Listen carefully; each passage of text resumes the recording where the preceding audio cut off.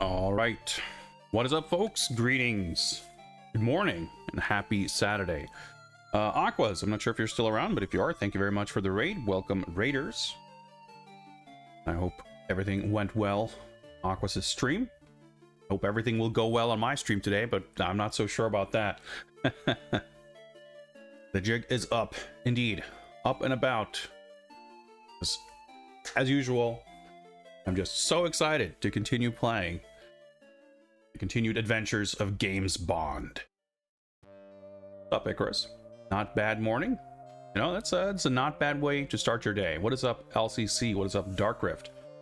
What is up, lurkers in chat, VOD viewers, and everybody else? Welcome, welcome.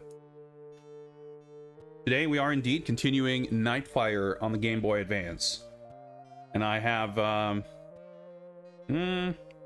mixed feelings on this game so far. It is proving more annoying than I was hoping, I guess I can say. I don't know that I can truthfully say that it is worse than I expected. It is doing some things that I am a little bit flabbergasted by, such as locking progression behind score thresholds.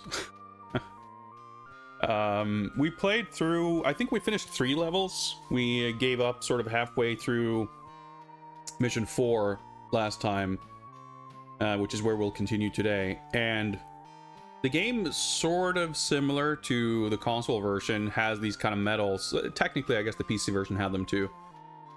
Where, you know, reach a certain amount of points and you will get a bronze, silver, or gold medal.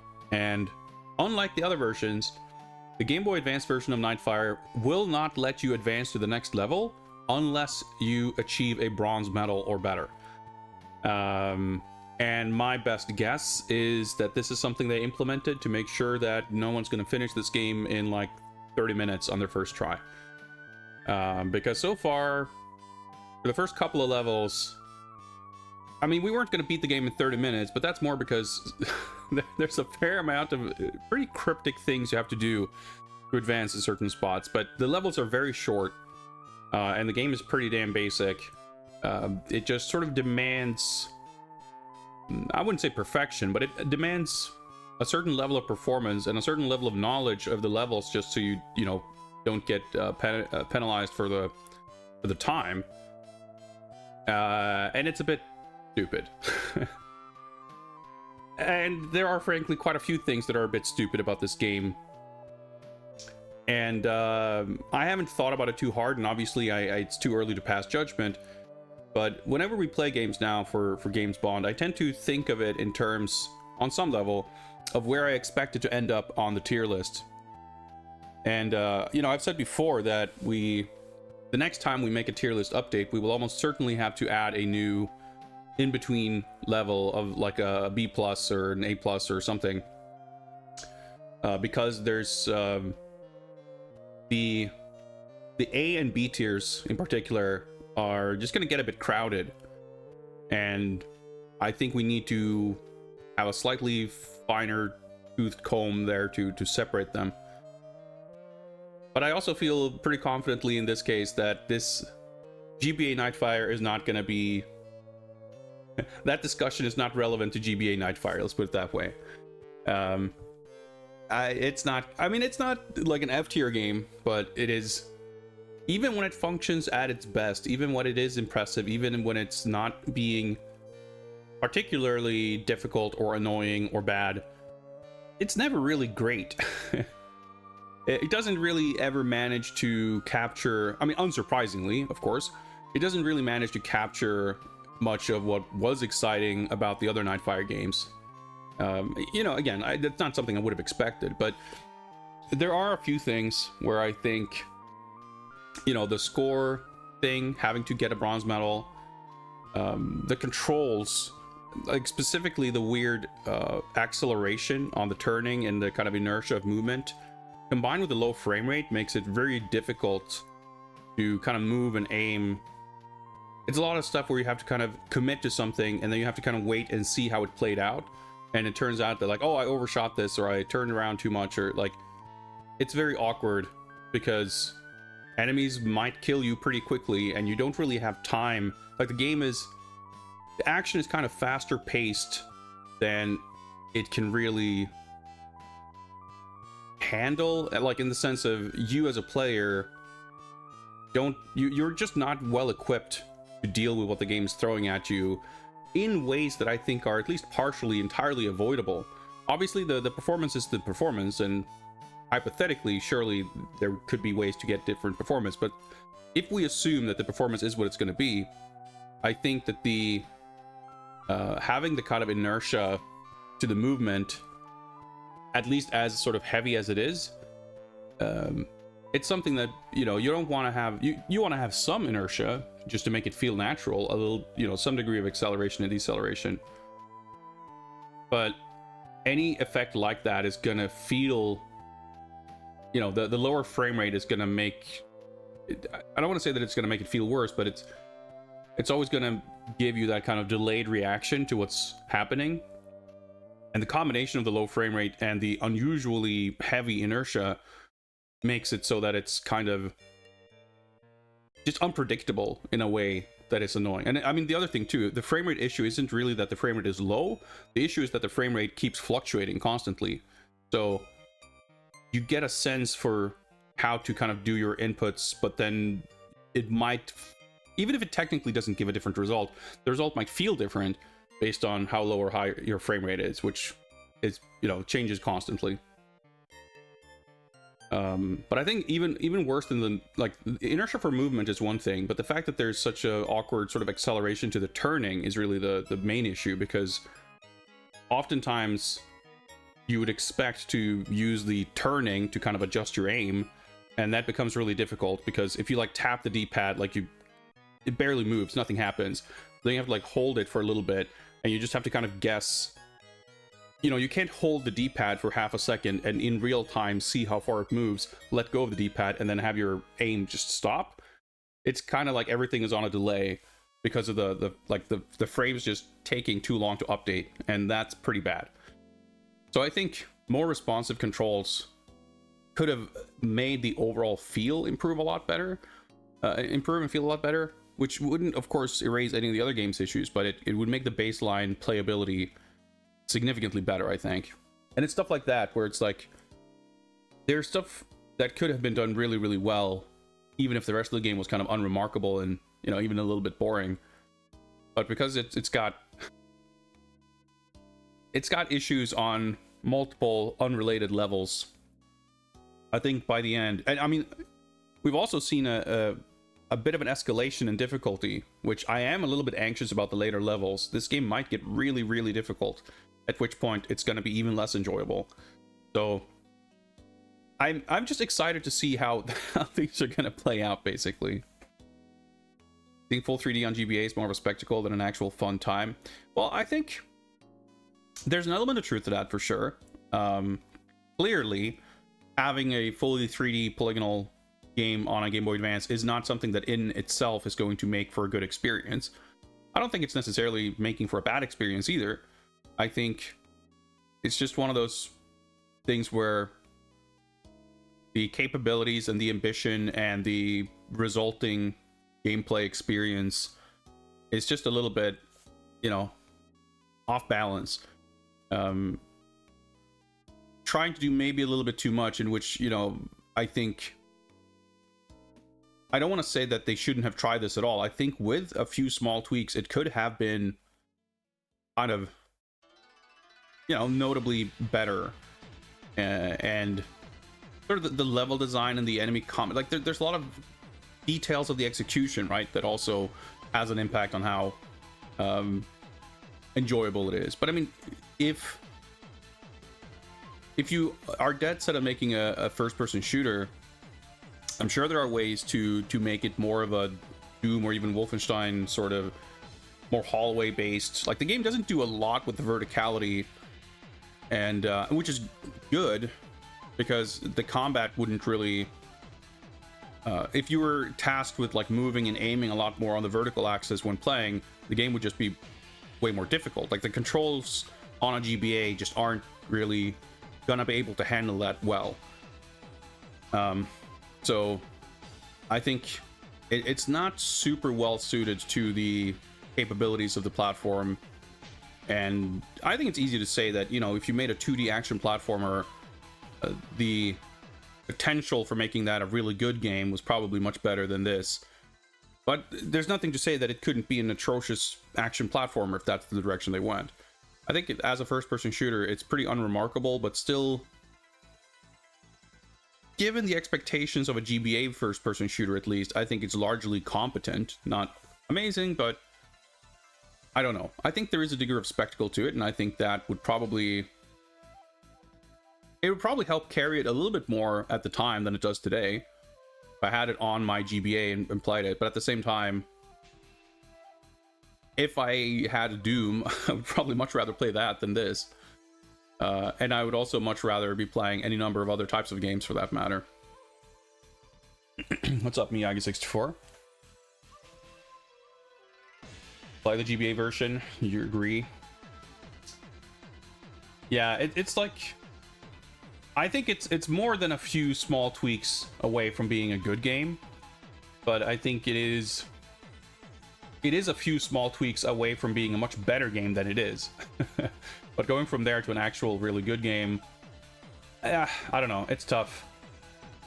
But I love that we're getting to experience it because it's unlike anything else. Despite being the third Nightfire first-person shooter, the actual experience of playing it is very different.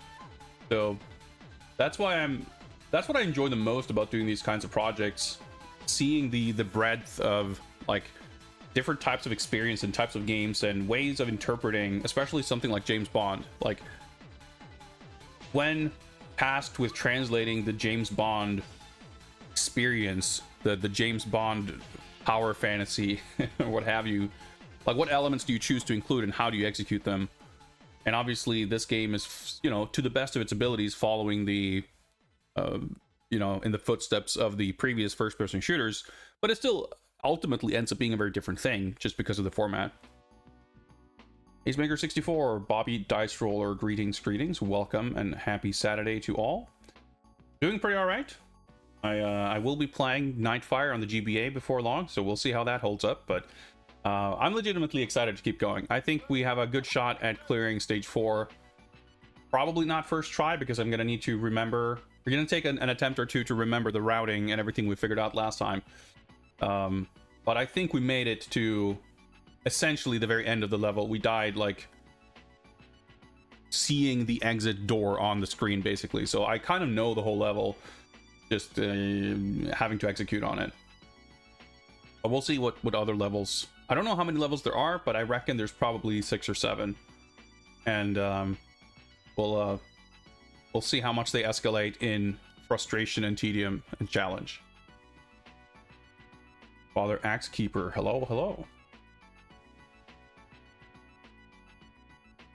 We do, however, have one more order of business before we get to the game.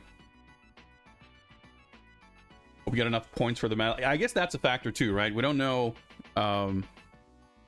We haven't seen, because we didn't finish the mission once, we haven't gotten to see like a score calculation to figure out, like, we don't know what the score threshold is or how close we are to reaching it. But I think I'm not super worried about it, because for the most part so far we haven't had a problem. Like, once we've known a level and been able to execute it and going through it from beginning to end, the only time we've finished a level and not gotten a bronze medal is while we were still figuring out the level.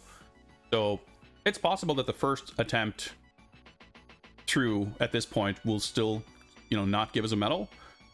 But at that point, it would probably be relatively easy to adapt to kind of see what score category is most likely to be kind of holding us back from getting the medal.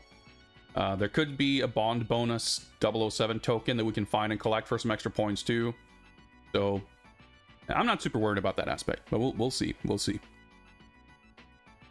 As mentioned, though, I have a quick other thing here, a box that I almost just dropped.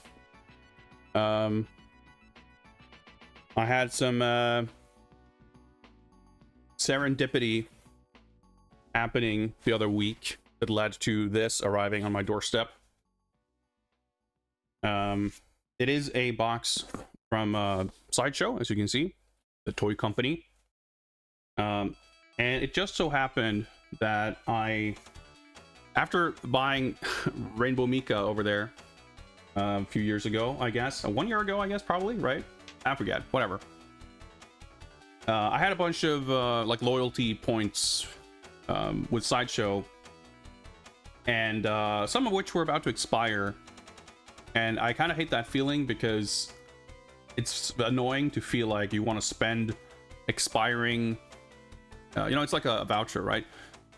So the feeling of wanting to spend that voucher before it expires, but feeling like you don't know if there's anything you really want to spend it on, so you spend it for the sake of spending it, whether you are spending it on something you actually want. I mean, obviously, if it was literally a voucher for a free thing and you get that free thing or you don't, then, you know, it's not a big deal. But if it's like a couple of bucks off and you end up spending another, you know, however many dollars of your actual money on the thing just for the sake of, you know, spending 50 bucks to make sure you don't miss out on getting a $10 discount is pretty stupid. But I'm very susceptible to that, unfortunately. But that's where this serendipity comes in, because I had those expiring points and I'd known about it for a while, and I would keep checking in on Sideshow on their like daily deals and, you know, whatever other sales and stuff they were doing. Because for the most part, if you're not familiar, Sideshow generally specializes in like very high-end stuff. It's an American company and an American store, so of course there's always the shipping and everything else to take into account. But you know, they do those kinds of high-end statues, but they're a distributor for Hot Toys, which make these like super high-end 6th scale 12-inch figures, and a bunch of other stuff. Like they produce their own statues and figures, but they also they act as a distributor in America for companies like Hot Toys, for example, who's a Hong Kong based company, and some other stuff. And previously, I don't think they do it anymore, I'm actually not positive, but PCS, the company that made this statue, for example, Sideshow used to be the distributor for PCS. I think they do their distribution themselves now. But in any case, you know, you look at sales and you have some discount, you know, voucher dollars, even if it's like a reasonably sizable number, it's still not going to end up like adding up to all that much, because like, yeah, you can get, you know, 50 bucks a year, 50 bucks off here, or it's like a 20% discount or whatever on this like $600 figure. Which, you know, I mean, that's basically what happened with this, right? The Rainbow Mika figure was like 40% off or something. So basically I bought it for like $300 as opposed to like $550 or something. So it was a good deal objectively in terms of what the asking price for a product is and what I paid for it, but it was a lot of money. So what happened is I received a notification last week that a certain product that I had been wanting to get, but I had missed the pre-order window for, had turned up. I had, the way they do it, they have like a wait list system. Let me try to get rid of this. Fuck's sake.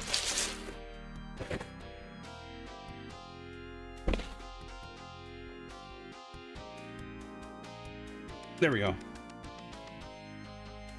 They have this like waitlist system where if you miss out on a pre-order, if something sells out, you can sign up for the waitlist, and basically if someone else in the queue, someone who had a pre-order, cancels theirs, eventually you get bumped up in line and you might get an opening.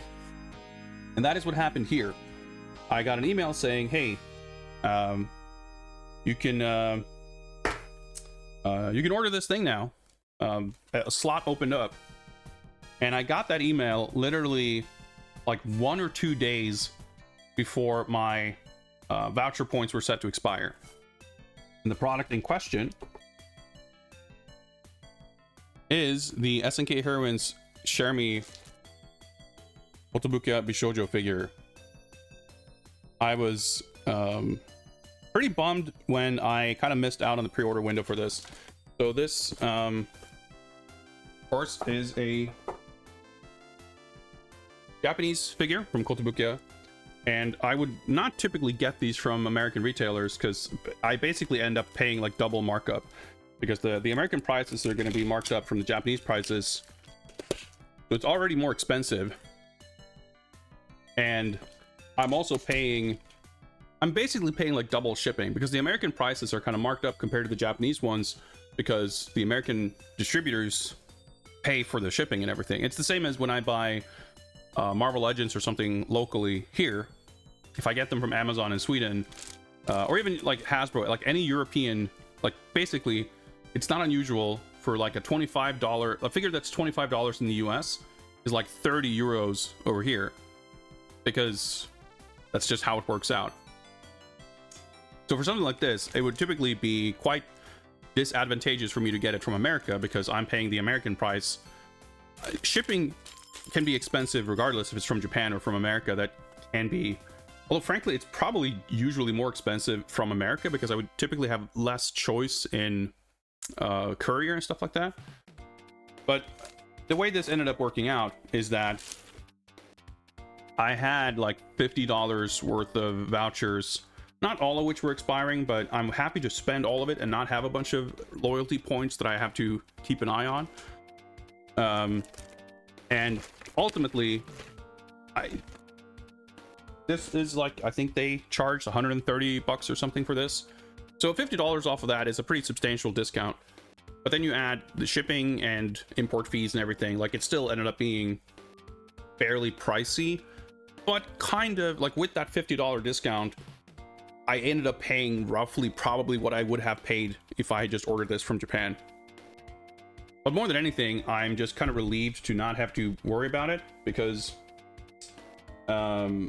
stuff like this, like, you know, pre-orders happen during a limited time window, and once they are like fully booked, it doesn't necessarily mean that it's impossible to get the thing. Usually once they actually release, you know, you'll see some stuff in stock here and there, but you can't really be sure, and prices can kind of, like, if you end up having to get a second-hand figure, who knows? If it's a popular thing, like, prices are more likely to go up than go down. But also you might have to go through alternate channels to even get your hands on it.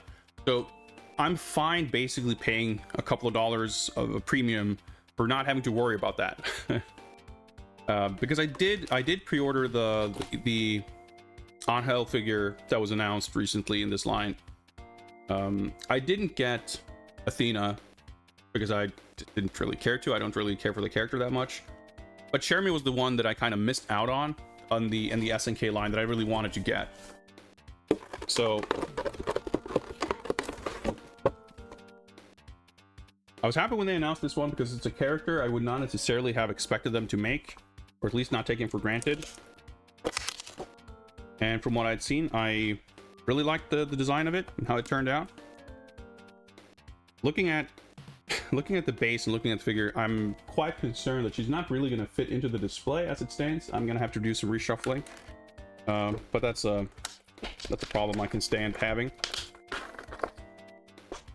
So let me just get her out of this plastic prison real quick.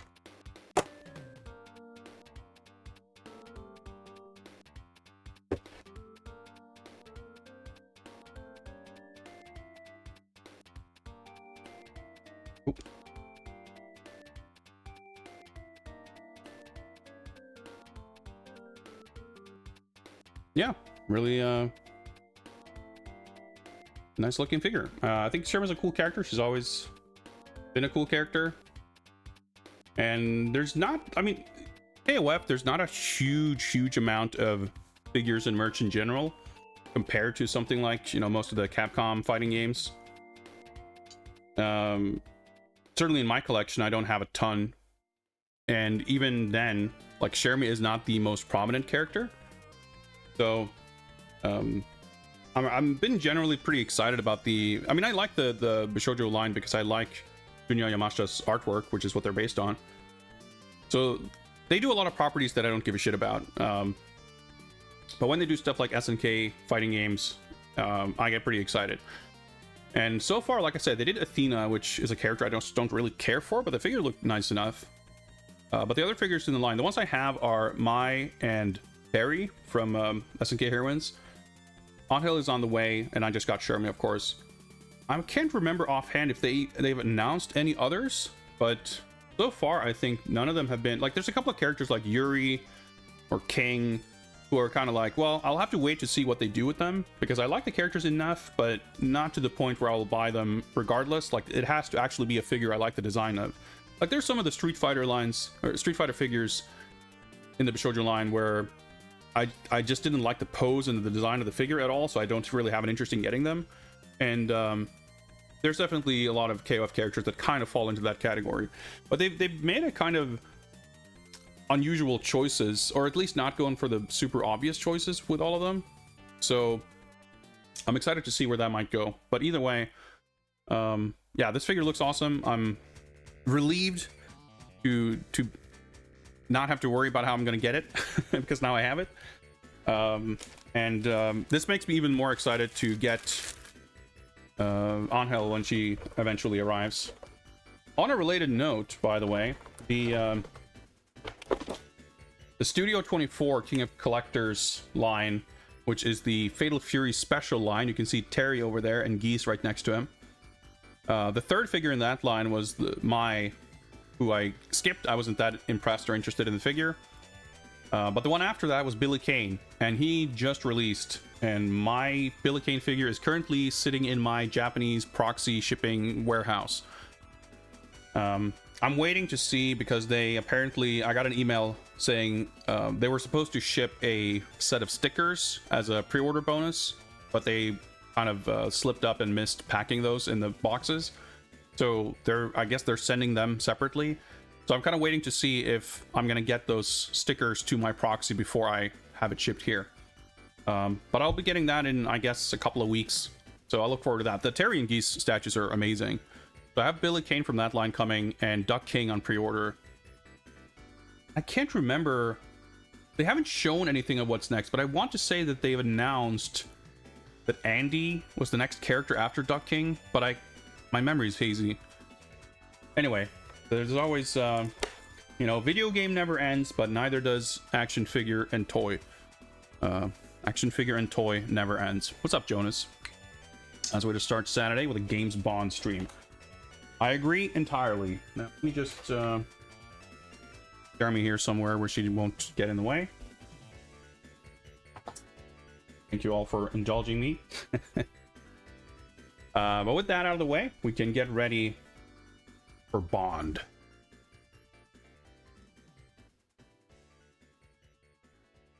Sun is finally out in Denmark. Yeah, we've had a bit of sun here, but we also had a lot of snow yesterday. But it's supposed to be warm again in a couple of days, so we'll probably have another bout of snow after that, and it'll keep going back and forth, and then before you know it, it's like 25 degrees outside, and then it's October and chaos. I'm, depending on who you ask, you might say I'm in the north or Sweden or not. I'm north of Stockholm, at least. Not in the deep north by any means, but not in the south. All right, Games Bond. Let's see here. Mission 27, 007 Nightfire. For the GBA, this is the game we're going to be playing.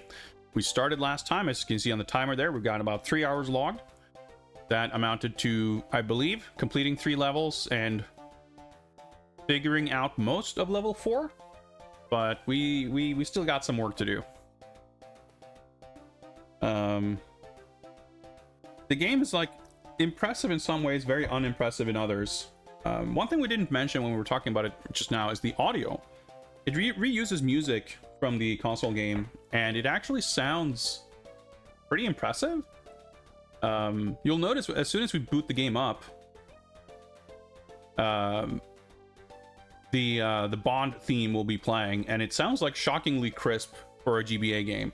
There's a lot of little voice clips. The gun sounds are all pretty good. Like the sound, you know, when I say the sound is there's good and bad to it. Like there's technically very well executed aspects, like the samples just sounding pretty clean, the music sounding like not sounding muffled and bad on a technical level. And the music itself, you know, I like the score decently enough, but it's also kind of awkward because there's a lot of cutscenes happening, or at least equivalents to cutscenes. There's a lot of, you know, slideshows of still images from cutscenes, from the PC version specifically, which is interesting. And whenever those happen, everything, like, the music keeps playing throughout gameplay, to the briefing, to the cutscenes and everything, and it just gives a kind of an awkward bootleg feel. So some of the ways the music especially is sort of tied into the experience feels a little unpolished. So there's stuff like that. And that I think extends beyond just the sound of music. Like, a lot of the game just doesn't feel super tight and polished in its like presentation. But well, or in its controls and many other things, I guess. But yeah, that is what we'll be doing today. We'll see, you know, hopefully we can beat the game today, but we'll see. It might get really tough. We have some good time to spend on it, but there's no guarantee that we'll beat it in the next 4, 5, 6 hours. I'm not taking it for granted anyway. We do also have the Q Branch Research Funding Initiative to help us unlock additional games to be played for Games Bond.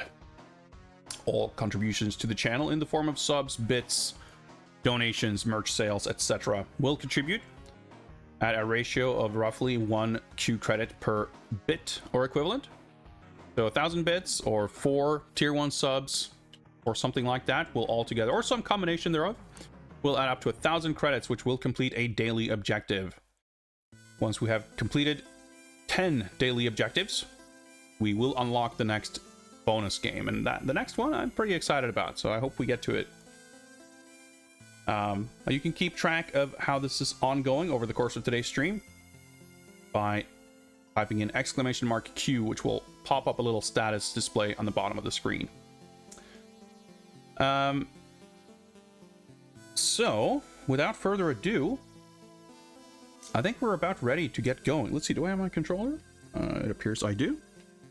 Let's hope saving worked. I'm always a little antsy when using like emulators and stuff that I don't use very often. But I think it should be fine. So let's fade out this. Hop on over to gameplay. Boot it up. I like that the legal text screen is just filled out to the actual like maximum limits of what the screen can contain. So here again, there's like no audio in the opening, which also gives like this a bootleggy feel. But this is pretty sick. This is the correct way to start a James Bond video game.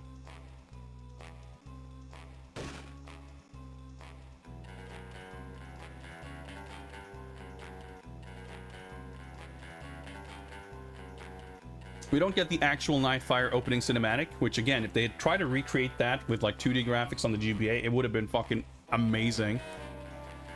But I realized that that would have been quite a lot to ask, especially given that even the real big budget, big boy console games barely ever make any kind of effort, with the exception of Nightfire, which even then is like, I don't want to call it a half-hearted effort, but it's not a full proper opening credits sequence, but it's still pretty cool. But hey, even just doing the gun barrel sequence is more than most games do, frankly, so that aspect is not really worth complaining about. Alright, load game. Our save slot is right there. Excellent. Mission 4, power station is right there. Double check that there's nothing here that needs to be changed that have been unchanged on its own or anything. Control setting A. Yes. Got the LNR strafe buttons, B plus, all kinds of stuff for modifiers.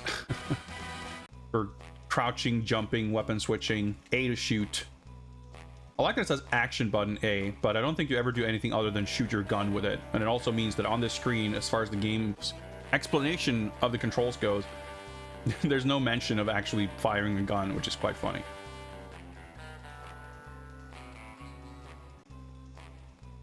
Well, but with that, let's start the timer and see if we can remember how to play this game.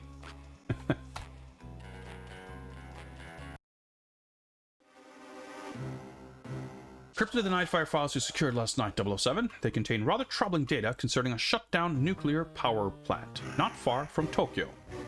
Phoenix Corporation has been contracted to cleanse the planet of radioactive material. We now suspect that massive amounts of construction have been secretly carried out inside the towers. Even the slide shows like low frame rate. Your mission is to infiltrate the plant and find out what Drake is hiding. As always, 007, best of luck. Of course, dismantling a nuclear reactor is an incredibly delicate operation. Dangerous as well, yes? That's why we've invested in robot technology. Those forklifts, insanely expensive, but keeping our people safe is important. When our work is done, the beaches here will be clean enough for children to swim and their grandfathers to fish. Thank you, Mr. Drake. I appreciate the exclusive interview.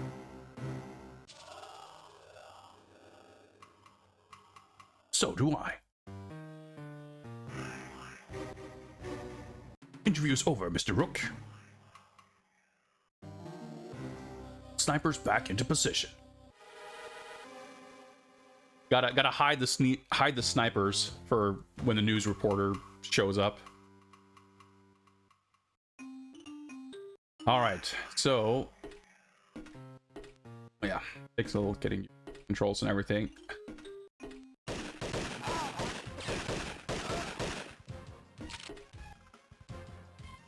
I'll select to reload. That's right.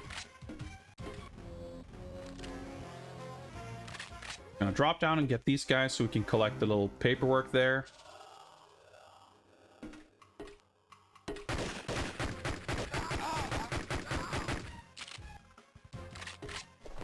Paperwork, and now we gotta kill a few more dudes before we collect that armor so we can leave this area with full health. We have a sniper rifle there, but we're gonna need that for the next section, so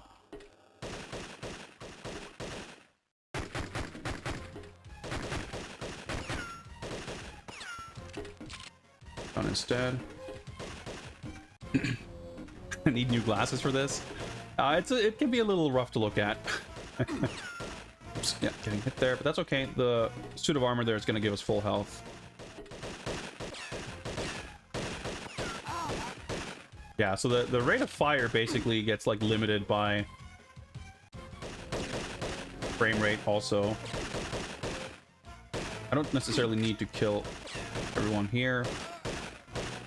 Technically it'll get us extra points, but it'll also reduce our accuracy score and time. But to what degree any of that is a concern, we won't really know until we finish this level once and get the final sort of score tally. So they've kind of transposed like the mission. Oh my god, we got shot. That's really bad. They've transposed like the mission objectives from the equivalent levels in the PC and console games, and approximated the level designs, but in a very truncated way. So here we have this obnoxious sniper section where if you take like the correct route, these guys will be completely oblivious to you. But if you don't, they will see you before you can see them, basically, and they will destroy you. They will fire fairly rapidly. They basically won't miss, and they'll take out pretty significant chunks of your life bar with every hit. But because we're kind of taking this from the right direction here, you can see that they don't really notice us. But I'm trying to remember what the correct route is here, because I think we want to...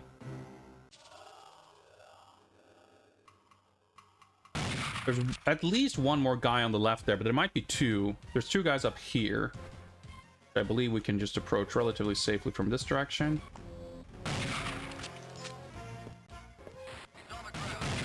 Oh. I strafed out a little too far. You'll notice there I took another 3 bits of health.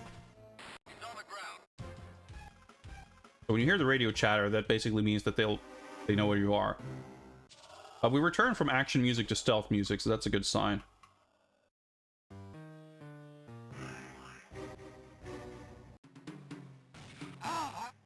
Cool, that did like half of my health.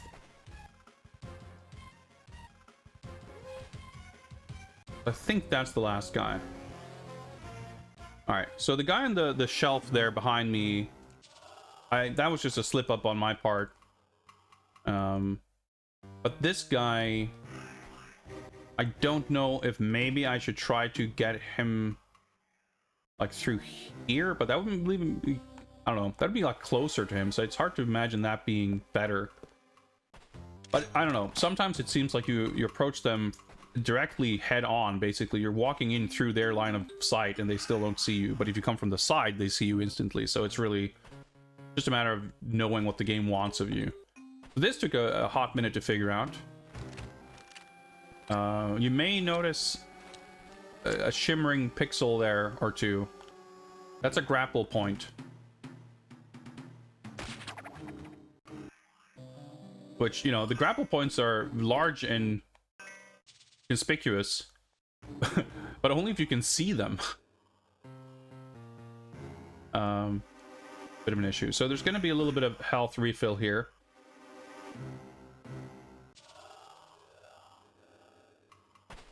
Ooh, I kind of fucked up what we got there anyway. Not much though.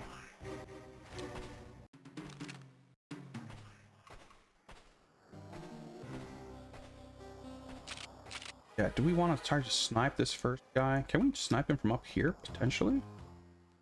I've consigned this to be like a research run. We're not going to beat this level on this attempt.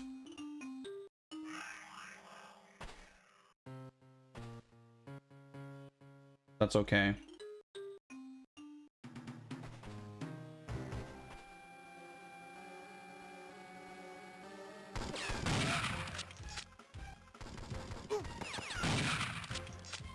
Yeah, the bullets are not hit scan, by the way. They have like travel time.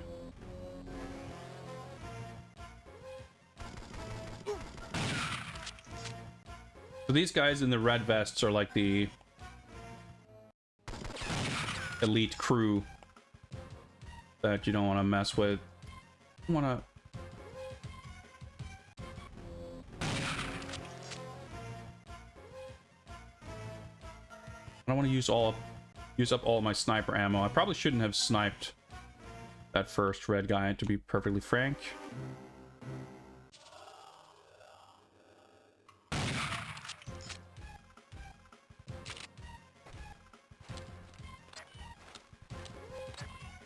Changing weapons is a little bit obnoxious. I mean, I literally cycled through the entire inventory, but I didn't know the order of them. So we're going to grapple up on top of that crane and walk on over there. But there is a final red guy who, when we got through this section before, I kept hearing action music kick in and some... Oh, there is one more dude to snipe. I forgot about that.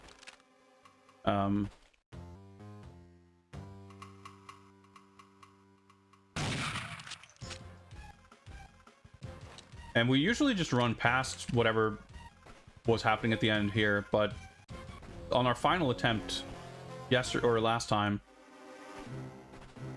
the guy actually did kill us. So I need to find out exactly where he is so I can stop him.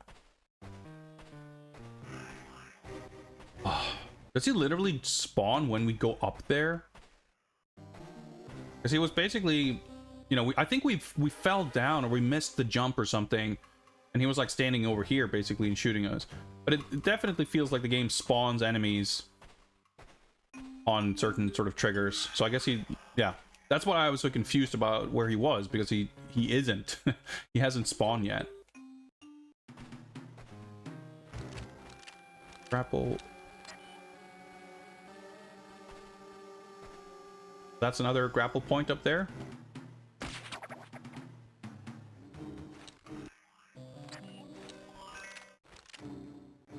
The question is, when does he spawn? So this guy was like one of the 2 basic points of research that I wanted to do. There is. Yeah, okay, but that's good to know. He spawns when we jump up on that thing. And I know basically where he spawns. He's gonna spawn behind that crate. The next thing is like how to handle the start of the next room after, like when we get on that little balcony, we're gonna enter that building. And that's basically the last part of the level. I haven't finished the level, but I can still sort of map it that way based on the equivalent level. Because the final sort of set piece there is the same as in the PC game.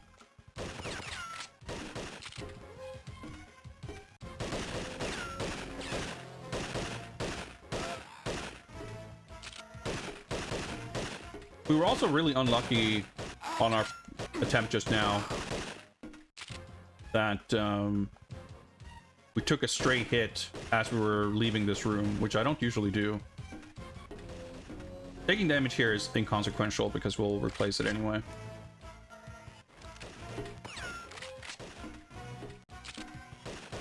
But we'll refill our health, I guess is how you say that in English. There's one or two guys left down here, I think. There usually are. I don't know. They vanished this time. Oh, maybe they spawn when I pick up this. Yep.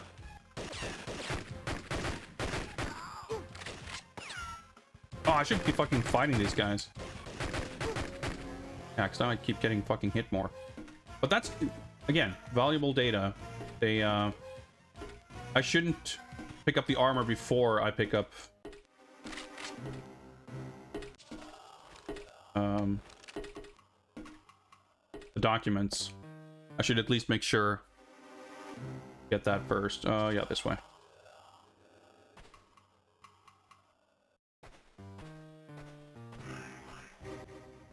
Ooh, I strafed really far there, but luckily he didn't see me.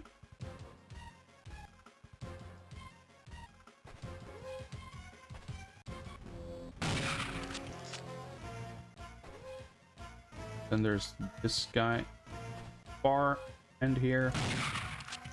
This guy up here.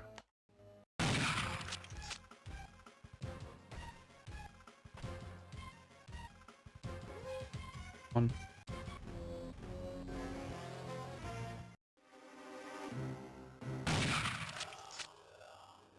Okay, I think I saw a few pixels move, but I don't think I hit him. There we go. That was a one wasted bullet.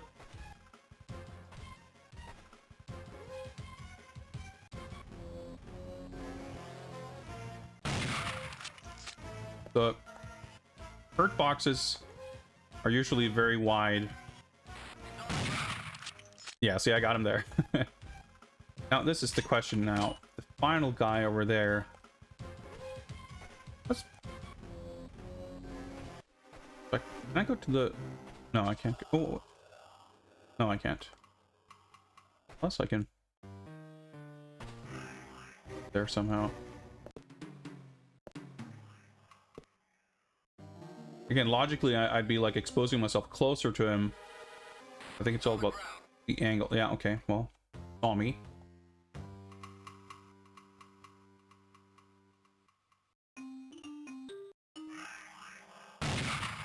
Nice, I got him.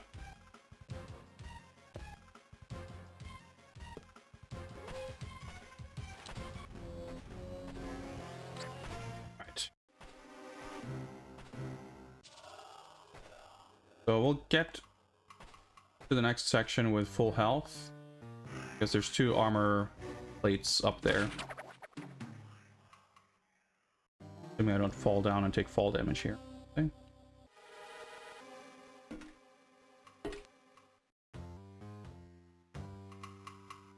Yeah, I can't look down further than this, so I can't really see my feet or anything.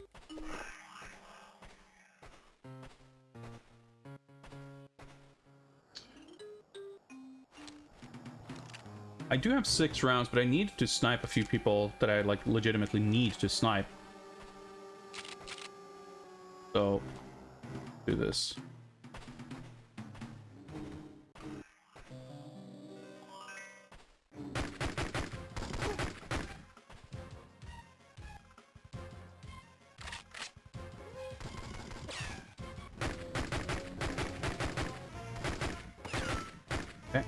Not the best accuracy probably, but I'm surviving. More important.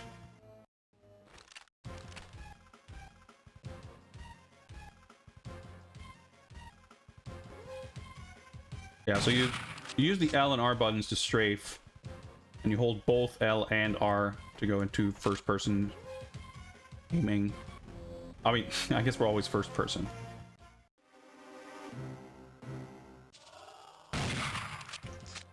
Guy on the final balcony also.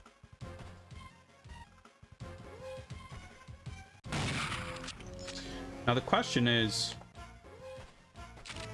how do I deal with this final guy? Because on my previous attempts, he didn't even actually really hit me.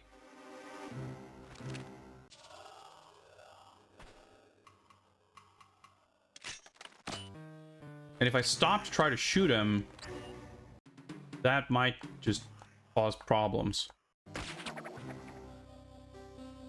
I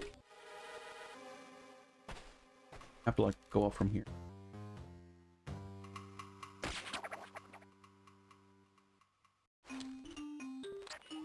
Because he's not gonna, I'm not gonna get to shoot him from here.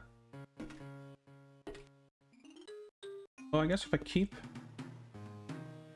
I think it's probably when I land on the actual like arm of the crane that he spawns.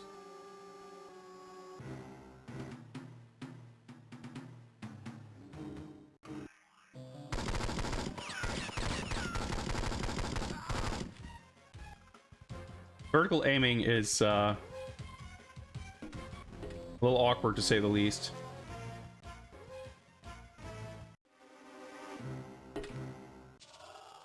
So this part I'm also a little bit scared of because there's going to be a lot of enemies and I'm not sure where they spawn exactly. Squad 4, do you copy? Squad 4, what the hell's happening up there? Oh, the red team and take them down. Which, I've already been fighting the red team, but that's fine. Okay, so I think we're like relatively safe in this very first section before we drop down. There's like a ramp. Yeah, that's not a red guy. It's like... And when you go down this ramp, there's going to be red guard man in front of us. But I think there's going to be some hazmat suit guys coming out here from the left also.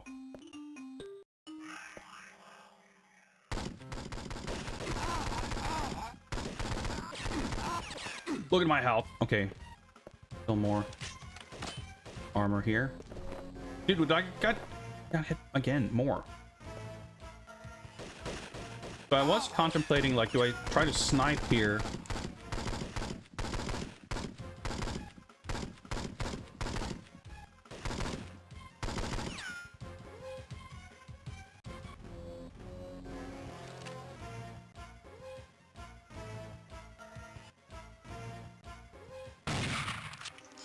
There's no way I can make that shot because of just the bullet travel time. Oh,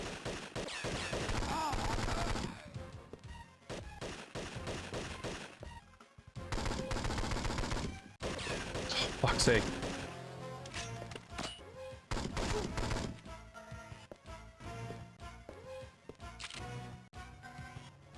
This part I made it to, but I'm not really sure. Like the enemy spawns, so I kind of... The objective? Probably... There's a mounted cannon there that we need to use to shoot at the door open. I want to say that there's a vest up there, but I don't remember where it is. Might be behind those boxes. Oh my god! Yeah, that was on me. I aimed poorly there. But it's a great thing to know that we can get that first red guy to spawn without actually beginning to go down the ramp. We can get into position and back up. At the very least, not have to fight all of those guys simultaneously. But the problem is, when you're at like range, you're typically at a disadvantage. Because you're going to probably struggle more with aiming than they are.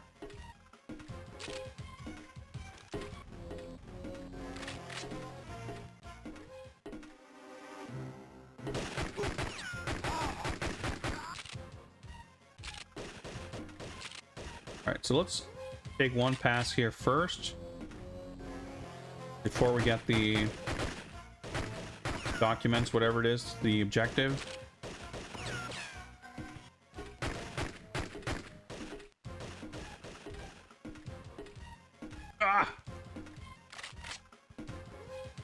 Trying to not collect any items here to avoid triggers. There we go. Save some of that ammo.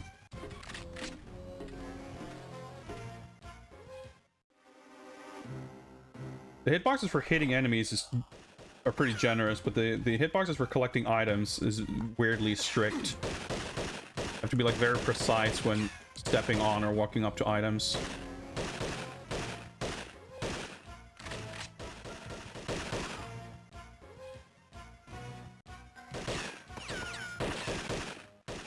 Oh, they're like strafing back and forth like that because of the frame rate. Really difficult. My accuracy is going to be shit now, so we might lose the level because of that. So, frankly, at least I can get some ammo here now that it's safe to go down here.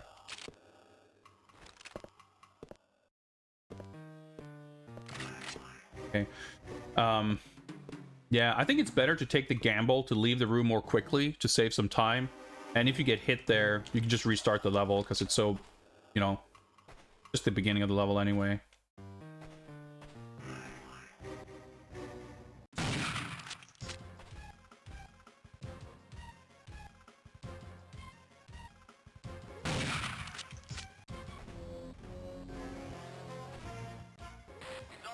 Oh. I advanced too far. Okay, it's bad, but if this is the only hit I take, we can recover. Okay. That's how I did it last time, right?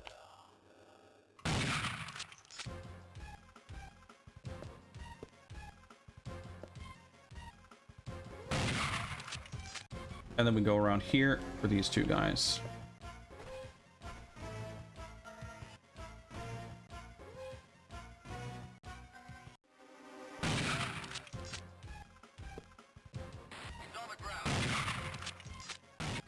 Oh my god, the fire rate is so slow. Oh, bad. It's so easy to get impatient and a little flustered. But that's okay.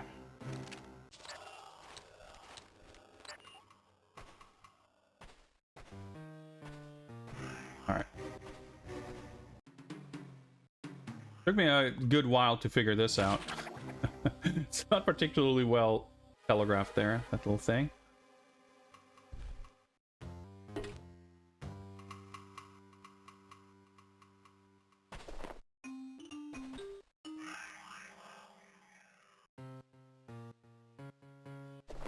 Oh, there's the second one.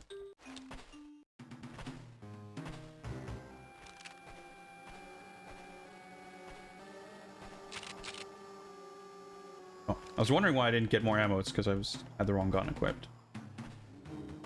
As long as we're like pretty aggressive here with this first guy, we typically stop him before he causes any real problems.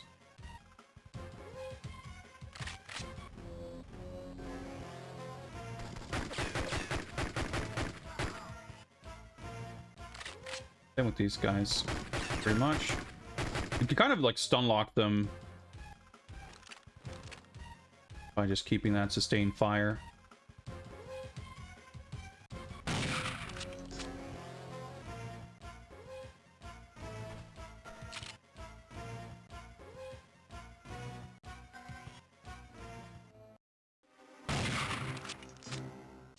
A little spook there.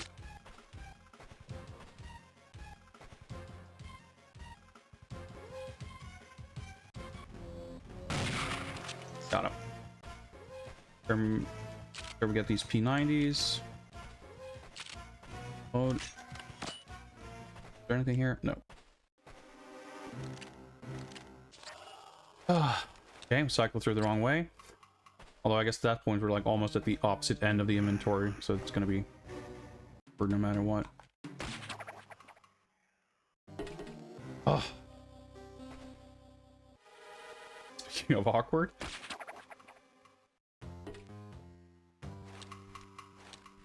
Okay, I'm gonna just, for research purposes, I'm gonna just make a mad dash for it and see how likely is that to work. I got the feeling too that like stopping to fight that guy just didn't really feel like it's worth it, because it only happened really the once that he actually gave us trouble. And if I stop to fight him, he's more than likely to get at least one hit in, and I'm wasting time, and I'm probably missing shots to reduce my accuracy. Like, it's probably not worth it.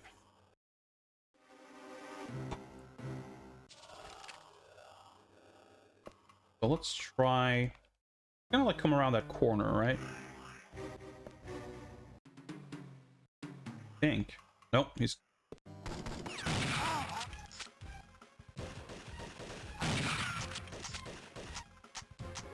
Oh, I'm out of ammo. I see.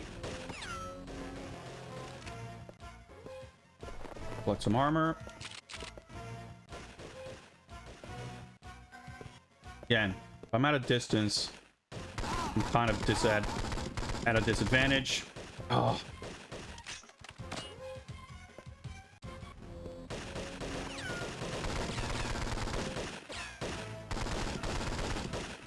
Not really super viable to try to move. Yeah, so that's the thing. You get guys behind there too. I wonder if I can jump over that railing and just drop down on the very far left and just deal with that guy at close range. Because that would at least allow me to kind of navigate around some corners. Because as you can see, being out in the open, fighting even like one dude can be hazardous. And if there's 2 or 3 or 4, God forbid, then you're just dead. Like, you know, you can't... Not only will their guns, you know, kill you pretty quickly, you can't really move or even shoot sort of quickly enough to deal with it.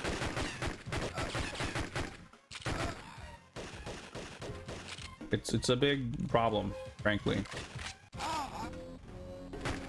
So I think figuring out that last room is all about figuring out a route. I'd run all the way over here. Grab that ammo now, because I'm taking that path when I leave anyway.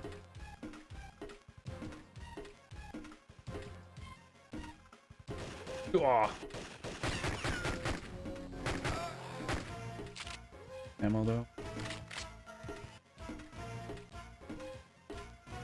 So I'm gonna use the strat I mentioned before here. I'm gonna wrap this.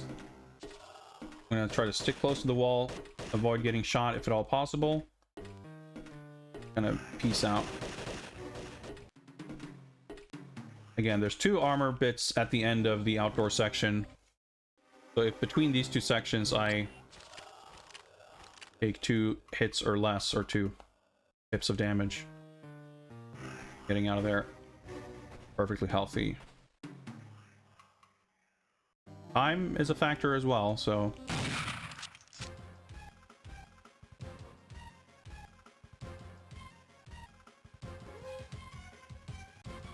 starting to get this part mostly down.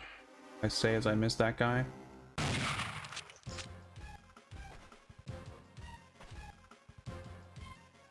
These 2 fellas.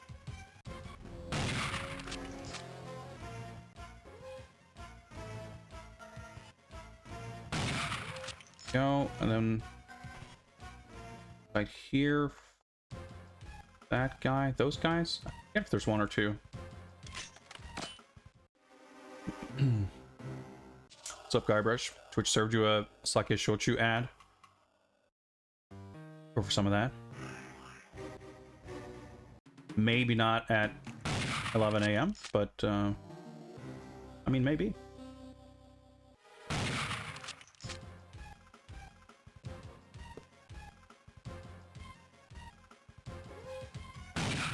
Got it. Nice. These 2 guys. I'm not even really sure what necessarily is the best place to spend those last rounds of sniper ammo.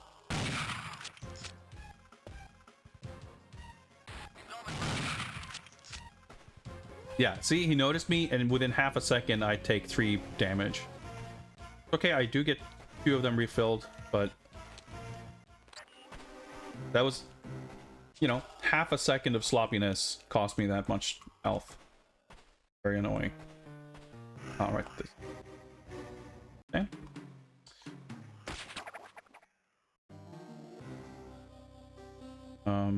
So we won't enter.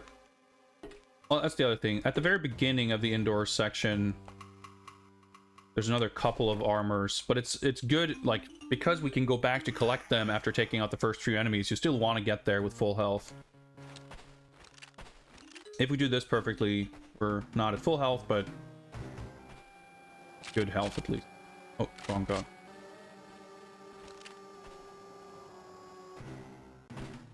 Hope we can get this correct.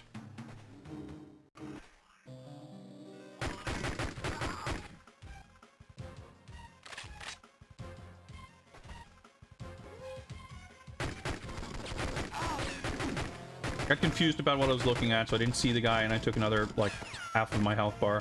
And I didn't reload. That was bad. The margin for error is so extremely small.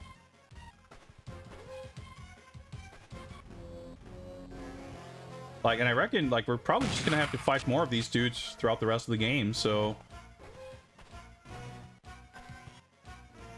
Probably gonna get worse. Oh, I missed that because... Oh my god, it's so difficult to pick stuff up.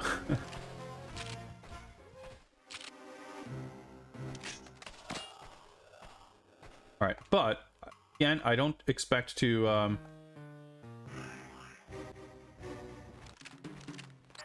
clear this stage. But if we can get a sense of how we can route... I mean, it's possible. If we survive all the way to the armor vest, then we're probably good to go. But...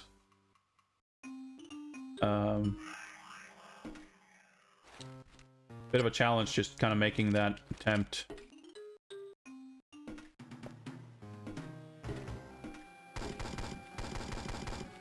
Alright. So, I still probably want to spawn the red guy first, because he's like the most deadly, but I reckon I probably can jump over here. I don't want to try it first because I'm not sure what's going to be down here if I jump down.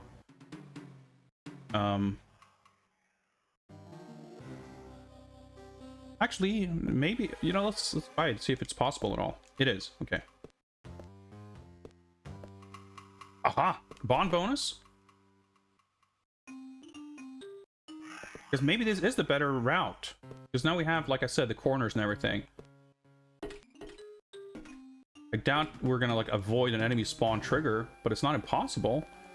Because the red guy would spawn, like, basically right there. And would they avoid making him spawn in plain sight? I'm not sure.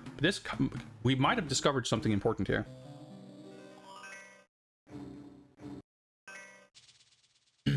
Apparently it is barley wine. Peach cool. Not something I'm super familiar with, but... yeah, there's a lot of... I like Japanese liquor for the most part. Like, umeshu is super delicious. Even shit like... Chuhai and... fucking Strong Zero, whatever. I don't know. I enjoy drinking in Japan. Vodka, I think, is pretty... as far as hard liquor goes, it's pretty... I feel like vodka's distinguishing feature is that it's quite devoid of distinguishing features. But gin is definitely not my favorite either. It's pretty... bit of an acquired taste, I think. Sour Plum Strong Zero. I've never had that, but I can see that being quite good. Someone was talking about umeboshi in... I forget whose Discord it was talking about. Someone brought up natto and they were talking about Japanese foods and whatever. My first experience with umeboshi was taking a big old bite out of a onigiri that I believed to be a plain onigiri, but it was in fact an umeboshi onigiri, and I was not ready. And that was a pretty bad introduction to it. But I've since come around to the flavor. Especially, like, my favorite is these like hard candies that are umeboshi flavored that are like slightly sour but still kind of sweet. Those are really, really good. Otherwise, I guess I'm not sure. Like, I could, you know, I wouldn't pick an umeboshi onigiri over like a salmon or something else, but if I was ready for it, I could probably enjoy it.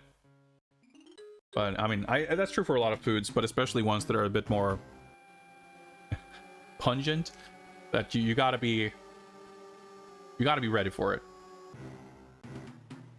Mr. Tompa, welcome, welcome.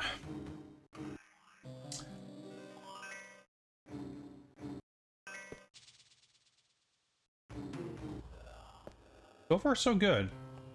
Surprisingly.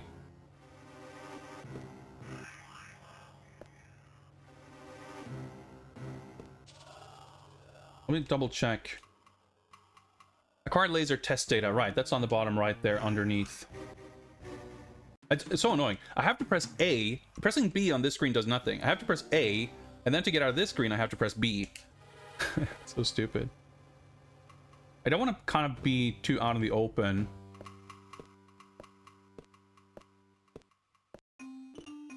So crazy, like, you take the wrong path and there's suddenly 6 enemies that kill you in 1 second. But if you take a different path, it's just nothing spawns.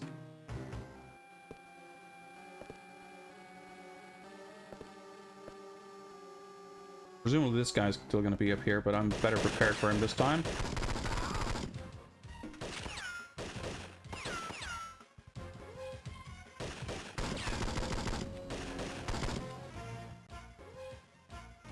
Gonna be more red guys here, I believe. Use this gun. Oh my god, the aiming! Holy shit. I still take damage.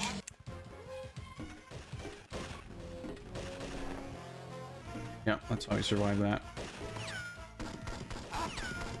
Oh my god, they're gonna just keep spawning, aren't they?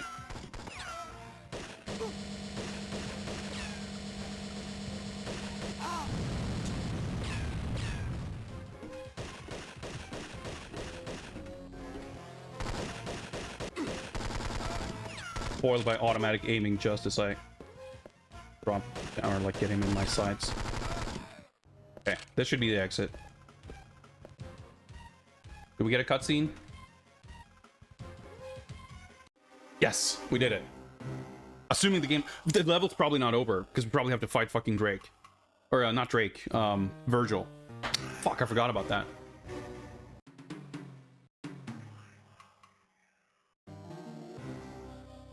But we'll see.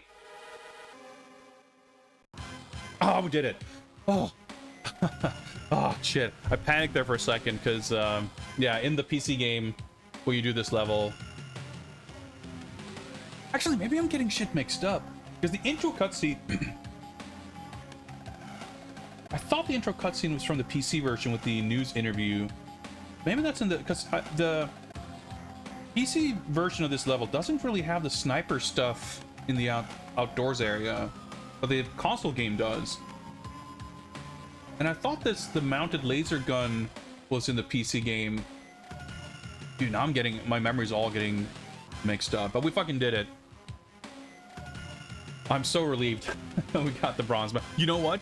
That bond bonus token totally saved us. Yeah, we got a 25,000 extra points. We actually did well on time. I mean, that's the thing, like, none of these... Okay, health at 33% isn't great, but for, like, more than a minute under par, we collected the bond bonus, we killed 75% of enemies, and, like, this result that we just got barely qualified us for completing the level. Getting silvers and golds in this game has to be absurd. Like, you just have to magically kill enemies instantly and not get hit by anything. I don't understand how that's supposed to be done. Wow, okay. Okay, I think this game probably has 6 levels. I was unsure because I was thinking of, like, the major story beats that happen. And mission 3 was the Phoenix Tower office level, right? And in the real games, in the console and PC games, the information you get at the Phoenix HQ is what leads you to the power station. You go there, and I forget exactly how it happens, and I was thinking we would have this game recap it for us in the truncated cutscene form, but now I'm not so sure. But basically, Kiko reveals herself to actually be a villain. And so she knocks you out and brings you back to the Phoenix Tower, and a gunfight ensues, and then you have to like escape, and there's a whole like a second level in the same location as this level, where you have to fight your way out of the office, which is like a pretty cool level. And I'm always a big fan of recontextualizing stuff in a game, so being in one location, it works really sweet in the console game. It's not great in the PC game, and here I guess it's not even a factor. But the first Phoenix Tower mission is like very calm and slow paced and quiet, and you basically you get to learn the layout of the location, so that when you return and you have to go through it the opposite direction, you kind of know your way around the level, but you have to now take into account like all the different sentries and locked doors and stuff. It's actually pretty clever, and it's well executed. But here it's a little confusing, because not only is that level of course not here, but the reason I expected it to, and there are two reasons I guess why I expected the second Phoenix Tower level to be in this game.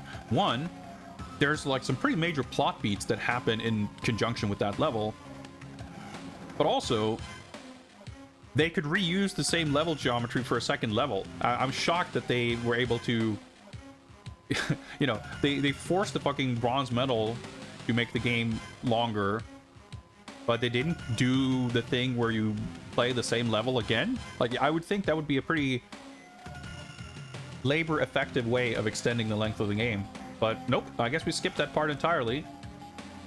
The mission 4 power station, mission 5 power station. I don't know if there's like a misprint here, but oh, you know what?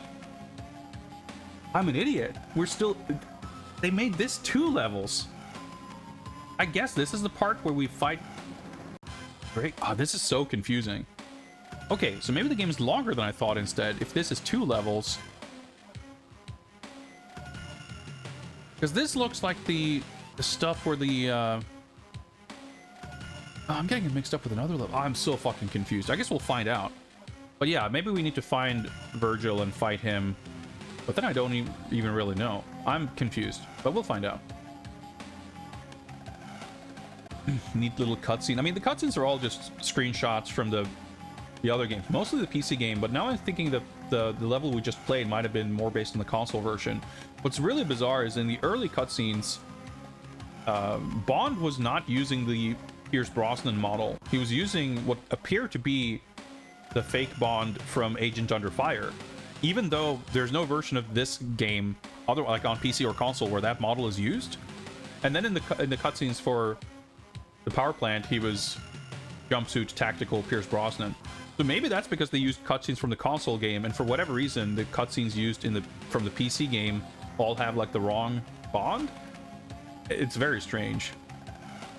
Like, it works okay. You can kind of tell what the pictures are meant to be, but they're not presented in a very exciting fashion. Like, this low frame rate, you know, stuttering slides in and out of the screen while you're trying to read the text. Like, they're working with what they've got, but they're not really doing it in a very elegant fashion, in my personal opinion. It could have been done a lot better, but it's serviceable. Like most things in this game, it's serviceable. Went to a picnic in Ueno and someone made meatball onigiri, which were fantastic. Yeah, I remember seeing, you know, hamburger sushi, like Guybrush is mentioning. Like, you know, you go to the it's kind of like, you know, kid-friendly sushi, which doesn't mean that I'd be above eating it. I never had it, but I remember seeing it too.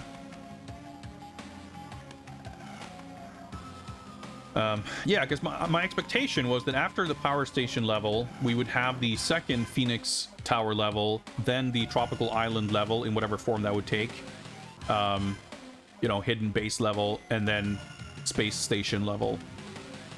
So it's like, basically it would be 3 more levels after mission 4. But now I'm not so sure, because there might be 8 levels then.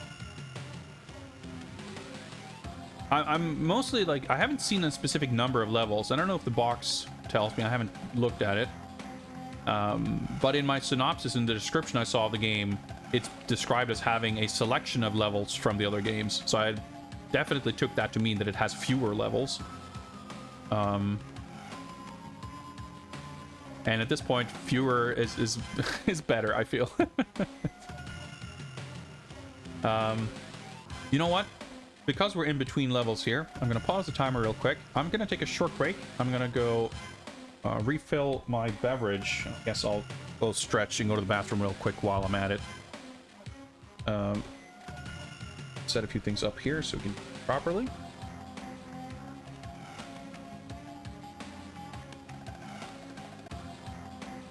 Oh, whatever.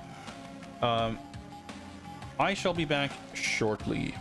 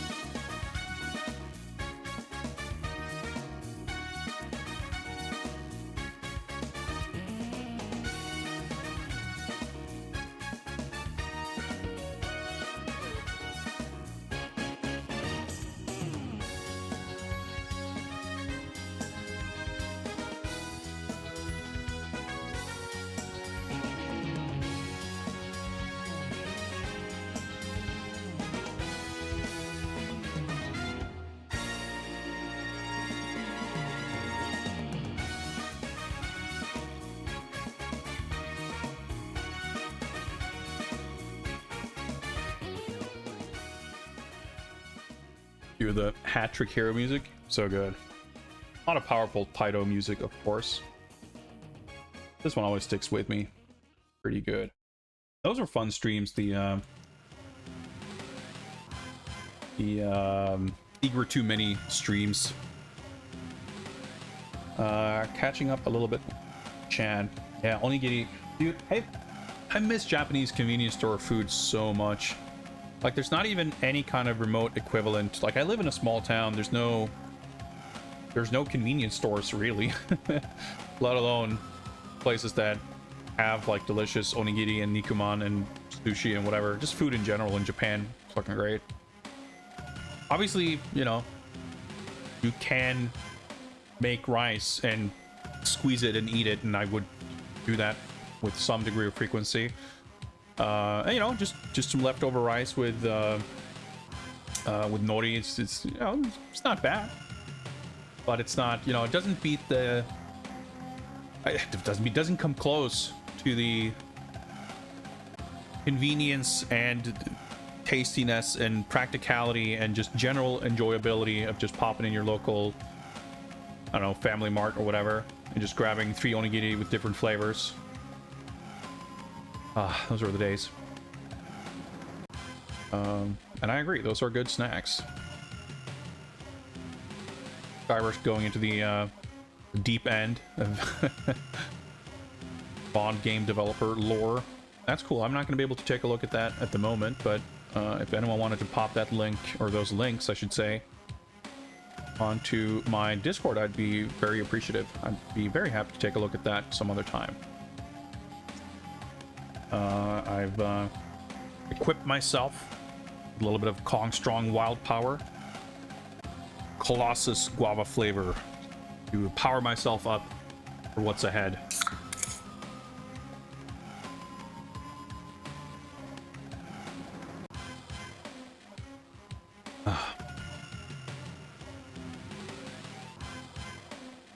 All right, let's resume the timer and see what's up with the second power station level. I mean, if we have additional stuff that we have to do here, which I can vaguely recall some stuff, just looking at this image, like what that evokes from what we did in the PC version level, there might be another full level here, but it could also be basically just a Virgil boss fight. Regardless, considering how the last level went, I'm extremely thankful that they did not squeeze all of this into a single level. Because the levels don't have checkpoints, right? So essentially, this amounts to a checkpoint. I guess. But let's find out.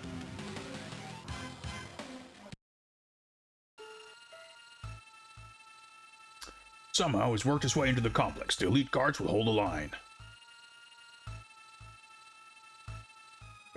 I'm going below to cut the power so we can't follow, but if Bond does reach the training facility... Period. I'll be sure to thank him for the makeover he gave me. So that's a little bit of a puzzling line of dialogue, but... Pleasure was all mine, Rook.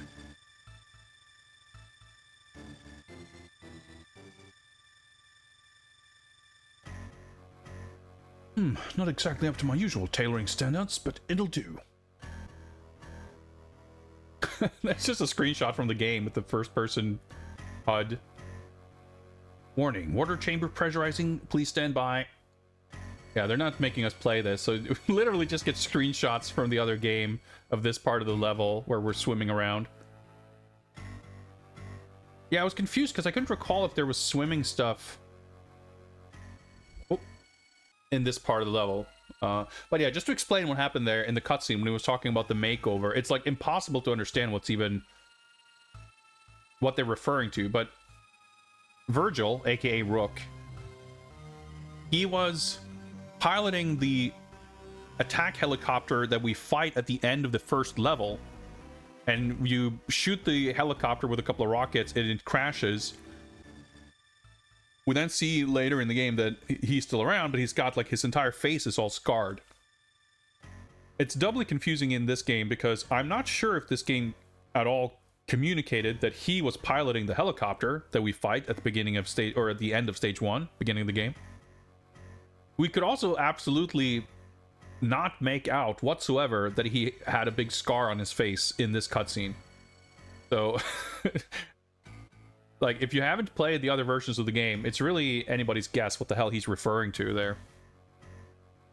But now you're up to speed.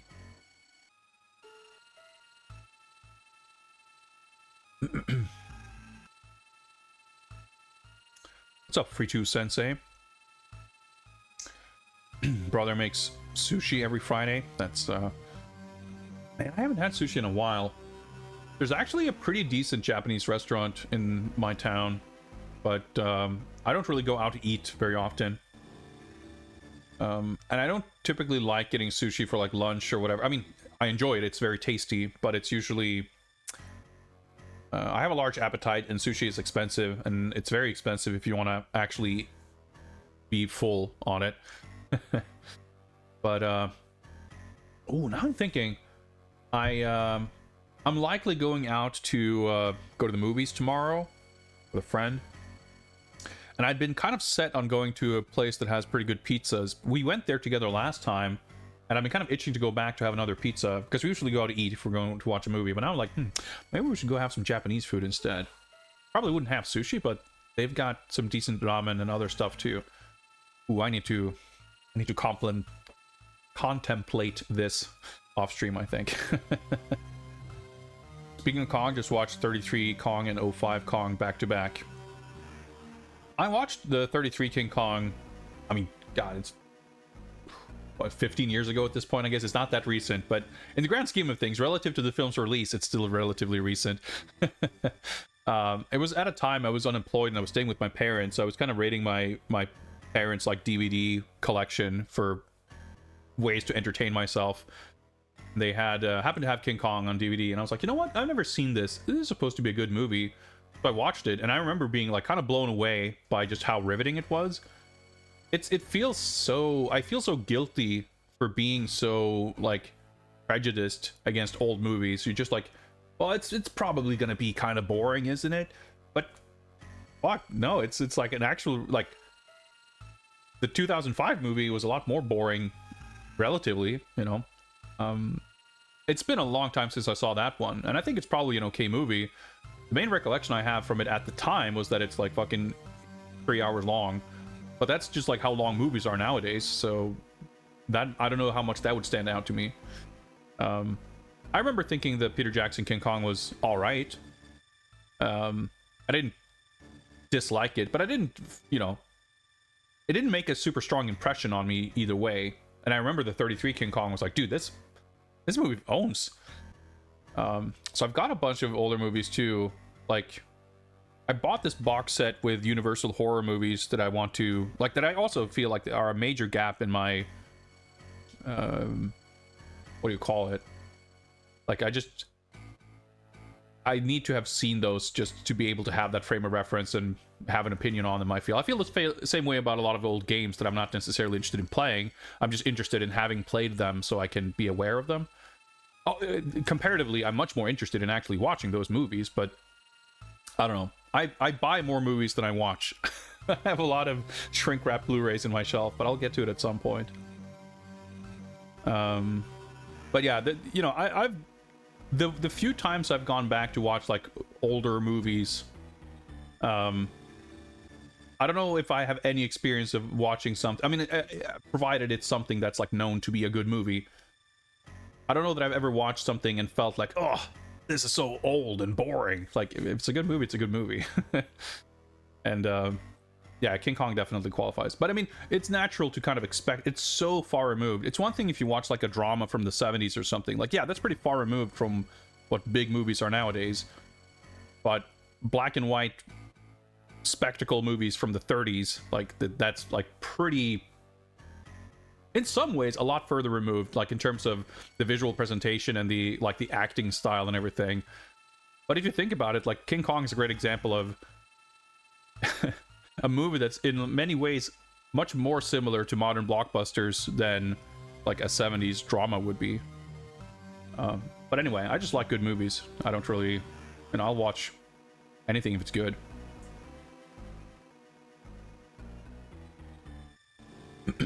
Angels with Dirty Faces. starring James Cagney, your old movie recommendation of the week. You know, I was thinking of trying to set up another movie night for this weekend. I'm not sure if I would like to do it tonight because there's like no heads up really for anyone who might want to join. But I was going to do something on Sunday, but now it turns out I'm probably going out on Sunday, so that's not going to work out. But I really, really want to get into doing movie nights, like Discord movie nights, more regularly. But also just on my own accord, watching movies for my own sake with more more regularity. Anyway, why don't we play Nightfire?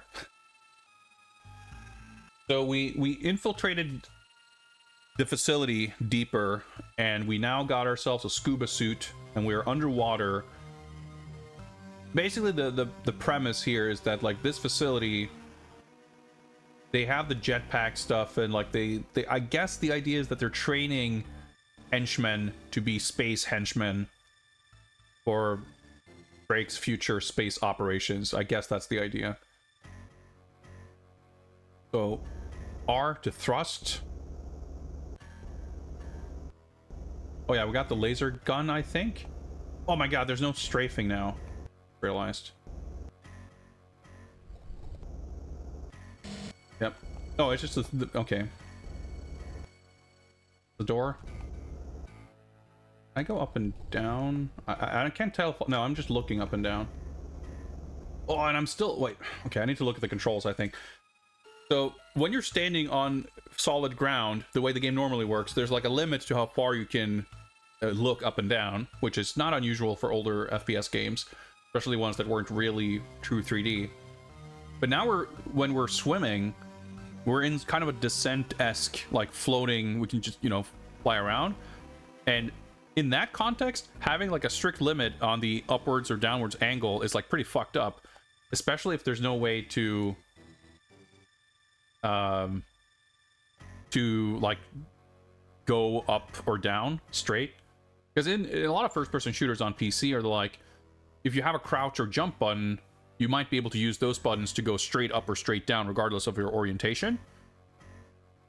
But it doesn't appear to be the case here. Yeah, it just says move and turn normally, and then aim for underwater or space. Aim/use scope on land, so it doesn't apply in the ocean. Thrust, yeah, that's how I move forward. Yeah, so it specifically says duck, jump, and strafe only on land. Reload on land, yeah, because we only have the laser gun, which doesn't, it overheats, but it doesn't need to reload. Nothing here appears to imply that we can move straight up or down. So this is going to be a little awkward, I guess, but... because it seems like we are... yeah, you slowly float downwards. Hopefully I'm not going backwards, but whatever. Oh! Of course I didn't avoid getting hit. Oh my god, it's going to be so much harder to see if these guys are dead. It's pretty funny, though, the way they spin around. Oh yeah, they don't drop anything.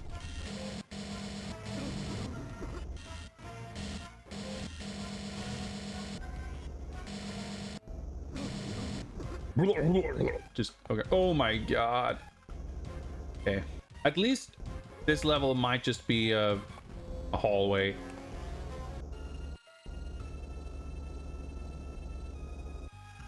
Squeeze through.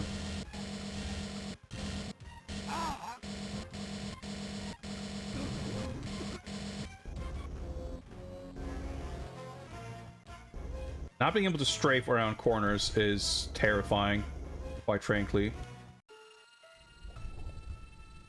Stealth music again. I assume these are just decorative walls. No actual like doorways or anything.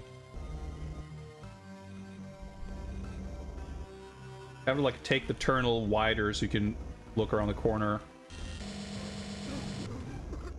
You have to be really attentive to the noise to tell you that you can stop shooting and start aiming for the next guy.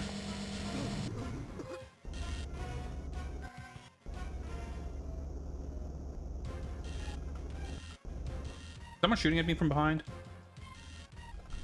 Yeah. Luckily, like, Because of the weapon overheating, whatever, you don't have to think too much about ammo conservation or reloading. Oh my god, it's so hard to time. Because you move forward fairly slowly. And the sense of kind of depth is a bit tricky.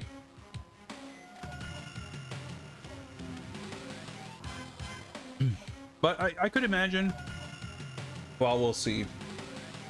I was starting to get a little optimistic there. I was going to say, I could imagine that we go through this section and then we arrive and then we have to fight Virgil and then kind of we're done. But there's probably more to do. But at least, you know, the level feels pretty straightforward, which I appreciate. There's less, like, routing in terms of figuring out, like, where to go in a room. But probably what I will say is, once we're done with this section, I would presume that we likely might get an armor refill. That tends to be kind of how the game operates. Whoa! For some reason I thought the guy was behind me, but he's literally right in front of me.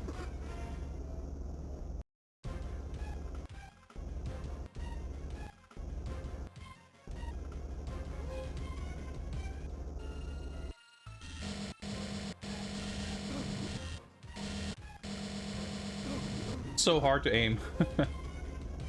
I think my accuracy score is still going to be decent because I kind of lock onto them and you keep firing for a bit.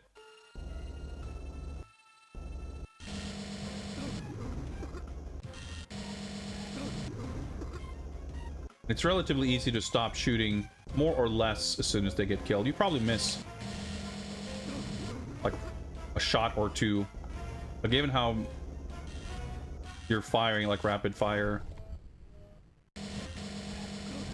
as far as the game counting like missed versus hit shots, I would imagine it's not so bad,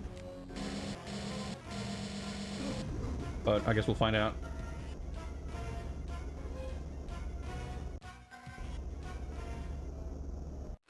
Oh my god, why is that one fan so hard to gauge?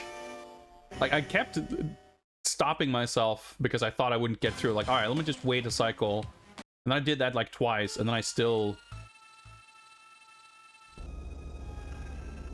Yeah, it's funny, like, I don't know if they're maybe they spin faster. Because I thought it weird that the first one I squeezed through no problem both times, and the second one got me killed both times.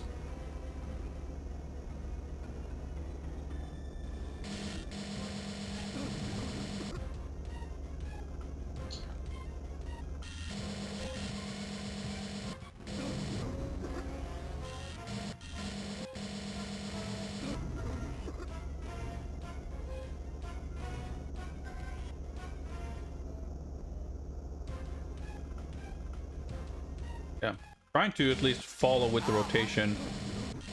This probably helps at least a little bit.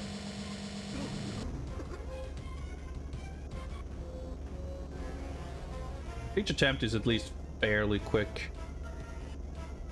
Dude, imagine if we had to do this after the other level. Like, go through all of that just to get killed by fucking bullshit instant death traps. That'd be pretty bad. That would be very bad, in fact. Behind me?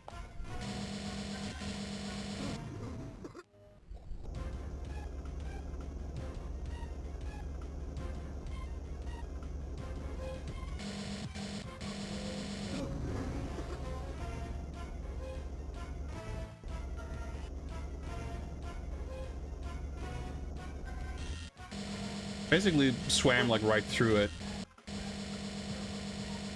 Maybe they only have a hitbox. Maybe it's like the giant saw blades in like Castlevania on the Mega Drive, where they're like gigantic saw blades, but they have just like a teeny tiny hitbox around the edge. If you squeeze past that, you're totally fine. Could be something like that. You wouldn't really expect them to have like super fine like collision detection. Some damage though. But no individual section in this game has generally been all that long. And given that we're like just advancing forward at a pretty brisk pace, I would imagine that we're heading to the end of this section pretty shortly. Dude, this seems to be spinning pretty fucking fast, doesn't it? Yeah, I'm dead. Probably. Nope. Okay. Yeah, dude. I feel like you just gotta go full speed. Maybe try to adjust, like, following the flow of the band blade somewhat. Like, trying to actually time it seems completely pointless, basically.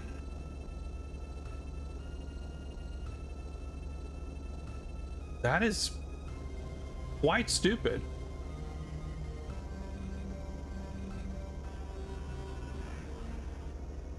Is arguably impressive for this game. Come up with brand new ways of being stupid.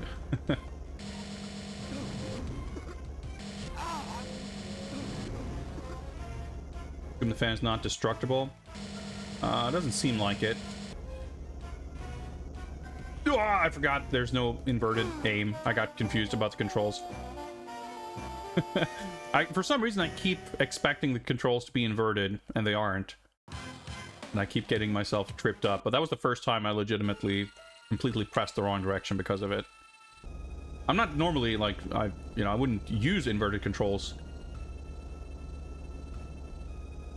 But I'm in some kind of descent mindset here, so I just assume, despite all evidence to the contrary, that we're gonna have inverted controls here.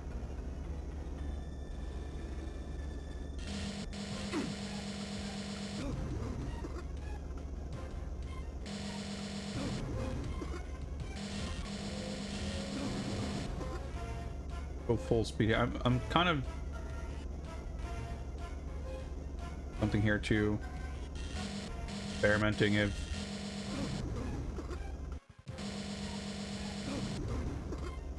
I can just forge ahead full speed, and if that's like helpful. The one thing I was curious about is, like I said, we had some wall textures that looked a certain way. I was kind of wondering if they were anything other than just a wall texture, i.e. there's a switch I can press or something I can destroy that has like an impact on the fan blades, but I don't think so. I mean, given what this game is like and everything else,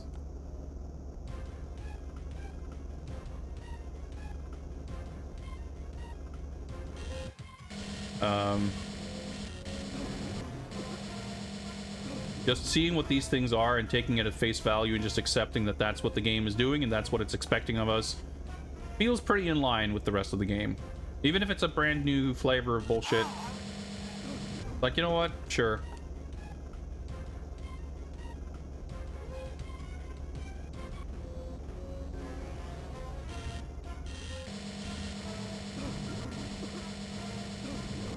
Guess we did it. Now what?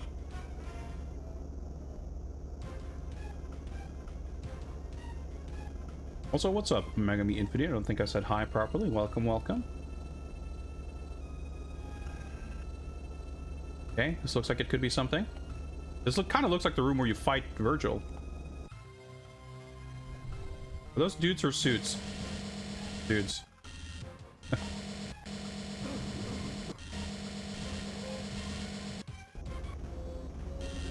Okay, someone's alive. Somewhere. Fuck. Well, whatever. This might be the end of this section because there's just a wall here. There's a door. There we go. Warning. Water chamber depressurizing. Please stand by.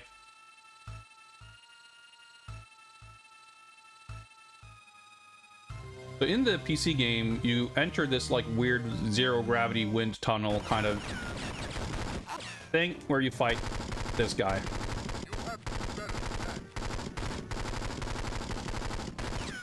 I guess we technically didn't find an armor, but I think our health got refilled.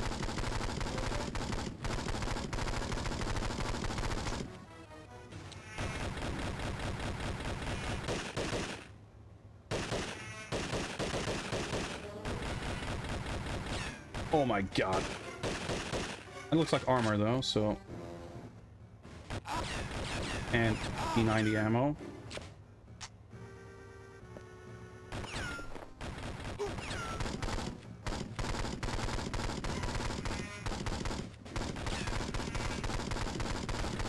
I can like move around while doing anything here. Seems like a lost cause.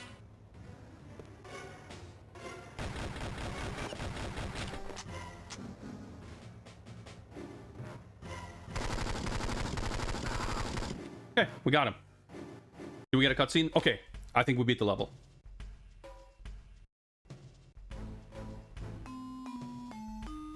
In fairness, this boss fight, as shitty as it was, is pretty much on par with the PC game equivalent. It was very not that exciting. Done in by his biggest fan.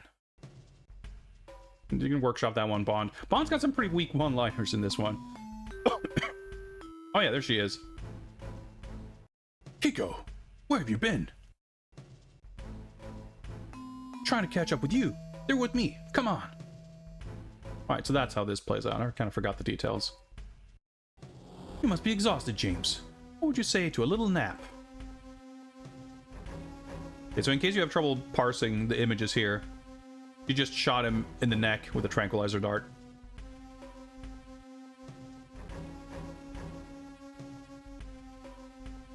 I feel like this would be quite difficult to follow if you hadn't seen the cutscene in their proper form.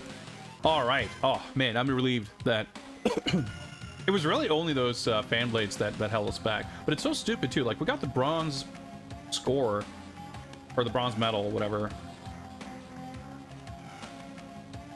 But yeah, we took health, but we got 90% enemy kills, 60% accuracy. We were well under par. And we just barely beat the level. Okay, so we might have found a Bond bonus 007 token, which would have given us an extra 25,000. Maybe that would have pushed us over silver, but... What? The scoring system in this is kind of dog shit. Yeah, this makes sense. It was really this, having two power station levels that confused me, because... the fact that they did split that up, which, again, I'm, like, so immensely thankful for, now makes this make more sense. So, at this point, I expect... I'm recalibrating my expectations. They haven't really changed other than this being 2 levels, tripping me up a little bit. So, we gotta fight our way through the Phoenix Tower. Then we're going to the Tropical Island. We're gonna meet up with, what's her name? Not Nightshade. The other girl. Allura McCall. And I'm curious to see what form that level will take, because in the console game, there's a series of vehicle-based levels, and then you do the underwater stuff, and you find the hidden underwater entrance to their, like, command center, and then you have that level, and then after that, you have the final showdown in space. In the PC game, there are no driving levels, there are no vehicle-based levels, so instead, the Tropical Island section, I think, is 2 levels. Because there's one level of, like, infiltrating the island. Oh, yeah. Allura gets kidnapped. I forgot about that part. It happens, like, off-screen.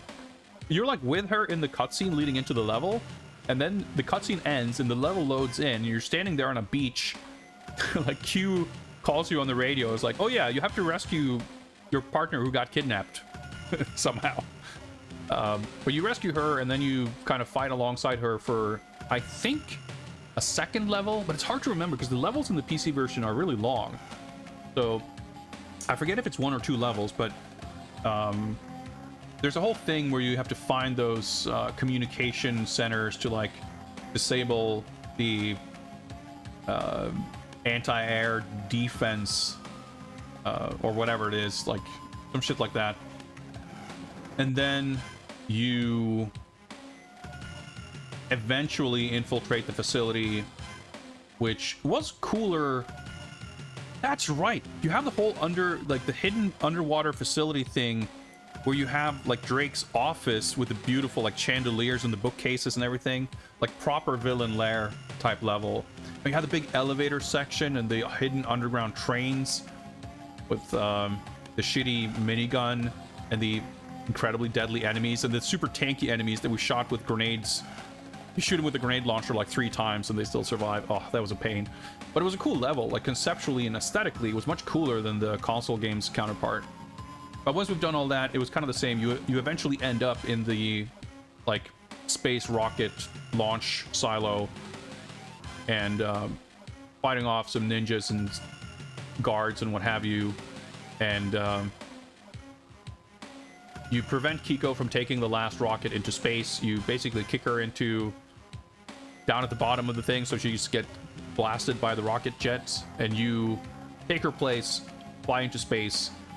And I thought we would have a proper final level set in space in the PC version, but it sort of mostly boiled down to, I mean, technically it is a level. It's not just the boss fight like in the console game, but it's a very, very short level, and then an extremely unexciting boss fight that is very similar to what we just saw when we fought Virgil.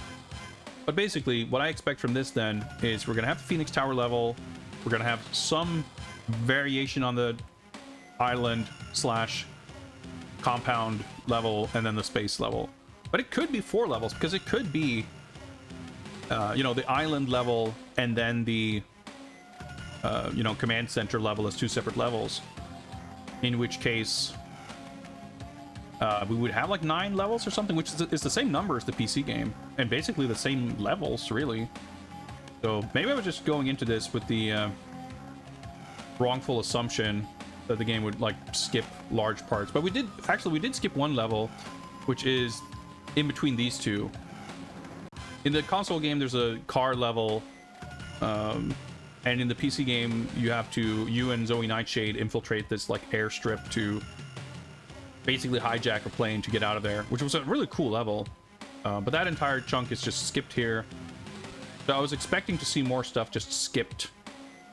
And there have been some versions, like the Phoenix Tower level, for example, the whole first part of the level where you infiltrate via the parking garage, that was just completely removed. So the levels themselves are definitely shorter. But in some case, that means making 1 level 2 levels instead. Anyway, we'll see. Let me just take a quick sip. And we'll see how this goes.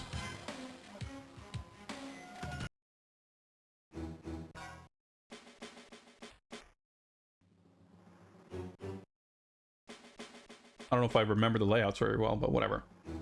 Ask you to join us, Mr. Bond, but why waste caviar on a man who won't live long enough to enjoy it? See about that. Give mine to Kiko. She's earned it. Don't take it personally. Women have an advantage, you see. They can blind us with love, but that's why we have other eyes to watch them. Very progressive. Like the hidden camera in the stairwell leading to the helipad. I don't understand, Raphael. Please don't insult me further. It's a pity. I felt quite hard for you, and now it's time you did the same for me. Goodbye, Dominic. Use the helipad and take care of the body. No! Futile, Mr. Bond. You've seen too much of my operation to live, but I wanted you to enjoy this moment first. Do I actually get to see her die? Oh, there we go. Yeah, there's a big old exciting fight happening here. There she gets the boot. Ah! Rip, Dominique. Thank you for your service. Oh yeah, that's right. In this version, he like climbs down, breaks into the elevator. Yeah, this is all from the PC version, but we do have the proper Brosnan Bond here.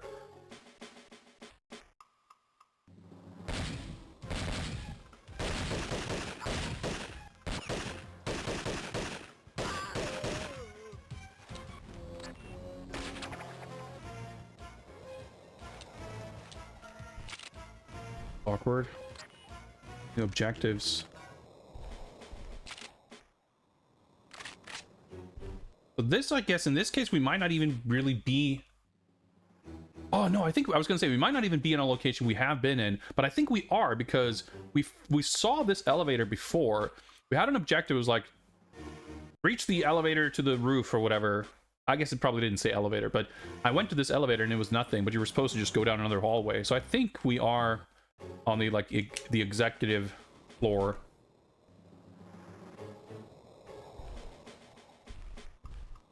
So this should lead to Mayhew's office if that's the case. Kind of. But yeah, the dark doors are non-interactive. I'm not sure this is the same or not, but whatever.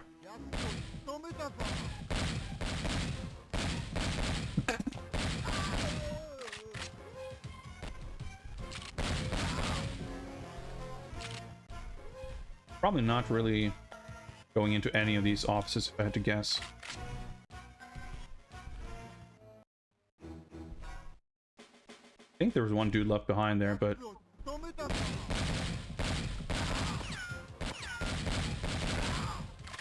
Okay, now we're... Well, whatever. Who gives a shit?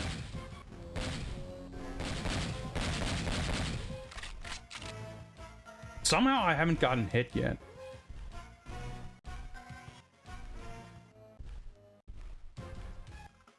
Yeah, I think this is where we stealth through, or it's all different. Who the fuck knows? Like an open doorway that we probably haven't been in. Or it's where we start. No, okay, there's an office. Already been hacked. Oh yeah, yeah, we've been here. Means this is where we...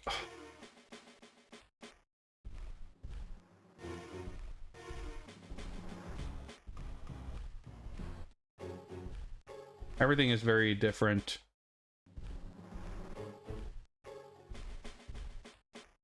Well, enemies probably aren't gonna just like keep respawning or anything, so...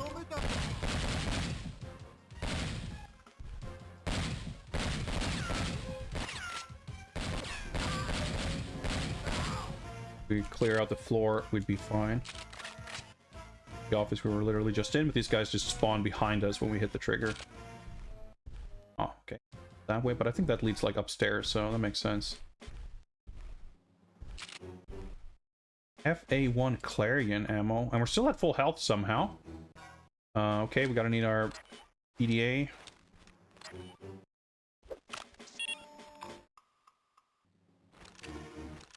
That open the gate here, perhaps? Not? Oh, shit. New enemy types. Clearly that's progress of some kind. Ah, that's the FA1 Clarion. Well, let's just get the armor here then.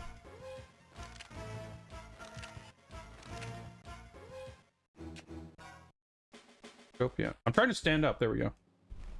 So, okay. I guess we gotta just figure out what that numpad hacking did, because it didn't do anything here. But I guess there's probably some other locked door or gate. And now there's going to be new enemies spawning as we...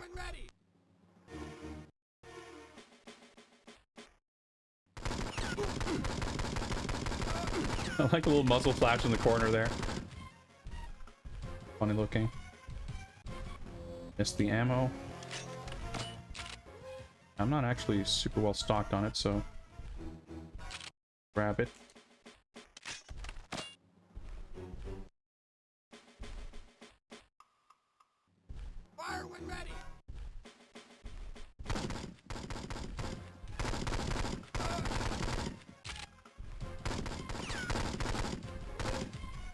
The crouch tech, too powerful. I can't fucking reach him.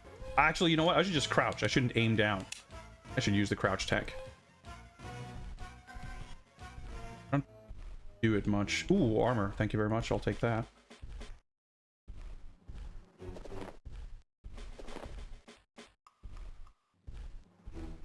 Fire when ready.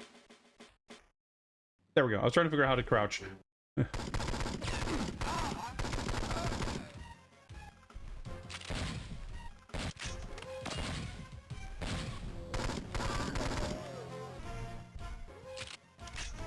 Ah, that probably hacked these elevators, maybe? No? Now we just backtrack all the way, but maybe that's the whole idea. Probably not. Enemies just placed here in case we erroneously found our way here. Okay, got the P90. That's nice. Wait, what's that? Oh yeah, that's where we grappled up. This was the start. But I was gonna say, I think there was a gate here. That might have opened up, actually.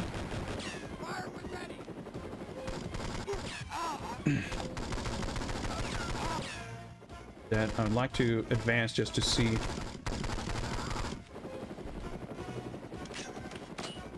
Get a confirmation basically that we're in the right spot. Okay. Checkpoint. Tape to the service elevator. Alright. So basically, you go through that entire floor to hit that switch to turn around and go all the way back. There's not a lot of landmarks. The frame rate's low. Everything's a bit shaky. It's hard to navigate. But at the end of the day, it's basically kind of one singular hallway that snakes around, and you kind of go around back. Now the question is, could there potentially be armor here before we get destroyed by enemies? Chances are not good. But I'm glad we at least got to clear out the first section. Oh my god, there's armor there.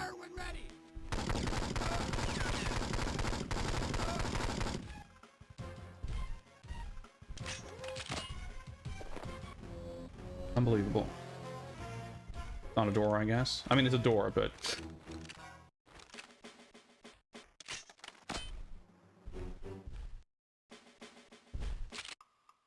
I'm trying to think, like, if there's a helicopter at the end of this level, but no, the helicopter's at the end of the first Phoenix Tower mission. This level ends down in the lobby where Alora shows up in the car to rescue us. How are we doing on ammo?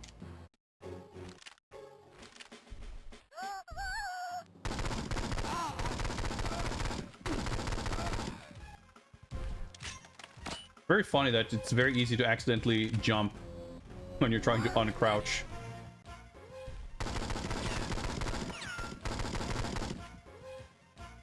You can't just tap the B button or crouch. You have to hold B and press up, which is the input for jumping. You have to do that to stand up.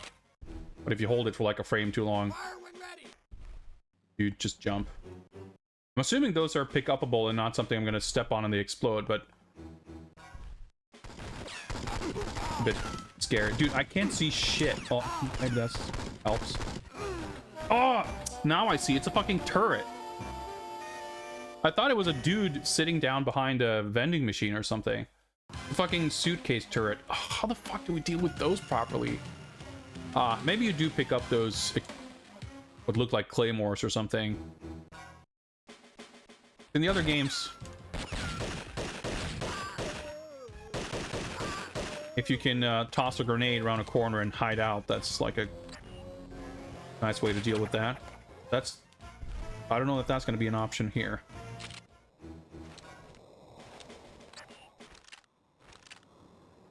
Yeah, so this gate is closed. Oh, imagine if you can just squeeze through here and just skip this whole part. That'd be nice.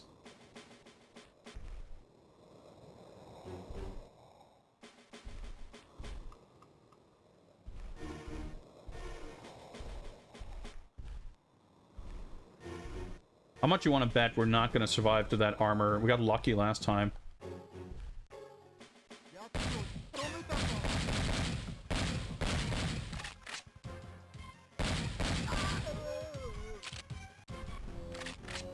See.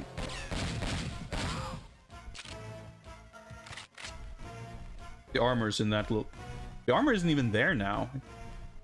It'll spawn later. Oh, maybe it was... I think it was that room. I love that these guys always, like, jump up on railings and tables and stuff. It's so stupid. Oh, that was a...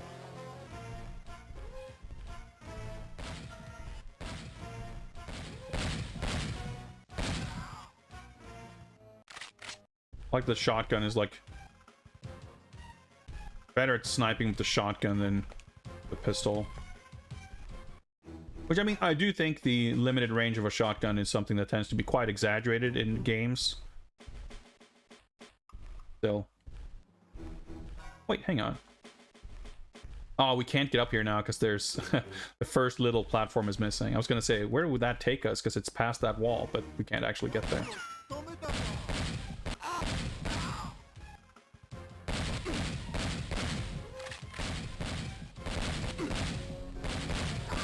Dude, I'm getting hit a lot. I mean, there is a little bit of armor in that room, but be a little Careful.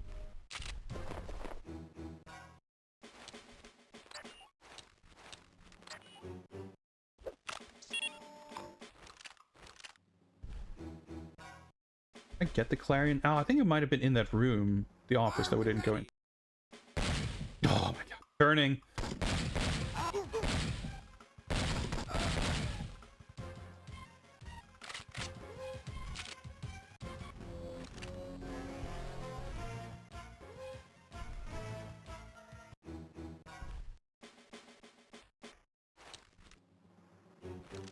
Getting all the buttons mixed up. No, we did go in here. I think we found the ammo to that gun in some other room that we didn't go into, but whatever, it doesn't matter.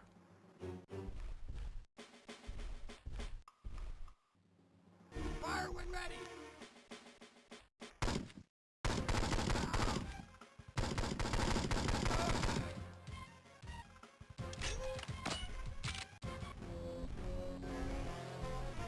Pretty tense. Oh, get the gun. Fire when ready. No.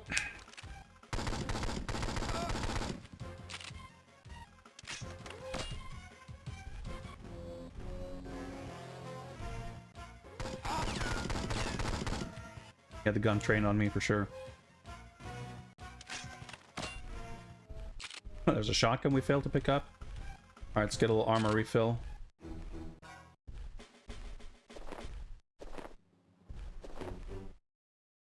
Enough to keep it going. Fire when ready. Ran past. Ah! I'm like wrestling with this D-pad anytime I'm trying to hit anything.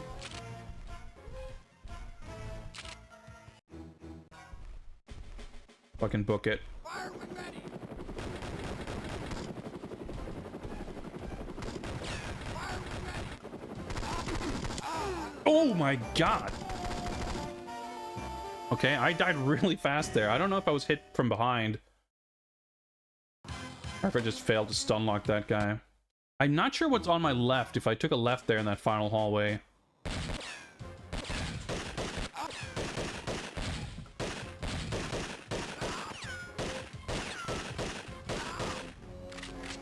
I wasn't super elegant. I controls a little bit mixed up there, so I started walking around when I was trying to not do that. I'm feeling increasingly not confident that we'll beat this game today. Take this little route.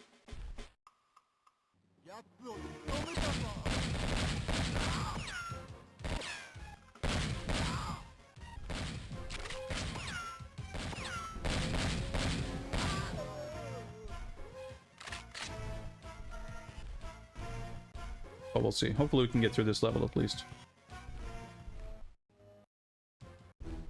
Railing guy. Yep. It's funny that these guys are so useless now, because when we fought these guys previously, they were giving us a lot of trouble.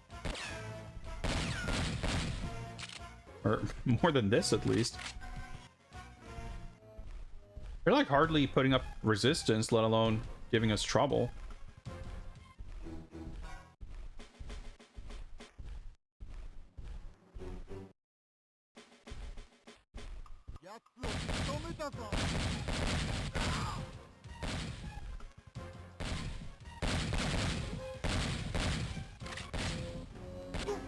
Dude, the way you can get shot fucking around corners and when you're hiding is so stupid. Like, you're behind a corner, you know someone is there, but you can't see them, and you just, like, get shot.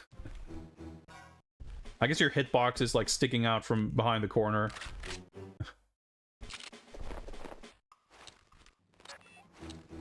We're at full health now, at least. I forgot that there was armor here. Still got a pretty... Oh, yeah, that's right. I don't have the gun yet. I have to deal with the first guy here. Fire when ready.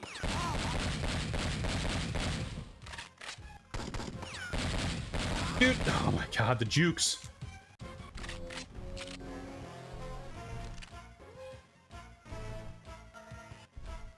feel like I got lucky with that guy the first time. Him not giving us much trouble. Fire when ready.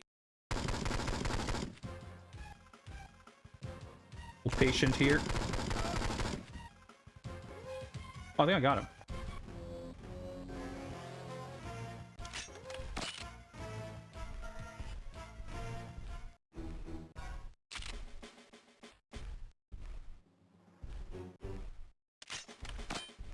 Fire when ready.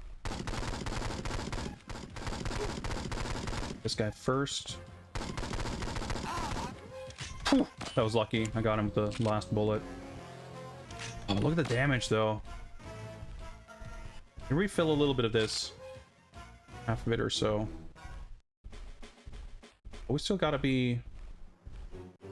Clearly, my strat of just, like, booking it at the end was not good. Fire when ready. I was gonna say there's gonna be a guy on the left.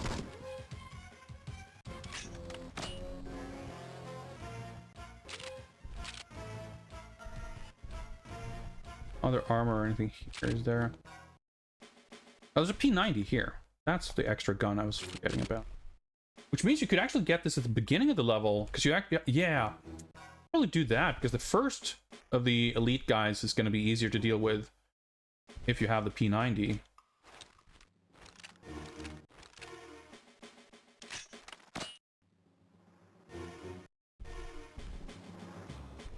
Fire when ready. Dudes have spawned.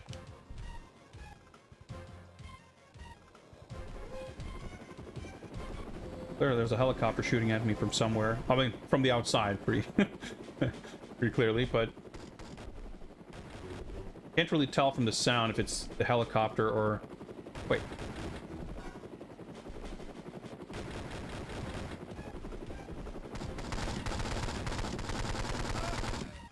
Fire when ready.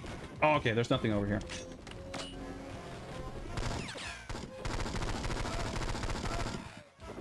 That at least, the P90 there with the bigger magazine lets us keep sustained fire a little longer. Okay. Now, what was this part? There's two guys here before we can pick up the armor. I remember that much. Fire when ready.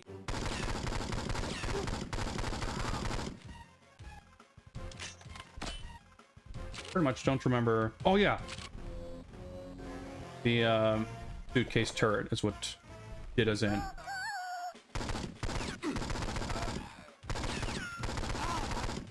Okay, 2 hits there. Not good, but not terrible. Fire when ready. Okay, so those are the mines there. I guess we'll assume that we can collect them. Try to figure out... Fucking random person just running around. When ready. Satchel charge. Okay. Doesn't look like I'm gonna toss it, does it? I can't. Oh my. Oh, okay, so that's not gonna help us. But maybe, just maybe...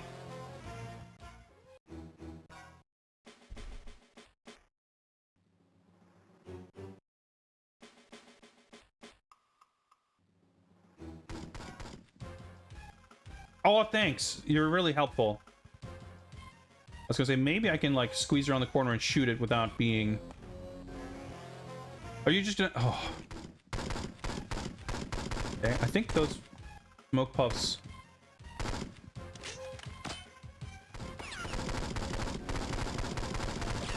I think I'm hitting the turret. Yeah, I think that's the dude back there now. Oh, that's the turret destroying me. Look at my health.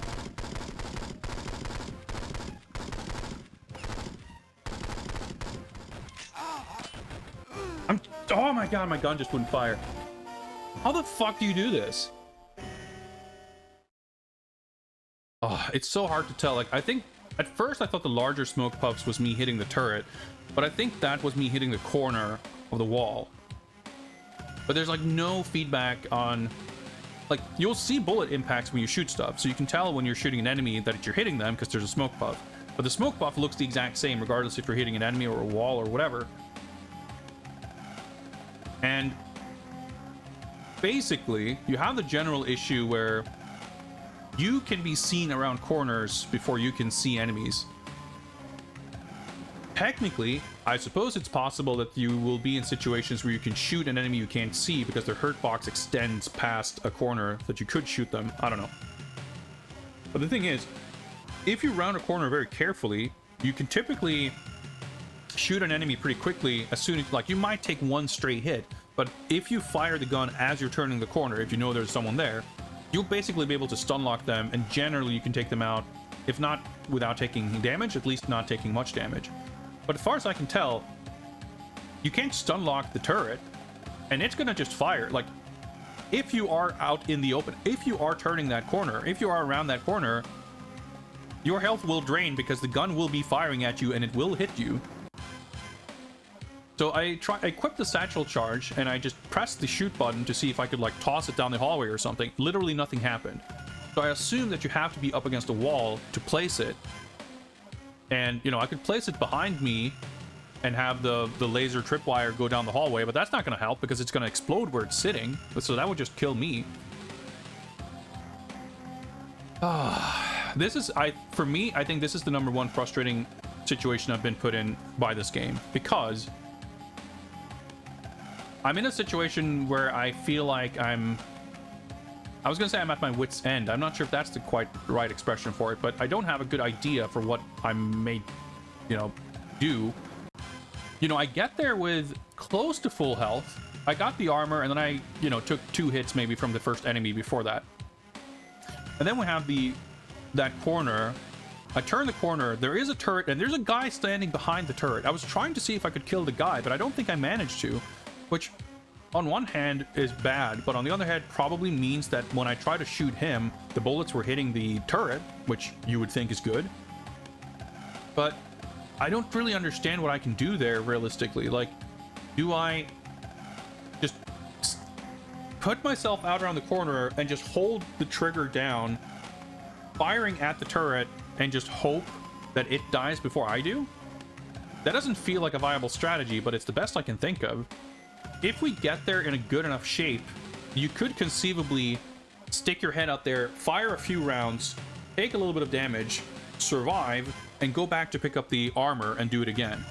But realistically, if I can get that far, if I can rescue the hostage, if I can get to the turret before having picked up the armor, even if I have good amount of health, it drains so quickly when you get shot that the idea of saying, like, all right, I've got 6 bits of health, once I've taken 3 or 4, I'm gonna go back. Like, I'm not saying I couldn't do it, but it's gonna be really risky because your health can go from 3 to 0 in an instant.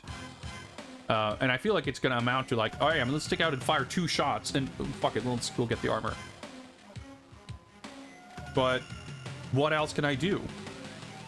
Do I bum rush the turret and try to run past it? That doesn't seem likely. And what makes the whole situation frustrating is we have to do this whole other section first. And even that can go better or worse, right? So you have to spend a few minutes struggling a bit before we even get to the part that's, like, confusing. And I didn't mind it so much in the power station level because there was always like, well, okay, let's try to go this path. Like, it was very, I had a clear set of different approaches I could take. You know, in a very literal sense, do I go left or do I go right? But here, it's a singular hallway. There are technically other, you know, things I could attempt. I could do it differently because you could hypothetically do it successfully. And what I did was not successful. But that's what I meant when I said I was, like, kind of at my wit's end already, even though we just got there. The scenario does not present any obvious alternative approaches, and the obvious approach seems on its face to be really bad.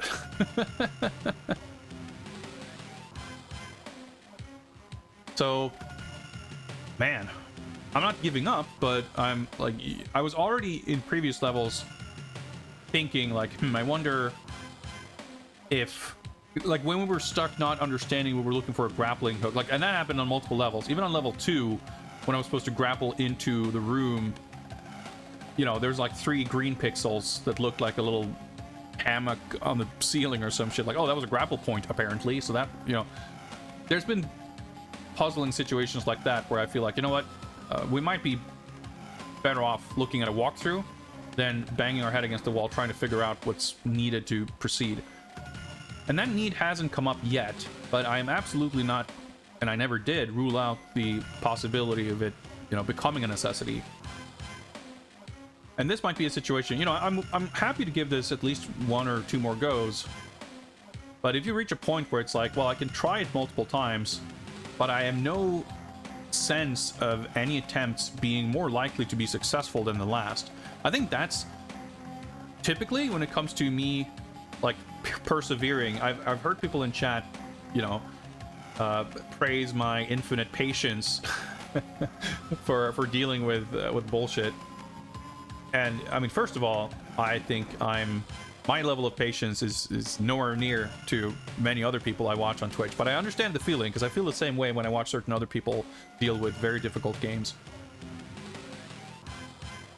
But as long as I feel like I am making progress, as long as I feel like I could be making progress, there's always some hope of like, well, if I keep grinding, if I keep doing this, I will eventually succeed, or at least my odds of succeeding are going to increase.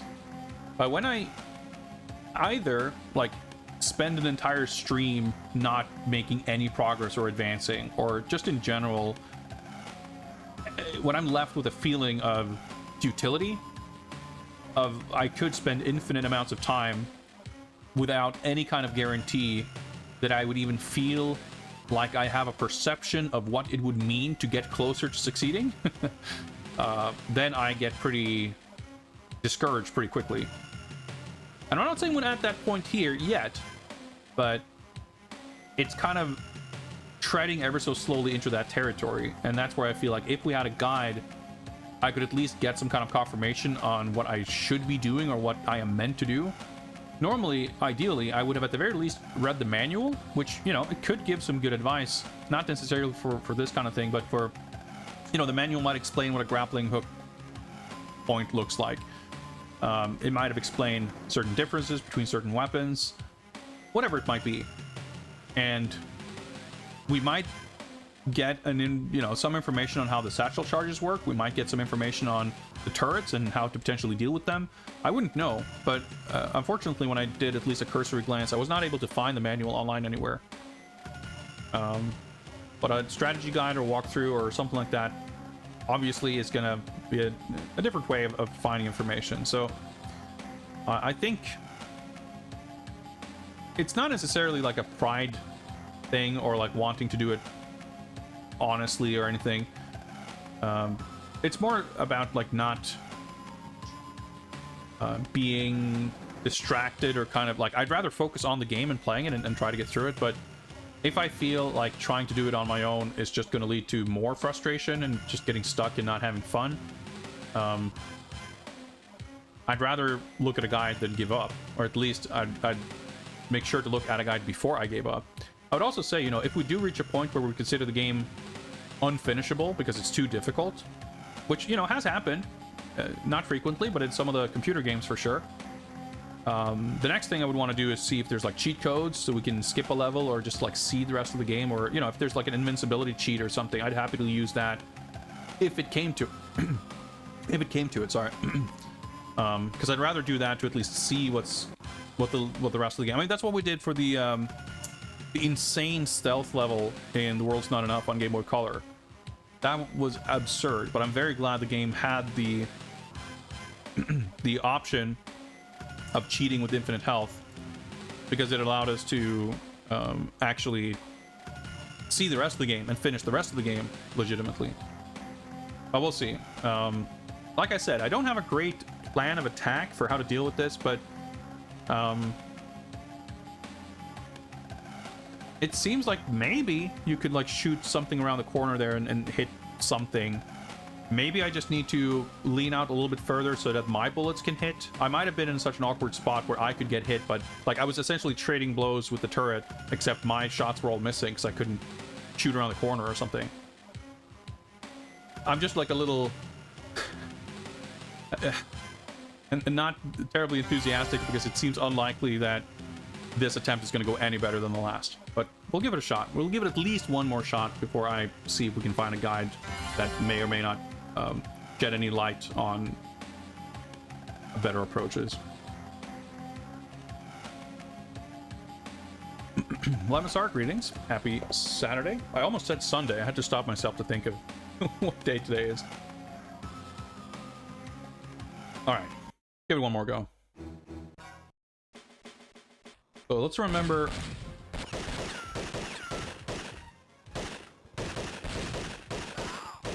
Dude, fucking accuracy might be shit too. There's like so many things to worry about.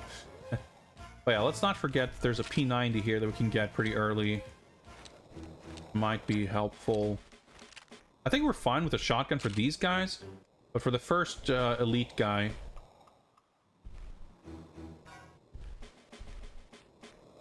sure, we haven't taken this route before. There will spawn a guy in here. But if we're walking a different way here, it's a bit funny. Oh, did we? Oh no, I was gonna say, did we just not trigger those spawns? That's what happened. Yeah, there he is.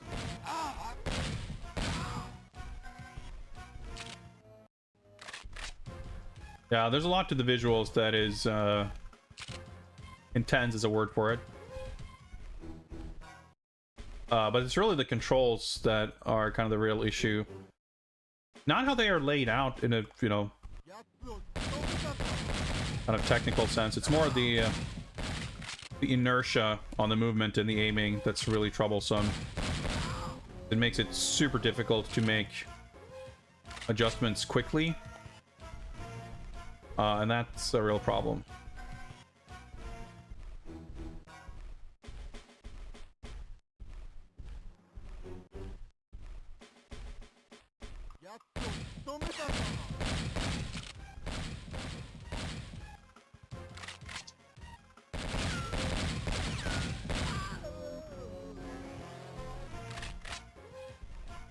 So let's...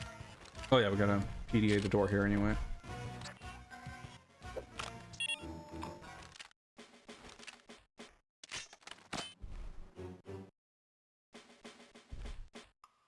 Fire when ready.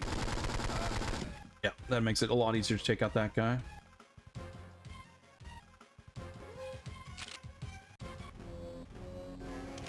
I'm gonna want to have... Oh. Yeah, I want to save the P90 for the end, where we need to take out two guys that are like sitting right in front of us. Fire when ready. Guy's gonna hide, and this guy's gonna... Nope. Oh! So I was right to aim for the guy on the left first. Ammo.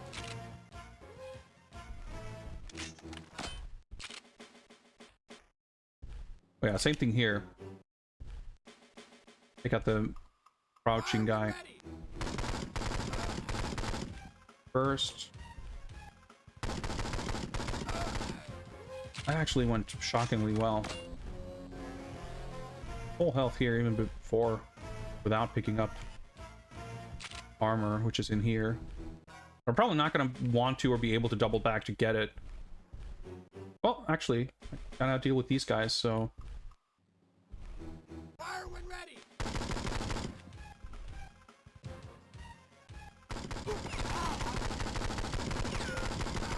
Yeah, that works out great, actually. So this is like ideal circumstances. I'm still not feeling very confident.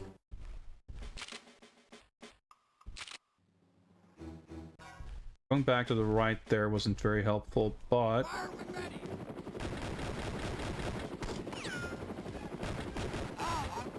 Fire when ready.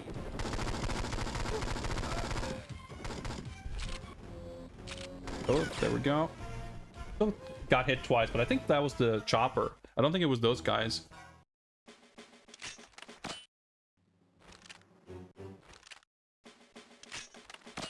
Right, but I have enough health that if we do okay against these first few dudes and rescuing the hostage, we might be able to fire a few shots at the turret before going back to get the vest. Hopefully. But if things go poorly against these first guys, maybe not. I think some aspects of this Lavanstar would certainly look better. We were talking about this when we first played it. Some of these gradients are looking pretty rough. The color blending, like that's the kind of thing that's going to be softened for sure on a real screen. We do have options for brightness, so that's nice. But I don't know. I mean, I'm playing this on a relatively small window on my monitor. If you're watching this like full screen on a monitor or on a TV, hell, even on a cell phone, your game window that you're seeing on the stream is potentially larger than the one I'm watching. Well, maybe not on a phone, but like I'm playing it at a pretty small window. But if you're playing it like on a big screen, it's probably not helping.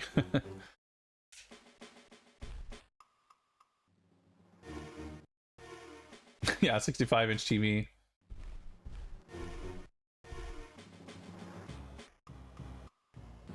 Might be rough. Fire when ready. I mean, it's gonna be rough to some degree. I think that goes without saying. Take out this guy. Hostage. Alright. Oh, there's the second guy, I forgot. Nice. That was still handled very well. Let's save the armor here. GBA screens were very smeary. I'm not sure about that, but I haven't used one in a long time. Fuck's sake, the hitbox. I saw her like in one frame. I was like, all right, I just gotta stop firing. But of course I hit her when she's like fucking 6 feet away, because the hostages just happily run straight into the line of fire and have gigantic hurt boxes. So of course the attempt that went like by far the best so far, foiled by a fucking random hostage. Granted, that's a little bit on me for kind of forgetting, not about the hostage, but that last enemy. If I'd known that there was another guy there, I would have, I would probably have advanced a little bit differently, or even retreated. Go back into the passion way.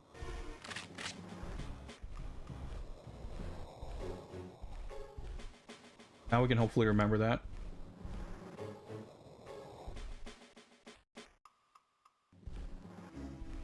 Hallway, basically. Yeah. Oh, I shouldn't be putting myself in vulnerable position from all 3 directions.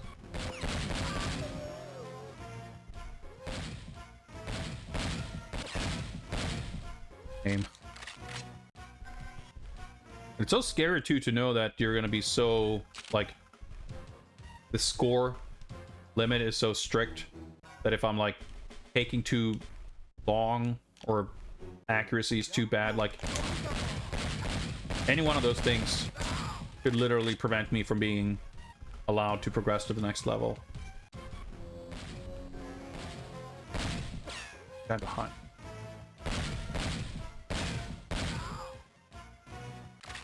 Need that ammo. Okay, anyway.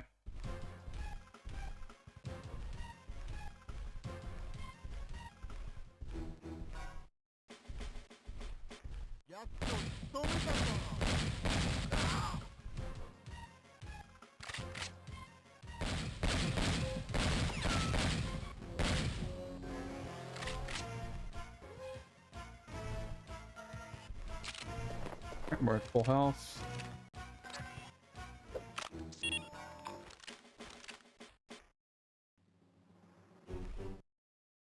Fire when ready.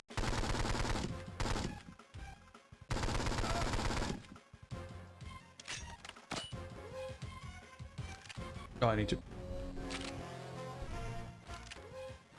Weapon order is also like pretty confusing.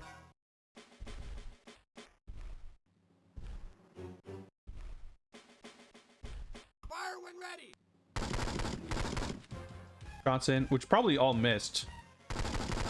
This guy first, and then like everything is at least at least scripted. So it's pretty predictable. I will say that like that's, if it wasn't, that would make this a lot more difficult to deal with. Fire when ready.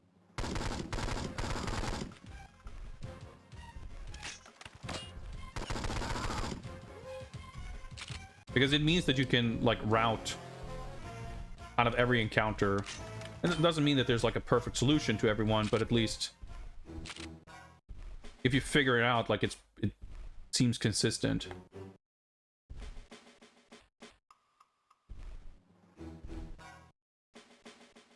Fire when ready. Here. Guy first. Like, the guy's gonna shoot at me to the right, but if I try to aim at him, the other guy's gonna shoot at me more.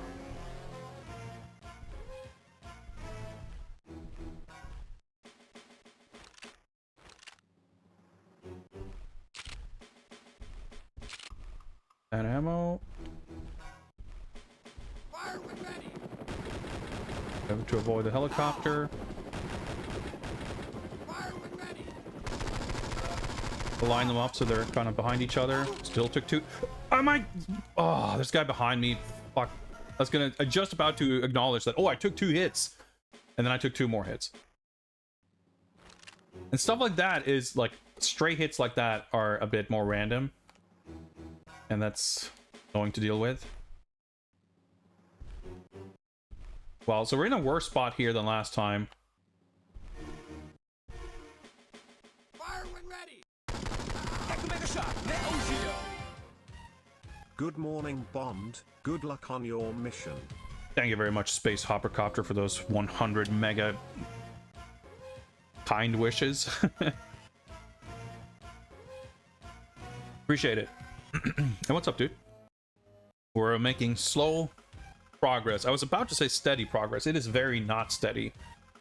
We're making very precarious, wobbly progress.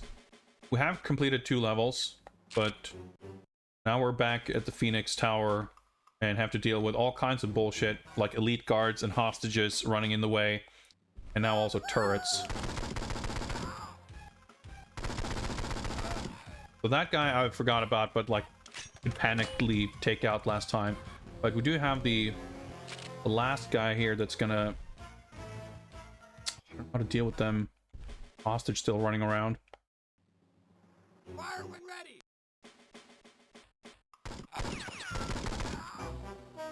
Oh my god, I was literally about to say, all right, let me make sure the hostage runs past. But then the guy was just like standing in my reticle, so I didn't have a choice.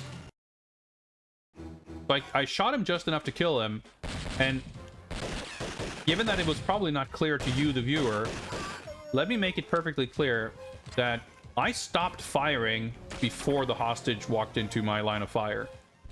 But because bullets don't travel instantaneously, I had fired a bullet, they turned the corner, and got hit by my bullet.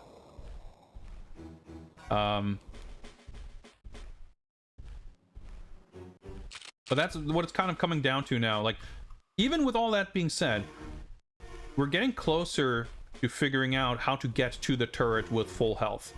Because if I hadn't, you know, gotten the hostage hit there, we would have been in the clear. And I did, in fact, kill the enemy, right? So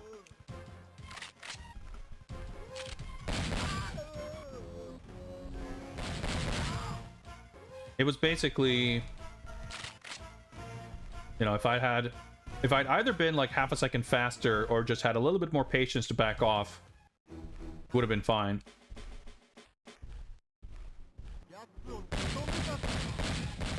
So we are getting closer to figuring it out. Of course, figuring it out in this case referring to getting to the part that we couldn't figure out, which is how to deal with the turret. Right now, we're failing to even get that far. But if we have essentially a consistent strategy for getting that far, that's nice progress as far as I'm concerned. Yeah, I can't believe the tactical roll like actually works. It makes me whiff.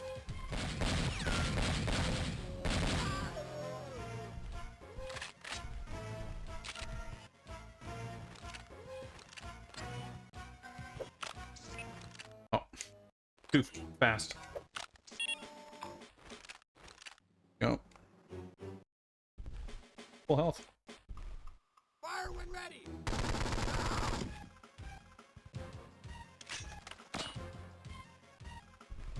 Gun, back off. Darn.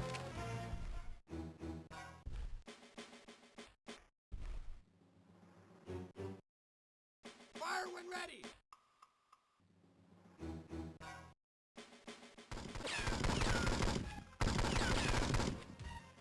Gonna say I'll take these guys, then go back for the health, but I in fact still don't need it. Feels extremely satisfying to play a level when you're like panicked and have no idea how you're supposed to do it, and like, all right, yep. Fire when ready.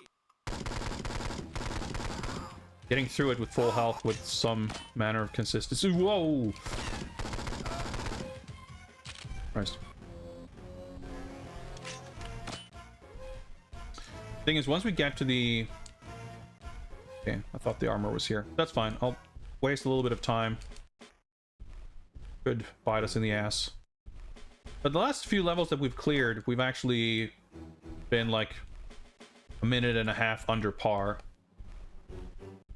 Of course, I guess doesn't necessarily include taking these kind of detours, but still. On actual runs where I know a level and are kind of running through it, time has not been a big factor. Fire when ready. Ooh, that was sick. That was actually extremely sick. I got very lucky hits there.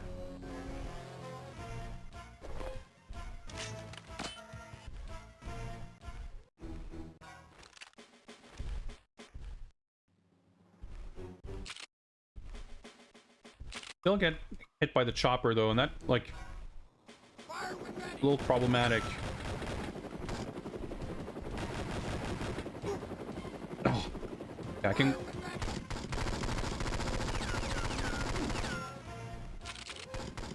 Oh my god, that's exactly what I was trying to avoid. I wanted to just keep running, keep fast paced, to not take additional stray hits there.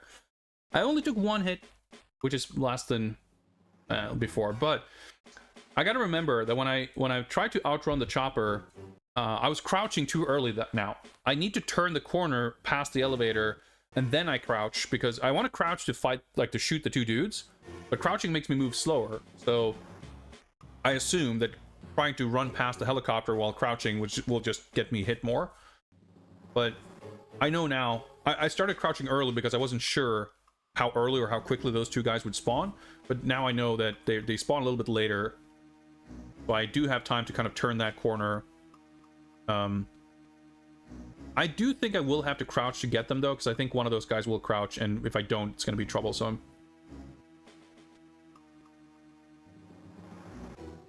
Now I just gotta keep my cool. See if I can get past this fucking hostage. Fire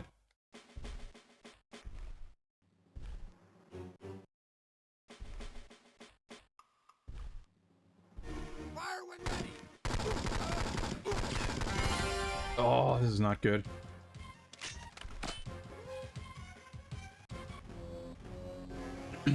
Greetings, Doom Noob. Things are going okay, not super well. Game's getting very difficult.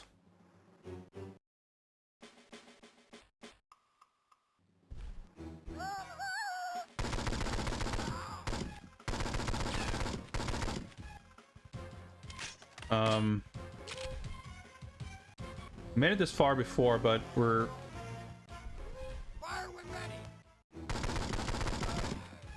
There we go. So we're now at a point where I'm at 3 health. I have full health, of course, but... I mean, I have an armor that I can pick up for full health. Around the corner down the hallway here is one of those briefcase turrets.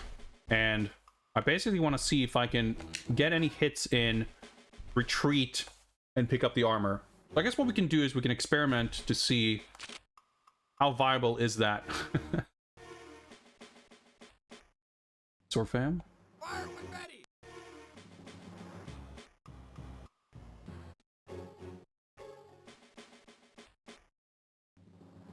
That's also not great.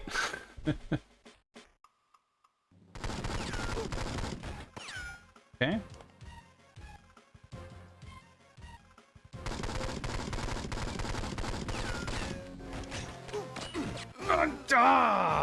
Okay. I thought that would happen, but I was making noises there because I pressed the wrong buttons. It's a lot of button combinations. I'm not upset with taking a death there because I wasn't expecting to really make progress. I just wanted to see... What I really wanted to do was try the viability of even attempting to do what I just did. Which is to deliberately put myself in that situation to see if I... Like, is it worth attempting to get a few extra hits in before getting the armor? Because obviously, like... The thing is, like, I don't have a strategy for getting through there. I just assume that it's kind of a battle of attrition.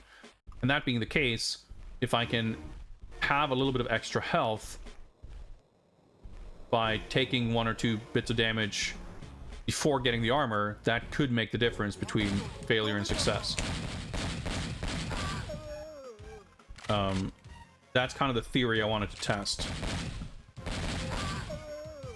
And I will say that I was able to kind of do it. I was just getting a little overzealous. And... I fucked up the controls. There's one guy behind me there. Always forget about.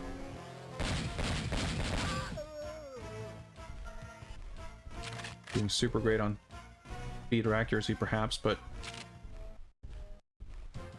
Health should be okay. Perfect, of course, but be able to fill back up. Crouch to deal with this guy. Really help, but fine anyway.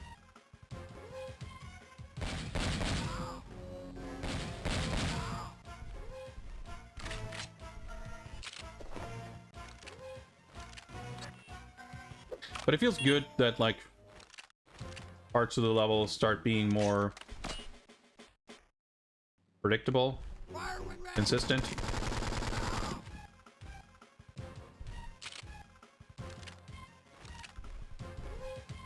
If I can do a repeat of what I did and got that first guy. Nope.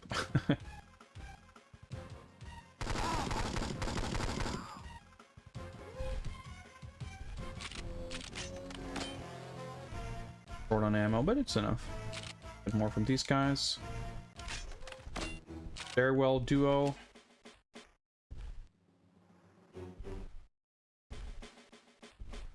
Fire when ready.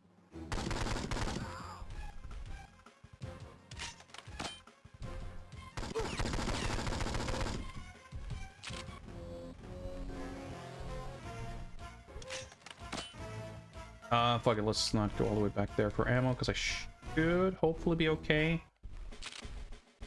This, or the armor, I mean. Oh, was it this guy I took out? I probably did. Fire when ready.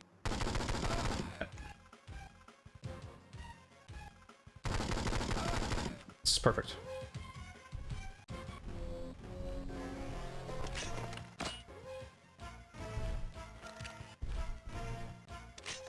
Controls. Gotta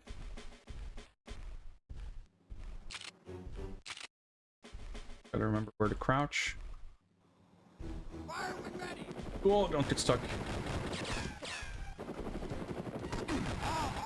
Oh my god. Fire when ready. Of course, took more damage this time, because of course. Because of course. It's just, that part's just not consistent. I can't really...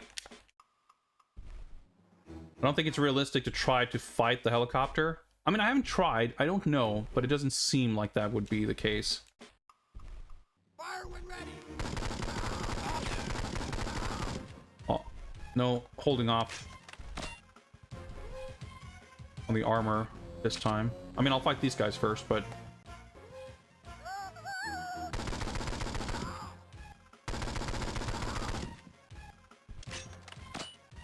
Fire when ready. Hostage.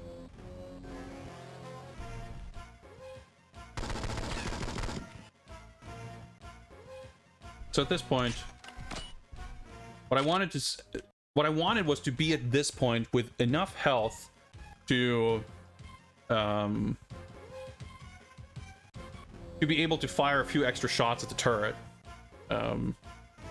But that's not in the cards. But at least I'll get this health and I'll be able to withstand the turret for about half a second to a second longer than last time, which may or may not give us some kind of additional information.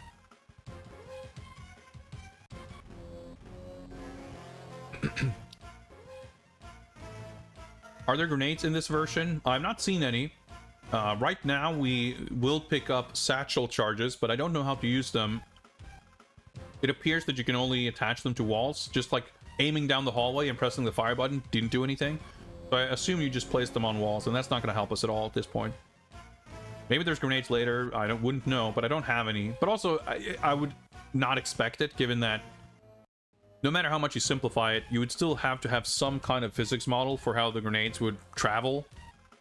Even if it's literally just a hard-coded arc, you know, it's gonna have to collide with walls and floors, and it's a more complicated weapon to implement than a firearm.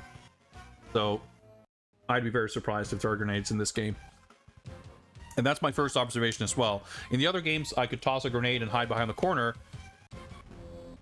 and that was the one way I could sort of deal with the turrets. And without that, that's why I'm kind of stuck at this point, because I don't know. Like, the method I tried to apply here is a method that absolutely did not work well in the other games either, and it doesn't appear to work well here either.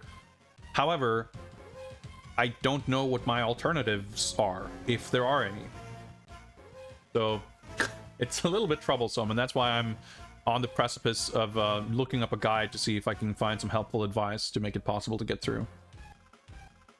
The main purpose of crouching is that it allows me to shoot crouching enemies without having to aim up or down. When I'm standing up, crouching enemies will crouch underneath my line of fire. So basically, if I'm crouching, it doesn't matter if enemies are standing or crouching, I'll hit them regardless.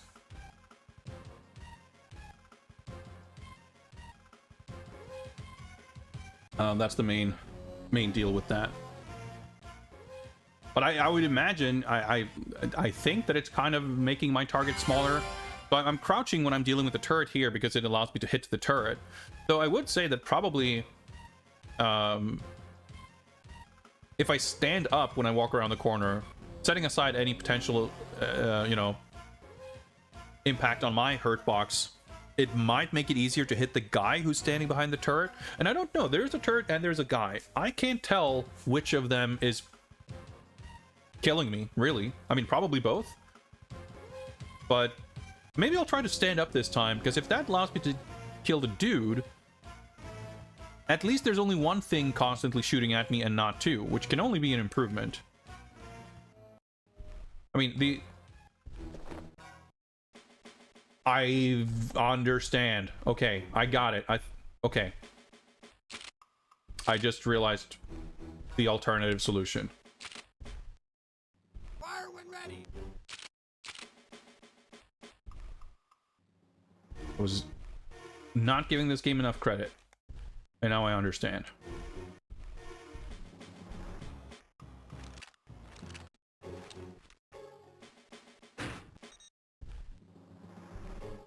I don't know how that works exactly, but there we go. Okay, just a timed explosion. There we go. Door was cracked, so it's like a Zelda bomb wall. Okay. Progress. That still means that there's a dude in a turret here somewhere to my right. Oh my god, there's so many enemies.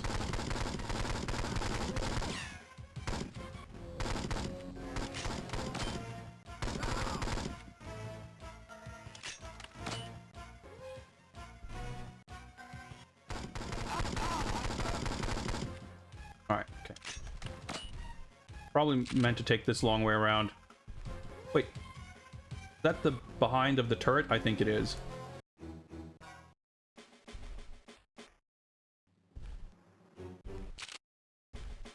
Okay. It seems to be just stationed here. Wow. A lot of ammo.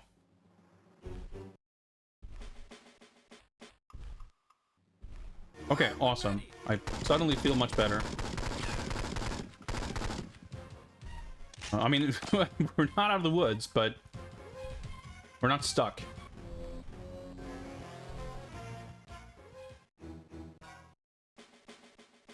I was gonna say, that's a turret. Oh, yeah. Okay.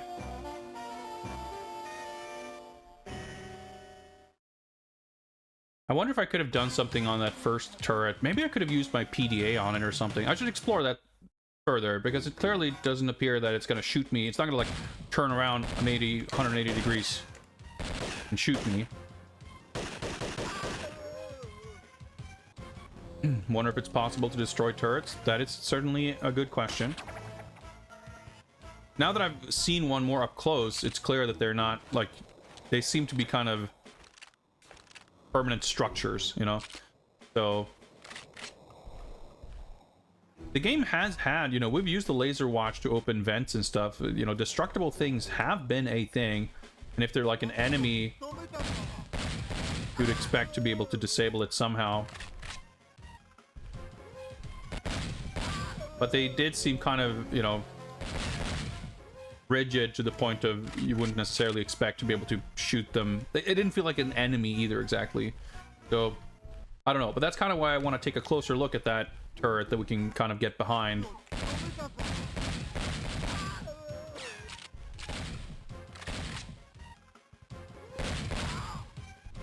Being able to, like, know exactly where they are so you can sort of preemptively time your strafing and shooting to get shots like that feels good, but you cannot do that, like, on reaction. Like, that you have to just premeditate and do a little bit of guesswork. Dude, I wonder if he has iframes on his roll. Because I feel like I hit him twice there.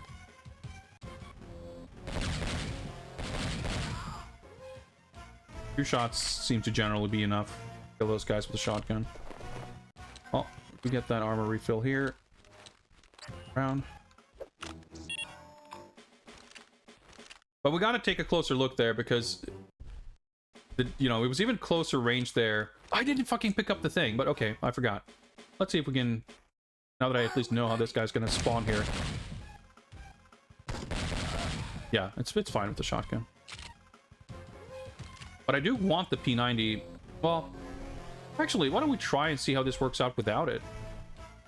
Because we're not going to get much more ammo for it later, I don't think. Fire when ready.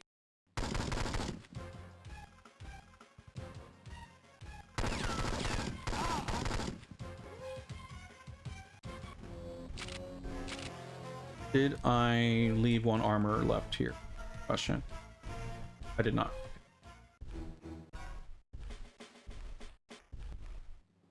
So I wanted to have the P90 for the extra ammo clip size when dealing with the last two guys. Fire when ready. But I do think this gun has much better stopping power.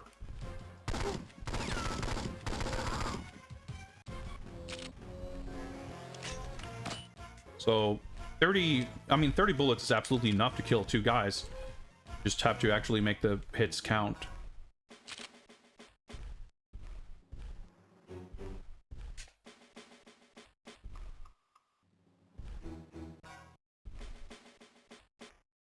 Fire when ready. Unspeakable horror awaits you. Close enough to get that guy while he's running. Oh my god! He stopped much earlier than usual. That's weird. Lord Nico Jazz with 46 months of top tier Skull Club membership. I didn't pay attention, but I'm pretty sure that on its own clears another daily objective. We'll check in on that shortly.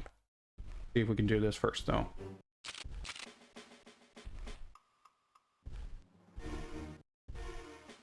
Fire when ready. Do some jukes here. Fire when ready. Okay, still took a stray hit, but our best result so far. I need a breather anyway. Where are we at? 1350. There you go. Let's see. Do I have that here? Nope. Not the. Hang on.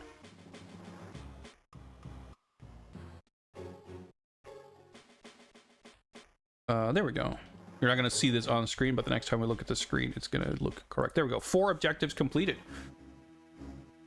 Excellent. We're 40% of the way to unlocking another game. Thank you again, Nico Jazz, and thank you, of course, everyone contributing to the channel. It is greatly appreciated.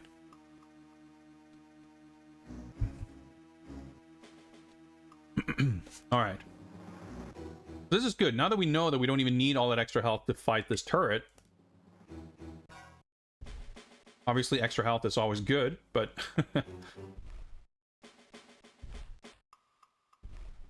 gives me a little more breathing room. It would, in fact, be extremely ultimate if we have some amount of confidence in the ability to go back to get that armor after taking out a few enemies past this door. That would be very cool. But let's not get ahead of ourselves.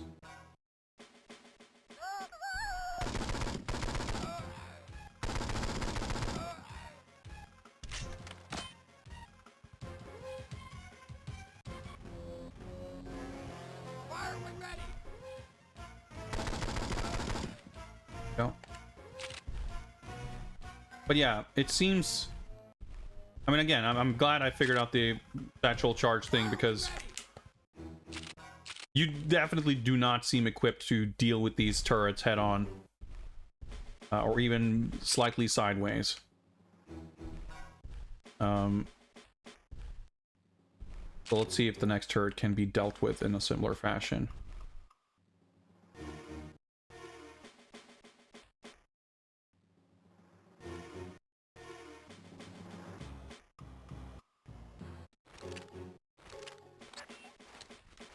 Wrong way. Cycling weapons and gadgets is a bit...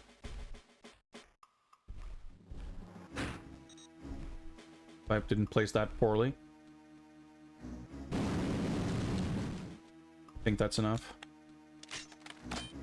Alright, cool. We can save this armor for a little bit. And there's going to be a billion dudes here. Get exactly how they spawn, but we were able to deal with it okay last time.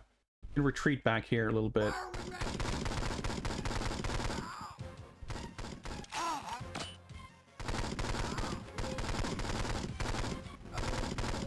When they start like strafing like that, it's an issue. We somehow got through that only taking 1 hit. All right. But I didn't really look here. Yeah, this is that hallway. Another... That looks like an actual door that's going to open because the graphics are like glitching. So I think we might just be expected to make a run for it. Heard an enemy, but was that maybe something that was probably just signal the second turret. There's no use or interact button in this game. Oh, he opened the door. The door's open now. I see.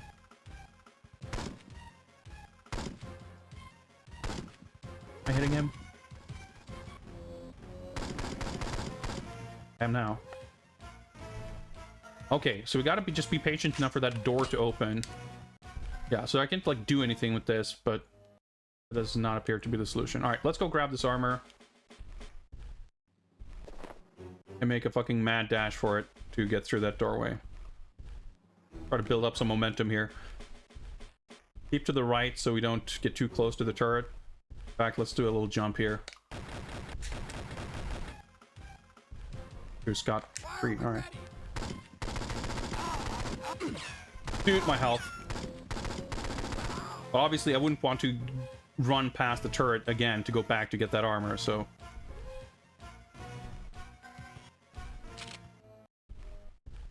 Alright, but this section probably doesn't have much left.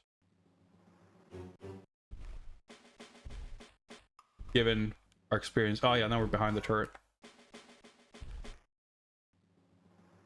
Like just the length and size of levels in general.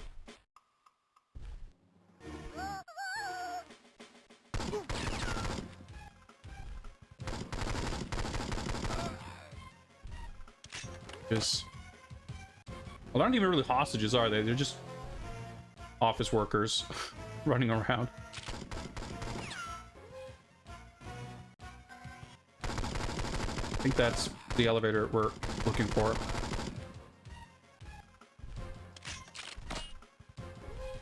To my right, there might be a bond bonus token somewhere. All right, let's big scan. Nope. This is where we came from. Nope. Oh shit. Nope. This is where we're going.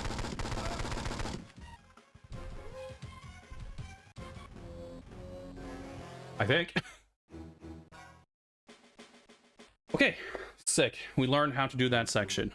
More or less. Getting the second half of it sort of in one go felt pretty good. But the fact that we were able to get past that turret without getting hit, like, it felt like I would have to take a good 40 to 50% of attrition damage, but I don't know if it was the jump that did it, but it did work out. Raise security gate and leave through front entrance. Oh, my health, though. I feel like I didn't notice my health dropping down to 1. When the fuck did that happen? I mean, over the course of the last section. I mean, there could be another armor here. It's not unthinkable. Right, so the security room is probably on my right, is what I meant to say. Oh my god, okay. That aggroing that guy may have been a mistake. I don't know if that's a guy or a camera or anything. The guy.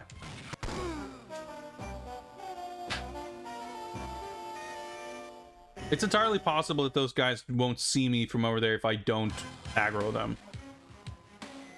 But it's also possible that they will just snipe me regardless. But if I'd had, you know, a little bit more health, I could likely have lived through that.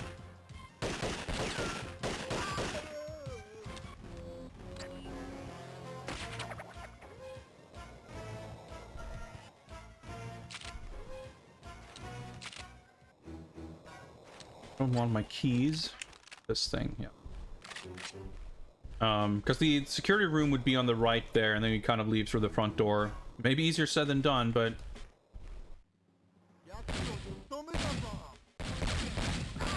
I have a good grasp, I think, of what the rest of the level probably looks like.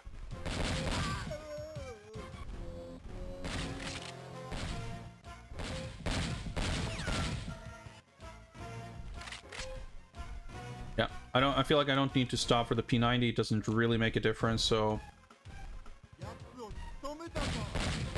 Oh, my aim was really bad that time.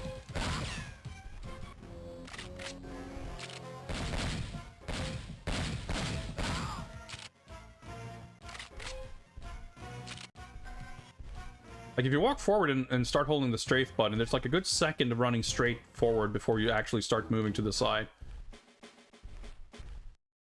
Pretty fucking awkward. This guy do his roll first.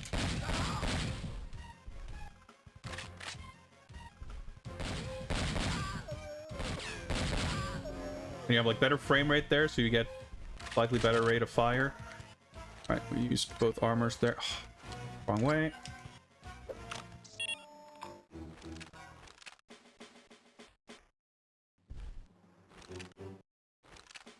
Trying to strafe while crouching is a recipe for disaster, or at the very least a recipe for accidentally switching weapons.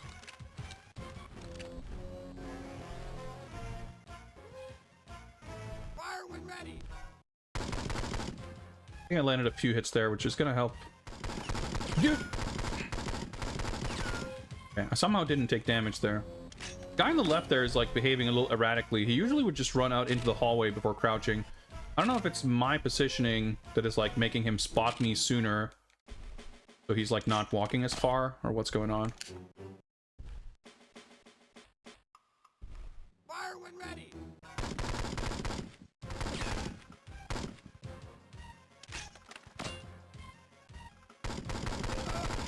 I'm better off waiting there for a moment for him to get closer. It only benefits me, really. Like, enemies being at a distance is generally only detrimental. Fire when ready. Fuck, that was really bad.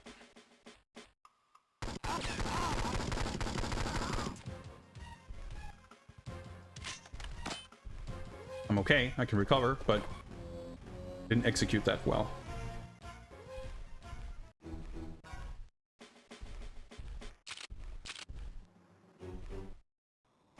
Fire when ready.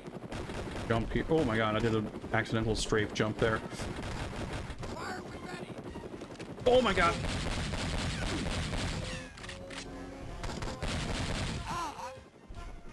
Well, that's half my life bar because I tried to be effective.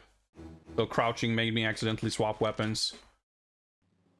I guess it's not going to necessarily make a huge difference anyway, because we'll get past the turret with good health, likely. What's up, Ghost of Ralton? Can I read that correctly? Welcome. This game has a number of frames, to be sure. Fire when ready. Well, actually, a bit of a problem is that it's got a variety of number of frames, and it keeps changing.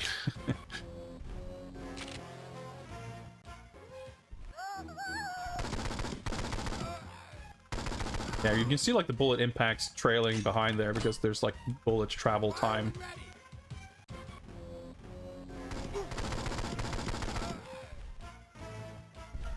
Trying to stand up, and I accidentally jumped backwards.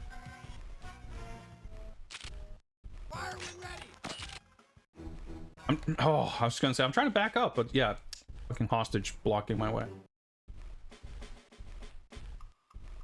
Okay, we're not great on health here, but I still feel like I've got some confidence to try to deal with a few of these guys before. Basically, if I need to get this health now, and I screw up taking a bunch of hits fighting these guys, then my chances for the rest of the level are not good anyway. So Fire when ready.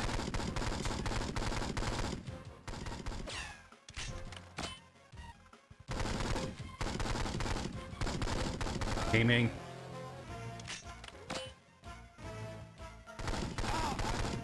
Alright, that worked out. We'll get it now. We'll collect some ammo. Oh, fuck. I mean, I was at like 1 health, so been unwise to try to take an extra hit on my old life bar before recovering anyway.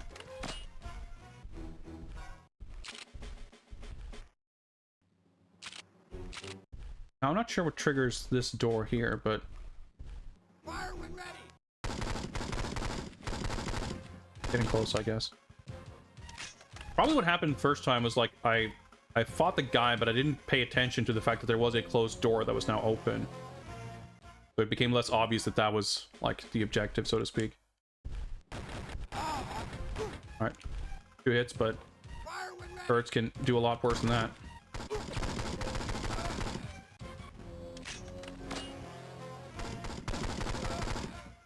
When they're shooting at you around a corner like that, that's real nasty. I realized there was armor here. So this next part I haven't done 6 times, so I don't remember it very well, but remember it involves hostages at some point. Like right out here, I think. But now that I know that I'm supposed to go to the right to that little service elevator hatch, I'm a little curious what's on my left. That, like, main elevator sort of section. There could be something else there of interest.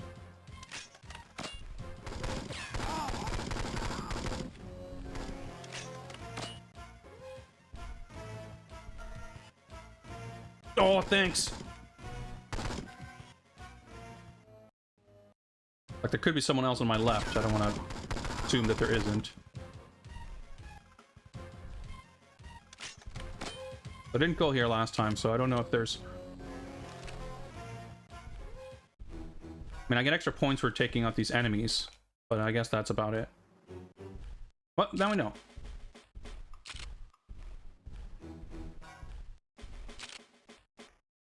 Is there another guy in here? I think there might be. Fire when ready. Or, no, he's gonna show up behind me, but... 3 health is more than 1 health. But you should probably, like, walk into that room backwards. At least 1 armor plate there. That's... Okay, 2. I was gonna say 1 armor seemed very... very stingy, but there's 3 of them. Or 2. Yeah, you want to walk in, you want to back into that room, because when you enter the room, it spawns an enemy behind you. So if you just do that, you'll take out that guy, probably without taking damage. So I feel like I've got that section kind of mapped out. I want to try to see if we can avoid triggering these sniper dudes. Because we got stealth music, and that guy's not shooting at us now. Floor here a little bit, just in case there's... you can, like, see anything. Yeah, the layout of the room seems pretty similar. Oh yeah, okay, look, see those 3 white bars over there? That's a locked door. So that's the door we need to... the security gate we need to raise from the security room. And that leads to the front door, basically. Security room should be to my right.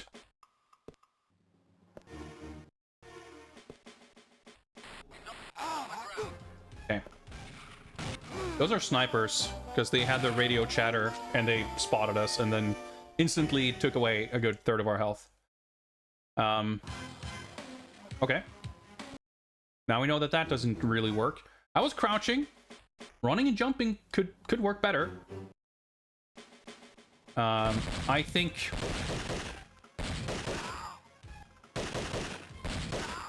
attempting to engage in a sniper duel with that gun is not likely to work super well. But I feel like we got a couple of options there. We could try to go around the left. Like, maybe you can sneak the long way around somehow.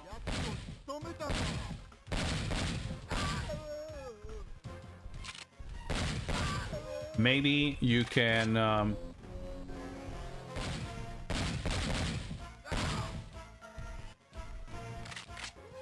run and jump to avoid getting shot, taking the path that I did, because I was crouching, which means you move more slowly. I was crouching to see if maybe, you know, it might improve my odds of sneaking past them undetected. Clearly, that didn't work. But I think that's the kind of approach you have to have for this game. You have to have a plan in mind, try it, and be observant to the consequences. You got to apply the Prince of Persia methodology of caution and of being observant. If you're observant to what the game is telling you,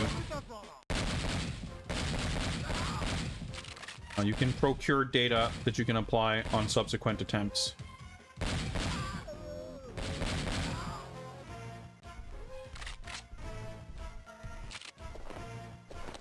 I'm applying just the right amount of sloppiness here, I see, because I always take like 2 hits by the time I get here. But it tends to end up basically... Fire when ready. Oh, dude, the jukes. Oh, dude, that's a fucking miracle that he didn't actually hit me there. I left him alive and left him able to shoot for so long, yet he somehow didn't hit. Fire when ready. Landed a couple of hits there.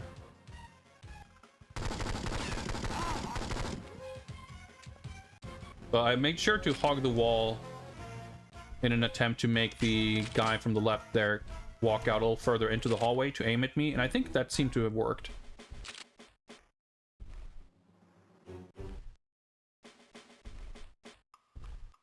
Fire when ready.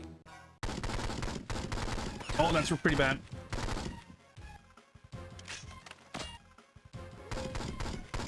Oh, I completely misaligned myself for going around that corner, but he didn't actually hit me, so we're okay. Doing super amazing on ammo, but I probably missed a gun, but fuck it. Waste more time.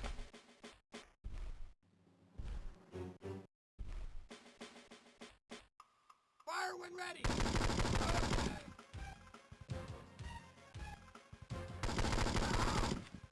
Right. It's clean. Armor here that's not going to really be of help, but we're fully stocked here. An absolute shit on ammo, actually. Gonna be enough. It's gonna have to be enough. Fire when ready. Fire when ready.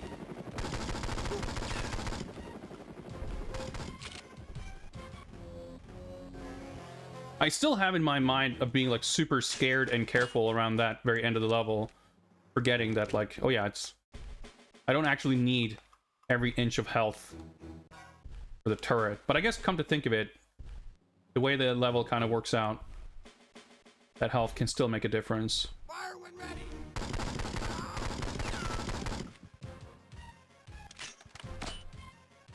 Because from here, like once you get past second turn, I don't know. Well, we'll see how it works out. Pretty bad. Fire when ready.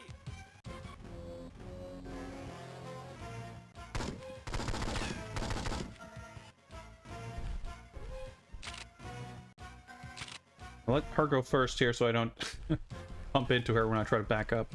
Fire when ready.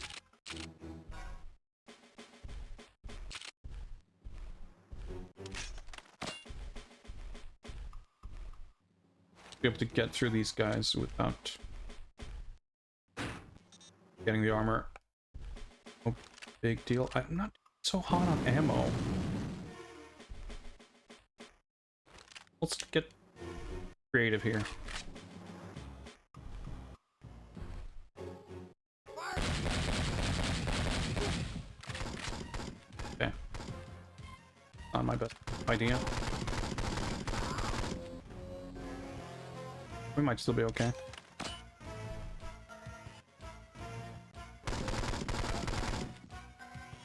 I want to just preserve a little bit of ammo. I don't know if I got either or both of those guys, but oh, I got one of them. I did some damage there. All right, we can in fact try to fight that last guy, and here we get to replenish a lot of ammo, so that's good. There's even an extra P90 clip here, I think. No, that's okay. Of course, I don't have the P90 now, so difference. Take out this guy first. Because he lands a straight hit, which he of course did. I wasn't really sure where to aim. Like when they're running out like that, because of the bullet travel speed, it's very difficult to hit a moving target. So you kind of want to wait for them to like get into their final position before you start shooting. Or I mean, you don't even have to wait for them to get into position, but you want to be aiming at the position where they will be standing. You can start shooting like half a second early because of the travel speed. But it's like the only way to really predict where they're going to be and actually hit accordingly. Just hold the jump button. All right. Fire when ready.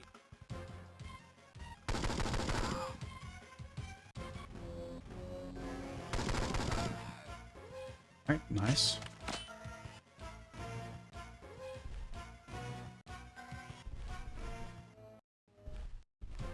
So just gotta remember The extra guys by the elevator on my left aren't really, like, no real point to it.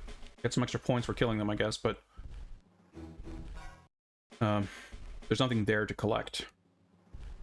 Bird on my left, this is the... she's gonna run by. Another guy.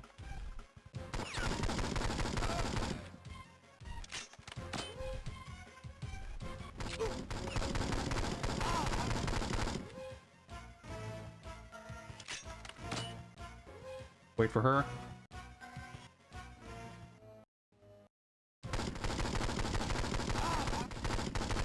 Fuck off!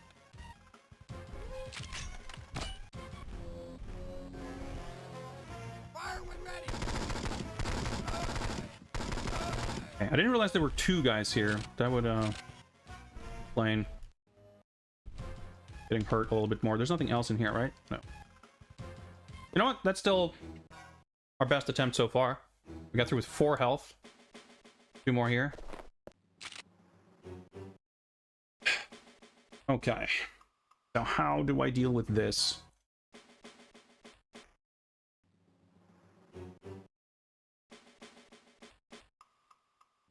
I can get the drop on them. I can target guys out here before they shoot me. It's just that I'm not confident in my ability to like kill them quickly enough with this gun. But sneaking past obviously isn't viable.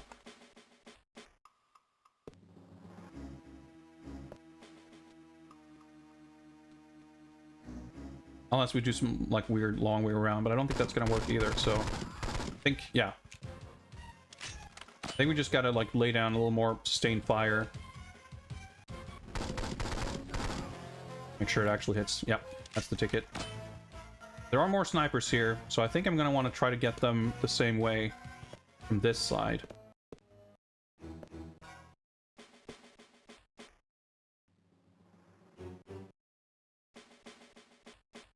Gotta learn to recognize the colors of the pixels. Okay, if that's a guy, I'm not hitting him.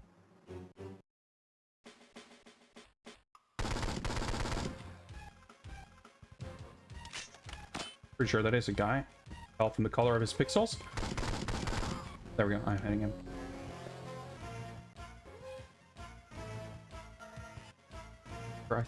That looks like that may be it.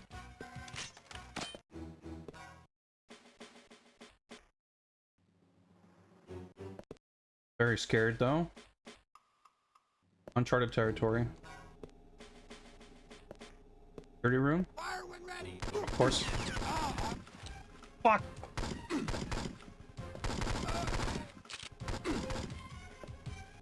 Guy spawned behind me, right?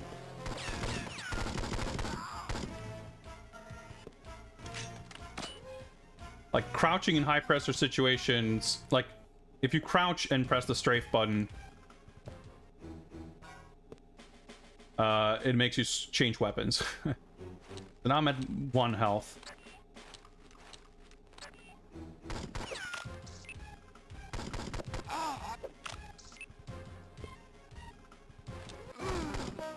Ah, I was trying to see where someone was. Ah, that's so annoying. It's so annoying. And it's annoying because not only because I failed instead of succeeding, but it's annoying because I fucked up and I took a bunch of damage, which then limited my ability to do science. Cool, I just spawned with 1 damage taken. A little unusual, but I think we can work around it.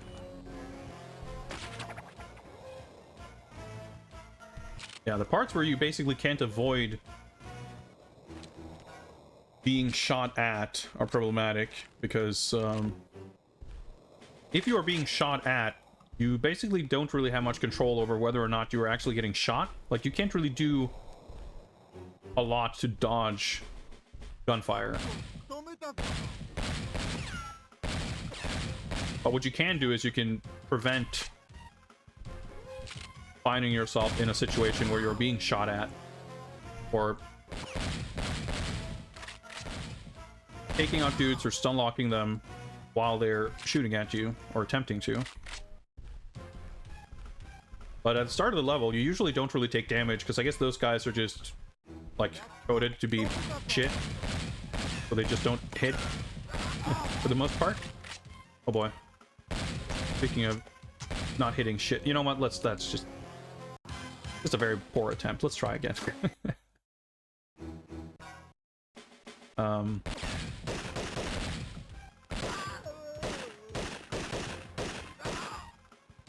See, that's a little bit better. But yeah, the controls in this game, like the actual control scheme, I think I was like positively surprised. It actually seems like pretty reasonable. But of course, you know, you have 2 face buttons, 2 shoulder buttons, and a D-pad, and a select button. Doesn't give you that much to work with, given the complexity of everything you can usually do in these games with all the gadgets and crouching and jumping and whatever else.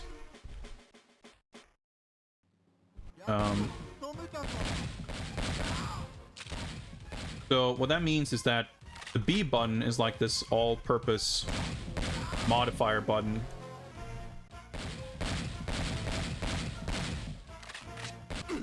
You walk forward, backward, strafe, left and right with the D-pad. Or sorry, you turn left and right. You strafe left and right with the L and R buttons. You shoot with the A button. You reload with the select button.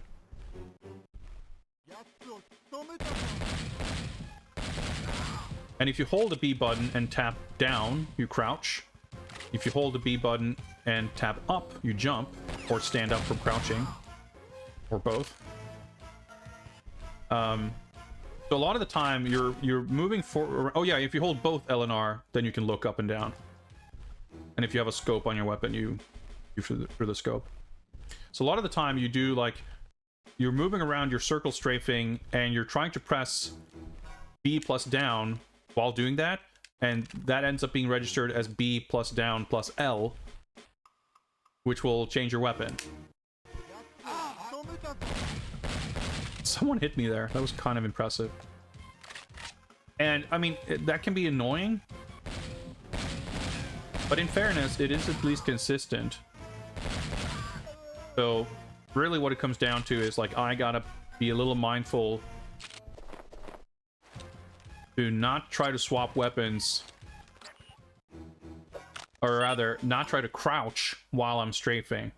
Like, try to get to a standstill. Like, I can't really, if I'm running forward and try to crouch, like I have to, you know, you hold up on the D-pad to go forward, but I have to press down to crouch. So I basically have to stop to crouch anyway. Fire when ready. Oh, fuck.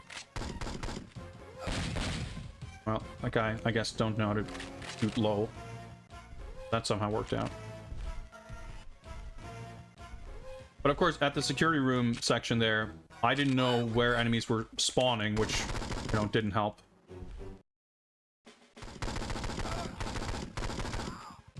Kind of fucked up my positioning a little bit there, but I somehow got through it without taking it.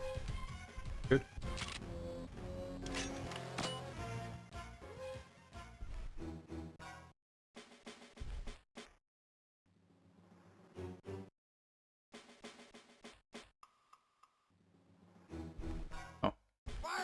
Getting the corners confused there.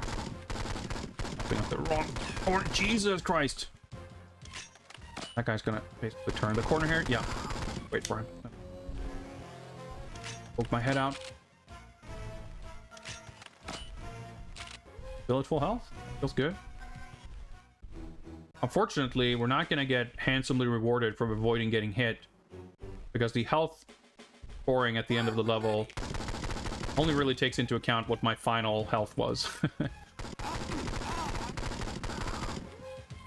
Well, 53 hits, but I mean, usually that is to be my benefit, but it'd be nice to, well, I was gonna say it'd be nice to be able to get some kind of point reward for getting through this so elegantly, but on the other hand, that's just what's being required of me. That's what I need to do to survive, basically. Fire when ready.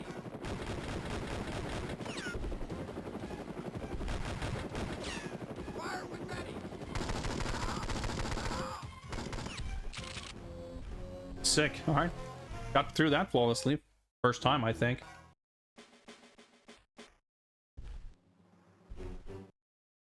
again, you know, the pressure there isn't as high as it used to be when I wasn't sure how to get through this part, but the more health I can Fire when ready. preserve, the better, obviously. Give me a little more of breathing room.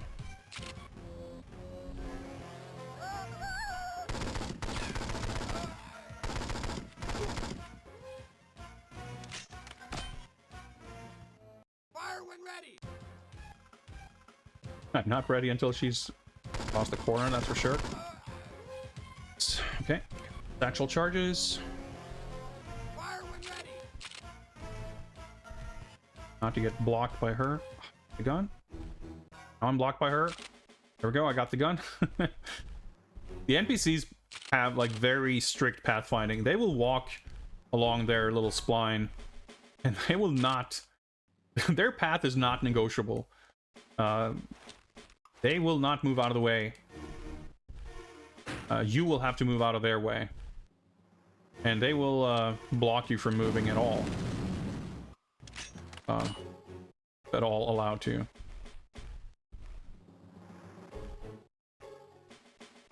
Fire when ready. Nice. Okay. Pretty good.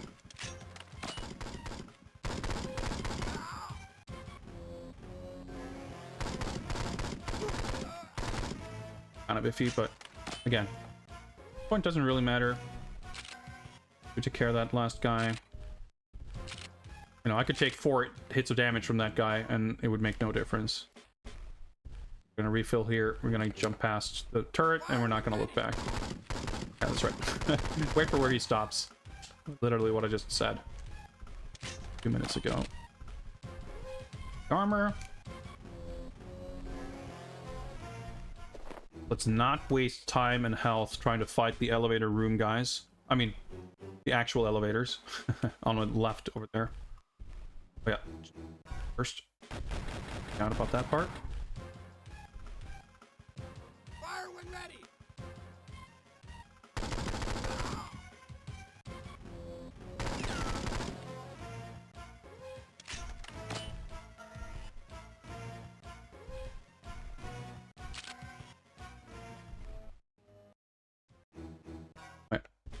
I always think that she's gonna run across here, but that's the turret, so I have to go first. Left.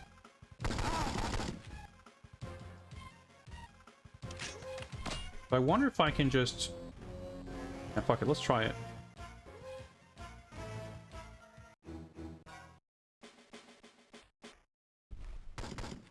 Yeah, ignore those guys. Realize that these guys are coming from over here. Fire when ready.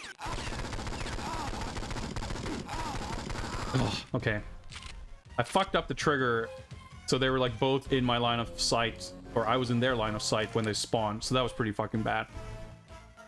But that was an experiment, because I realized that you don't necessarily need to walk backwards into the room, because I thought they wouldn't spawn until we were in the room, so I'd be able to like shoot them through the doorway, but they spawned a little earlier than that, and I basically, if you're walking down the hallway and you have the door on your right, apologies if it's backward because of my left and right, but from my perspective, I'm walking down this hallway and the door is over here on this side. So if I'm walking this way and walk into the door, they'll come from over here and start shooting me in the back. That's why I wanted to like go like this, turn this way, facing them, and back into the door and shoot them. But the thing is, like, the doorway is here, and when I walk up here, it's not when I go through the door. And apparently, if I walk a little ways away from the doorway, I can even go into their part of the hallway, and they won't be there.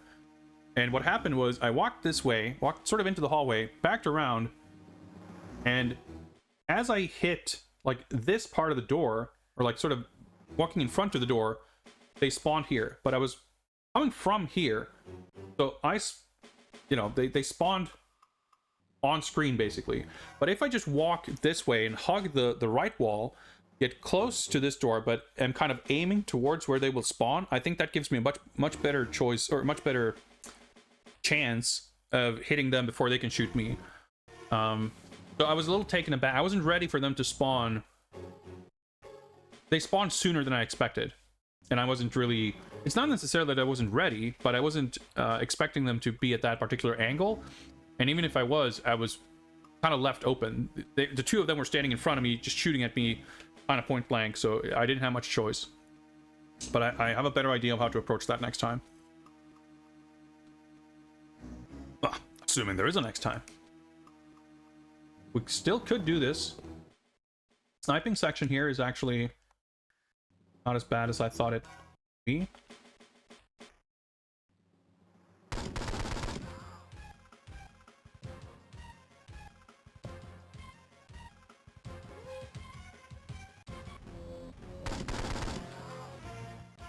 Still think I made the right choice in trying to go to the left to take out these guys.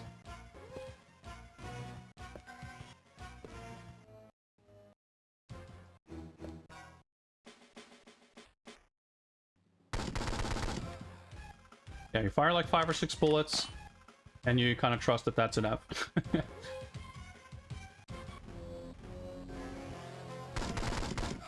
Yep, got him.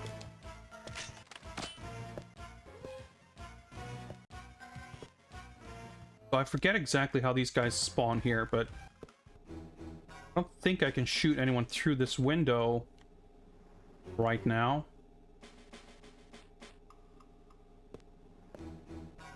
Okay. Fire when ready.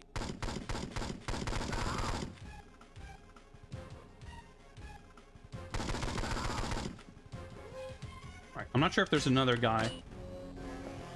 I think it's just the two of the... Nope. Of course, that's what that little corner was for. Just for spawning that guy, I guess. We're alive. That's an improvement.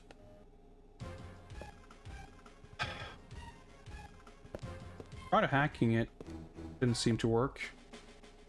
Oh, maybe I mean, I can try shooting it. Nope.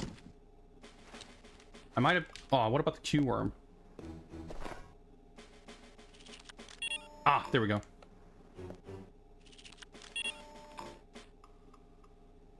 Now what? Now can I hack it?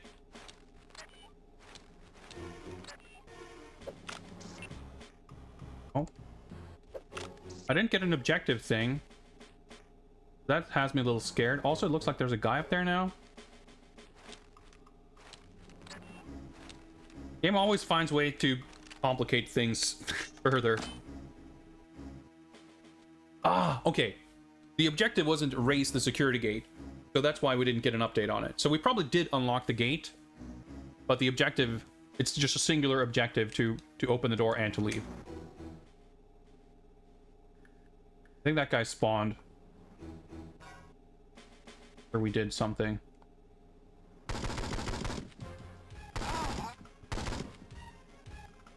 Cough.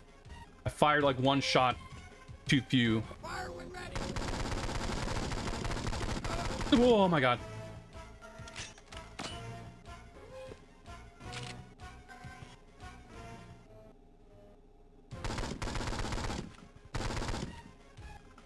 Can't be stingy with bullets there.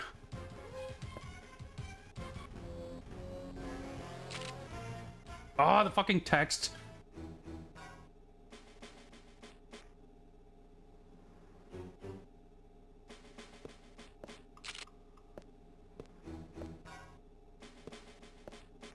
Fire when ready. Yep. I figured. Yeah, that's the lobby right there. But I didn't expect us to survive that long at that point, frankly. But it's possible that those two were the final two guys. Quite possible. Yeah, that was good progress. I feel good about that. That wasn't like a frustrating experience. I mean, it was. But more good than bad within the context of our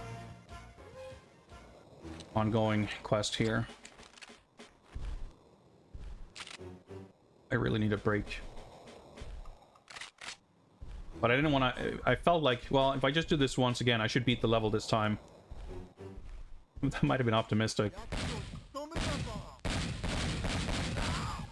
Okay. But I'll definitely take a break after this attempt. Win or lose. What the heck? There we go. But I guess I also didn't want to... I want to kind of keep momentum.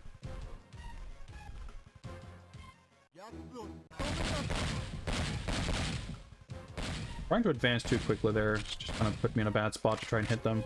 That way they can kind of line up. Like, I want to run forward there to not give this guy too much of a chance to shoot me in the back.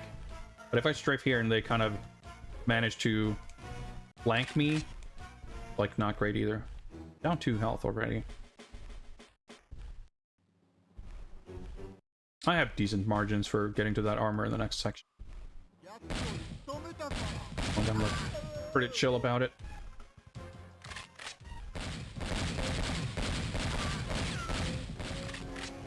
Whoops. What the? Fucking didn't hit that guy at all, apparently. That was really bad. I'm getting very impatient and sloppy. That's not good.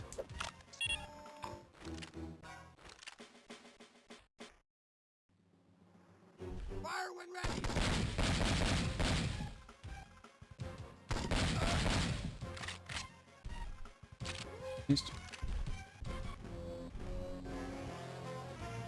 Fire when ready.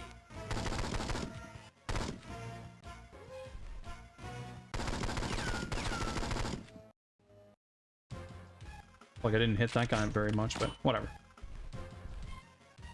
This level is pretty rough. But it's kind of the way this game is designed to, like... It's very trial and error heavy. Fire when ready.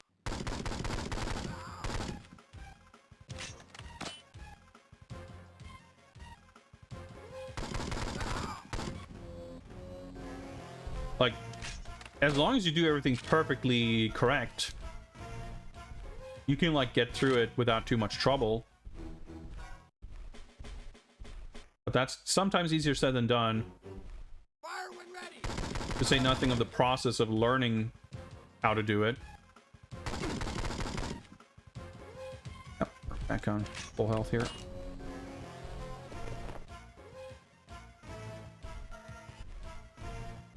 And even, like, getting it right and executing it, like, it's not, I don't know, it's not that fun. I mean, it's satisfying when something that was previously, like, felt insurmountable is, well, surmountable. Okay, managed dodge another straight hit there. But when I'm, like, trying to figure out the latter parts of the level, redoing these parts is mostly tedious. Fire when ready. Because, like, the environments aren't that cool, the shooting doesn't feel that good.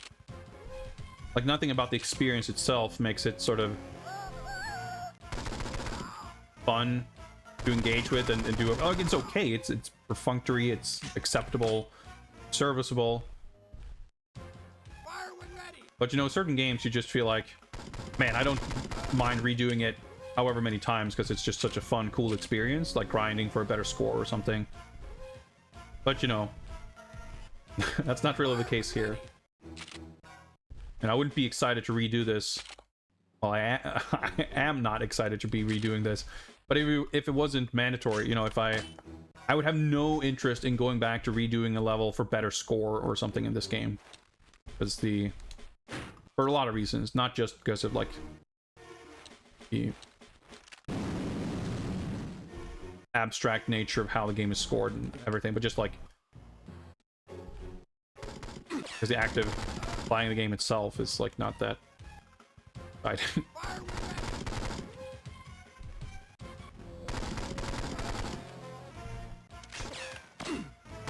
Or to take that hit doesn't really matter.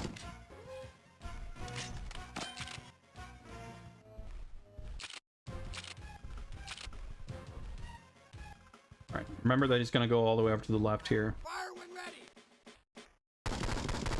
Shoot over there. Shoot where he's gonna be standing, not where he is. That's the recipe for dealing with that stuff. So, okay. The biggest question mark at this point is dealing with those last two guys. The last two guys of this section. Now, I might get damaged here by the turret. There's not too much I can do to control that. I can hold the jump button and hope for the best. Nice. Fire when ready.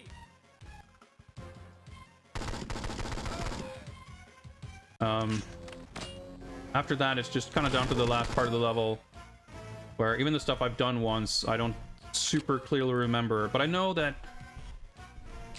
where the 3 guys are going to be basically when I enter the security room. One guy spawns inside the security room, and then the guy comes through the door, and the 3rd guy's in that over the little alcove in the corner. And I think what happens is once I open the security gates, the new snipers spawn. I think once I leave the security room, like at least one of the elite guard dudes will show up.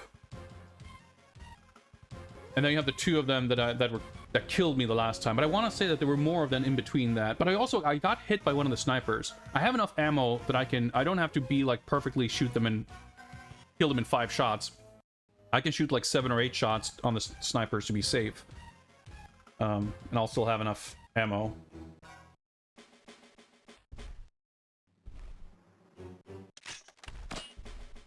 So let's do this part first. Got the hostage hallway.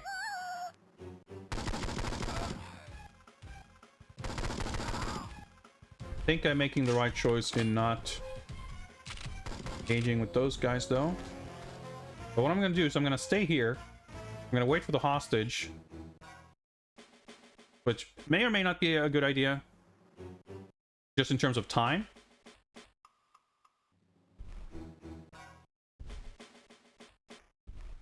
Are clear there. Fire when ready. Yeah, see? This is exactly what I was saying before, like clearing this corner that way will let me get the drop on them as opposed to the opposite. So now I get to enter the final area with full health. And a lot of ammo for that matter.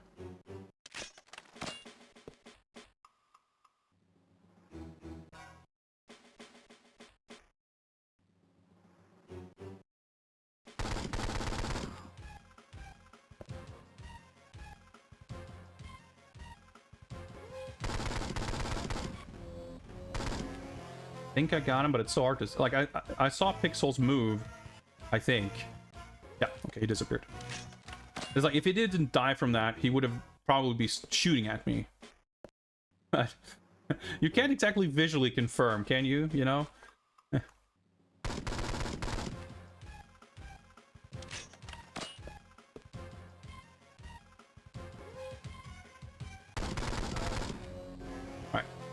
The best part is if you can't hear that grunt where they go, oh!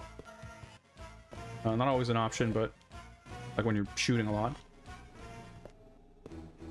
Guy's not in that room for sure, but free crouch.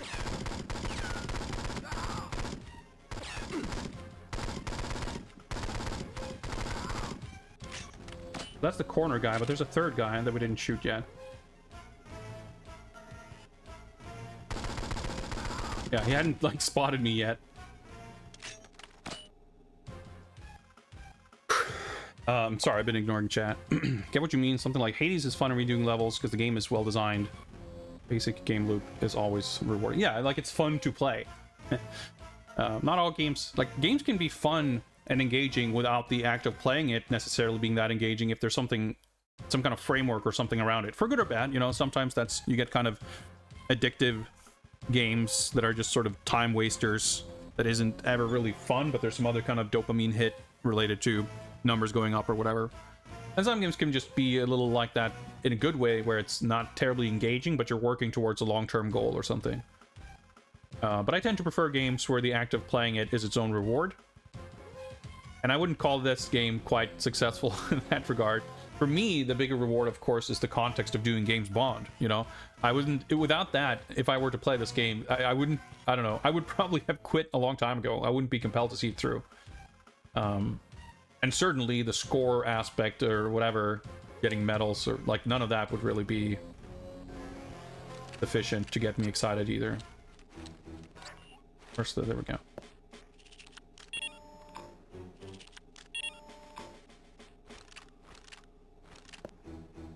Fire when ready. Alright. These guys caused a lot of trouble. That's the part that I was like forgetting.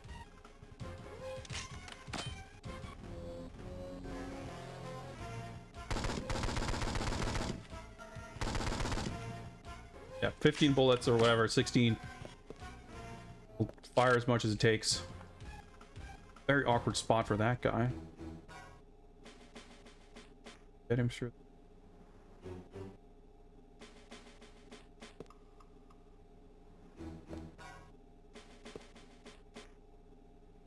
I can just avoid him?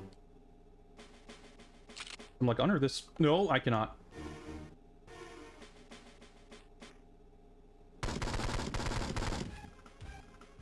Should be okay now, I think. Well, we'll see what the final room has in offer. An offer? That's not a word. Has to offer in store for us. I'm getting shot by someone else other than these two guys. We did it. Okay, did we do it? Cutscene? Yes! We did it. Whew. What a fucking level, dude. That was like 2 hours, I think.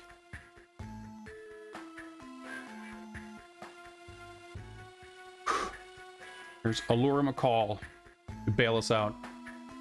Need a lift, Mr. Bond? Allura McCall, Australian intelligence, on loan to MI6. Q-Branch has been monitoring the tower security systems through the worm you planted. We saw you in a spot, so here I am.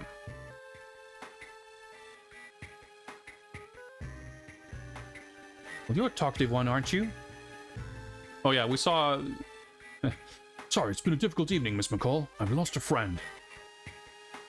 Yeah, a babe got killed a couple of hours ago at the beginning of the level. No, was it this level? Yeah, it was, yeah. It's just in the cutscene, which we didn't watch for the last, like, 12 attempts. Well, we fucking barely eked out a bronze medal. 90% enemy, 51% accuracy.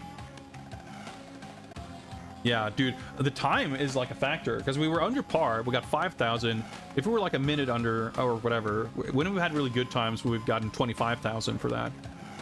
Clearly, enemy kills is, like, what really matters. But I'm not sure how the percentages like scale or how that works. Honestly, I don't really give a shit. I'm just extremely relieved that we were allowed to complete the level. Ah, that felt good. Oh, okay. Now I'm concerned. Nah. I wish that Mission 7 would have been the underground compound facility.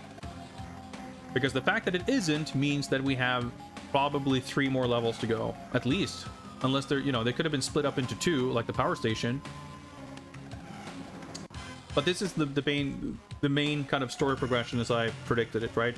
We would come back here, then we go to the island, then we enter the facility, we go to space. So there's like island, facility, space. Those are probably the 3 remaining levels. So I thought like I thought we might have 3 levels after this, because when I saw this preview, just from the thumbnail, I thought this was the facility level. It's like, wow, they skipped a whole bunch. I guess this game is short. I was like, wait, hang on. No, we're not even out of this place yet, because there's a second level in the same location. They just split one of the levels from the PC game into 2 levels, which thank God they did, because having to do both of this without checkpoints would have been even worse than the level we just did. Far worse, frankly.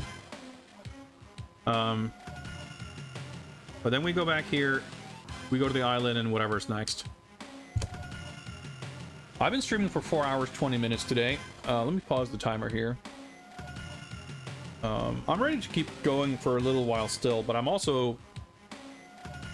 I'm like steeling myself for what going through this level is going to be like, because I don't think the game's going to get any easier. Although... once we had the plan, once we know how to beat a level, none of them have been super... I don't think there's been any level where we're like, we have the right idea, we just have to... You know, it takes us 8 tries to execute it correctly. Once we had a plan for each encounter in a level, it's been pretty smooth. Like, I didn't feel like we score issues aside. But as far as like surviving till the end of the level and getting everything done, if you look at what, you know, it took us a long time to get there, but once we got there, it's okay. So really, what determines kind of the difficulty of a level isn't necessarily what the level is throwing at us. I mean, it is, of course, but what I mean is, if we know a level, none of them are too bad. So the challenge isn't really in beating the levels, but in sciencing the shit out of it to figure out how you are supposed to beat the level. And I think that could be, you know, we were stuck on the turret for a while because it took a couple of attempts before I thought about the satchel thing. Although that's a good example, by the way, of where the manual might have been helpful, because I'm sure the manual would explain that the satchel is for exploding a single door. Now, in terms of how many times we got there, it didn't take that, you know, I figured it out on like the 4th time we got there, which isn't that much, but it, you know, it took a while. But if it hadn't been for that, you know, the second turret, thankfully, didn't take many attempts to figure out. So I think how long a level is going to take to beat is kind of more down to those kinds of things, like how many weird, awkward puzzles or set pieces that require a specific solution are there going to be, and how tricky is it going to be to figure out how to solve it, or like where to walk to avoid enemies spawning, or whatever it is. And that's one of those things where I don't necessarily feel that there's a likely gradual, like, as far as designing the game, it's very easy to add a few more enemies to raise some enemy damage values or whatever, like on paper creating a gradual increase in difficulty. But those kinds of things where you have to figure something out are so much more abstract and not necessarily designed to be that way. And even if they are, it all comes down to my ability to figure it out and understand what's going on. So difficulty spikes, as they may happen, I think are more down to that kind of thing than like, oh, this enemy is particularly tough. And there's no guarantee that that kind of thing is going to have like a gradual increase. I would say so far the game definitely has kind of had a gradual increase, but I don't know. This stage was easier than stage 4. We died a couple of times, but I think every single death we had on this level was to the instant kill underwater fans. So if those hadn't been a factor, if it was just fighting enemies and getting to the boss, we would have basically done this first try. I mean, that's a big if. If they didn't have the instant death traps, they would have had some other annoying shit instead, which would have prevented us from doing it first try. But this was an easier level for sure. So I don't know. I mean, call it copium if you will. But I have some degree of hope that we're not necessarily going to see things get worse and worse. But that's not to say that's unlikely to happen. But a break is indeed a good idea. We're going to take a break. I might actually take a slightly longer break to grab a snack. I'll take a look in the kitchen, see if I find something. But I'll be back before too long with at least an attempt at investigating these island caves, see what this level is going to be like. I'll see you guys in a little bit.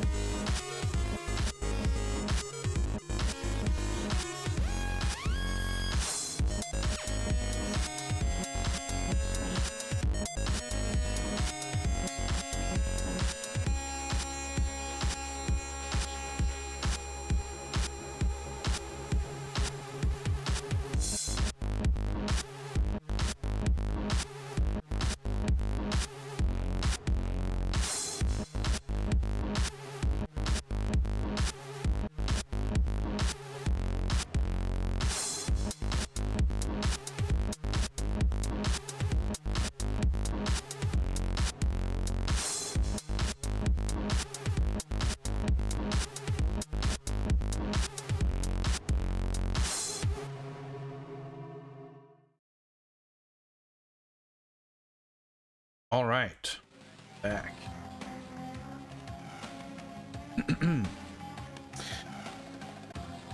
Megami Infinity says that Eternal Champions artwork reminded me. Recently found out about Chicago Syndicate for the Game Gear.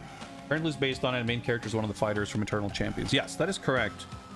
That game stars Larson Tyler, Chicago PI in the, I don't know, Prohibition era, right? Whatever, something like that. What up, Guybrush? Never heard about that game. Yeah, it's very interesting. The people who were responsible for Eternal Champions always envisioned it as this like huge cross-media property, and depending on who you ask, and there's, you know, certainly some conflicting perspectives, or more so a singular perspective that has been kind of taken as canon when it comes to Sega of America at that point in time and their relationship with Sega in Japan. And only more recently has some of that perspective started being a little more contested, or at least not necessarily taken completely at face value. And I don't know personally how much of that overlaps with the Eternal Champion situation specifically, but basically, you know, the typical narrative around it is that Sega of America was all, you know, all in on Eternal Champions when Sega of Japan was like, no, we have Virtua Fighter, stop that. And that was kind of the end of it. I think that's probably, there's a kernel of truth to it, I'm sure, but I also think it's a little bit of an oversimplification, and there's a lot around that kind of narrative surrounding the relationship between Sega of America and Sega in Japan that is, for the most part of the last 20-30 years, we've been hearing about that period of time and that relationship and those goings on from a very limited perspective with, let's just call it a certain bias. You know, that's not to say that Sega of America and Sega Japan had a perfect working relationship, but there's a degree to which there's this idea that Sega of America was too successful and Sega in Japan was resentful of that, so they sabotaged Sega of America, which I think is not entirely grounded in reality. In any case, I think Eternal Champions is fascinating, not just like the game, but that whole idea around it. Because, like I said, they had kind of envisioned it as this big media property where they had the original fighting game, they had multiple spin-off games, or even like, you could call it spin-offs, but I think the idea was almost more to think of it as like, you know, just interconnected games in different genres that were part of the same universe with the same characters, but different players might want to engage with them from different directions because, you know, they might not be into fighting games, but they might be into some other stuff. And there were certainly plans for stuff like comic books and a cartoon and, you know, toys and whatever else.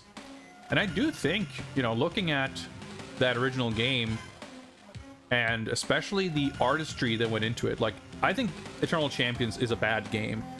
I think it is a game that fails in fundamental ways that just like hampers the entire thing. But I think it has great visuals. I think it looks awesome. Like, as far as a console only fighting game at that point in time, I don't think there are many games that look better than it.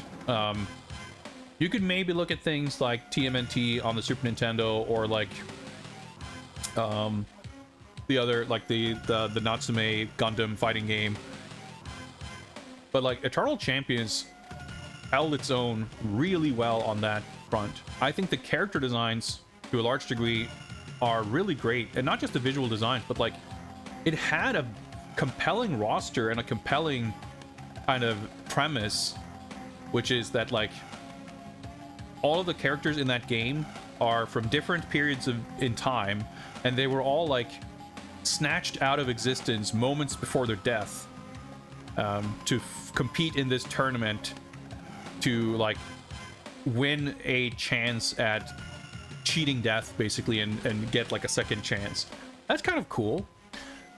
So you have like the time travel aspect, you have the supernatural mystical element, and you get to include all these different, you know, there's like this futuristic ninja lady, there's the Cyberman, there's the vampire kickboxer, there's the cyborg kickboxer, there's the merman, there's a caveman, there's the aforementioned, you know, Chicago detective, there's Xavier Pendragon, the what is he, like a druid or a wizard or something? Like it's a cool cast, and I think for sure, like, it's very easy to envision that world and those characters as a 90s comic book, and I think it could have been a cool cartoon. And I think it didn't quite get to really, like, it stopping before it really got going. I don't think the narrative that, like, Sega of America was too successful, so, you know, Sega of Japan got too jealous and stopped us from succeeding further. Like, I don't think that's really true. But at the same time, I feel like the concept and idea of Eternal Champions as this cross-media property was not necessarily something that had a real chance to try and fail. I think it didn't really, like, I don't think it was sort of shut down or wrapped up prematurely on account of it not succeeding. I think there wasn't, like, quite enough, it wasn't given quite enough of a chance to really say that it didn't work. So it's very interesting to think of, like, an alternate history where Eternal Champions became like an ongoing series and brand, especially with their ambitions of turning it into something bigger than just a fighting game and a fighting game series. So what we ended up getting was the original game on the Mega Drive, the Mega CD sequel, which I haven't played much of, but from my understanding, it's a pretty substantially improved game. It does add a bunch of characters and stuff, but I think it also, like, improves the game quite a bit, which I would hope, because the original, like, has a lot of really big issues. There was Chicago Syndicate for the Game Gear, and there was also Experts, which I think came out. I'm always confused about, I can remember if that was an actual retail release or if there's just a dump of it that exists and the game wasn't quite finished, but I think it did come out. And I think that's on the, is that on the 32X? I think it might be. Or is that also a Mega Drive or Mega CD? I forget. But yeah, it's like it's like 95, 96 or something. And it's like all CG pre-rendered sprites, so it looks a bit shit. And I know that Shadow is a playable character, but I think it has, I want to say that it has two characters, that you can pick Shadow or someone else. But I could be mistaken. It might be a Genesis. Yeah, because I think it might also be US only, but I could be wrong about that. I think the reason I think of it as a 32X game is because in my mind I conflate it with the there was an X-Men game for the 32X that was canceled that looks kind of similar. It's also got like CG sprites, and it's got this kind of a pseudo belt scrolling 3D kind of vibe to it. Because Experts is like, it's not exactly a beat 'em up, but it kind of plays like one, but it also has maze-like sprawling levels and like adventure puzzle-y bit. It's not a very good game, I don't think. But I think that was it. The two actual fighting games, Experts and Chicago Syndicate. I don't know if any other spin-off games are like detailed to the point where we know what they would have been, but there were definitely, the plan, the idea was to like keep launching more games and whatever else. And I guess they basically, like, once the Saturn became more of an ongoing concern, as the story goes, Sega of Japan kind of were like, no, Virtua Fighter is going to be the flagship fighting game. We don't want a bunch of other Sega fighting games to compete for it, even though I guess there were also, at least eventually, Fighting Vipers and Last Bronx and whatever else. But it remains to be seen if the final chapter has been written. There is a kind of tragic little, I don't know, what's the opposite of a silver lining? a dark cloud hovering over the story, which is that the original creator of Eternal Champions, unfortunately I cannot recall his name at the moment, he was kind of working, well, maybe I'm overstating it by saying working diligently, but he had ambitions and he had designs on bringing Eternal Champions back. At one point as Eternal Champions, at some other point without using the brand, because, you know, it is owned by Sega and he was no longer affiliated with Sega, but basically he kind of wanted to bring back Eternal Champions. There were like Facebook pages, there were like concept art, and I think even some like 3D renders of like stages and characters. So like clearly this guy was still passionate about the idea and wanted to bring it back. Unfortunately, of course, we know that that didn't happen. It hasn't happened. But the reason why that's a bit tragic is because this guy sadly passed away a number of years ago. I don't remember when exactly, but within the last 5 or 10 years at least. However, Eternal Champions is one of the many brand names that Sega have like renewed copyrights for or whatever. I don't know that they've like announced anything, but we know that Sega has this ongoing initiative to basically start using a bunch of old IP. They announced 5 games officially with sort of gameplay teases, which were Golden Axe, Streets of Rage, Jet Set Radio, Crazy Taxi, and Shinobi. And I know that there's been a bunch of other names that we've heard of since then. I can't remember strictly at the top of my head how much of that is actual announcements from Sega and how much of that is just like, you know, oh yeah, we can see there's a paper trail to Sega having officially like renewed these copyrights or whatever it is. So I don't think they've said anything officially, but following that paper trail and seeing what names have come up, I'm pretty sure that Eternal Champions is on that list because I recall hearing some conversation about it. And basically, you know, that doesn't mean that there's an Eternal Champions game coming, but it's the closest we've been to a new Eternal Champions game coming in the past 30 years. So, or 28 or whatever. I don't know what form that would take today. Frankly, like I said, I love the world and the characters, and I'd be very excited to see it revisited, even if it isn't a fighting game, because, you know, that would still be faithful to the original idea. And it is really sad that the guy who was like responsible for it, who really wanted it to come back for, you know, decades, didn't get to live to see it. But I think still, you know, at least from a very selfish personal point of view, I'm glad that it doesn't have to be the case that it sort of has to die with him. It would have been cool for Sega and whoever else would have some agency over this to be, you know, to help somehow make it happen while he was around. But I'm excited to see if something might come of it. Like I said, there's more buzz and excitement around Eternal Champions at this point than at any point since back then. So that's always something. At least if you're an optimist like me. Just announced a new company name. Sega Fave. Might be for toys and goods. Who knows? Yeah, we'll see. We'll see.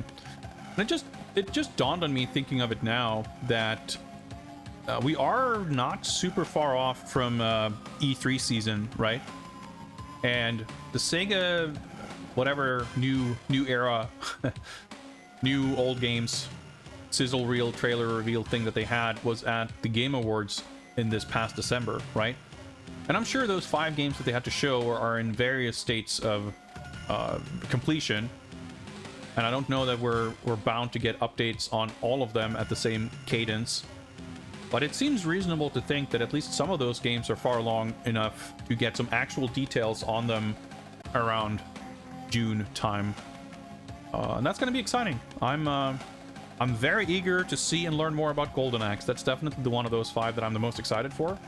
But I'm more than any of those individual games excited about the prospect of A, a company like Sega actually doing something with their old IP, and B, what they are doing with them not necessarily being mega huge modern AAA 3D live service games. Even though it seems from rumors that Crazy Taxi and /or Jet Set Radio apparently are gonna have, like, they're looking at Fortnite for inspiration, etc.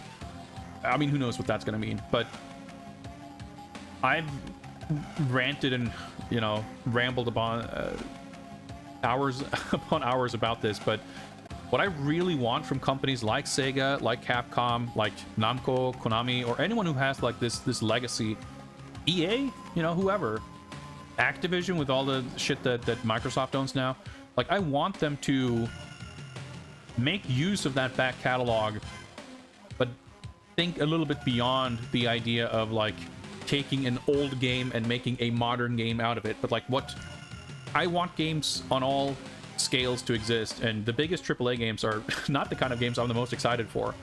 And the thing is, when it comes to those kind of old games, re-envisioning them as a new, modern, big, huge game, that can be successful, by all means.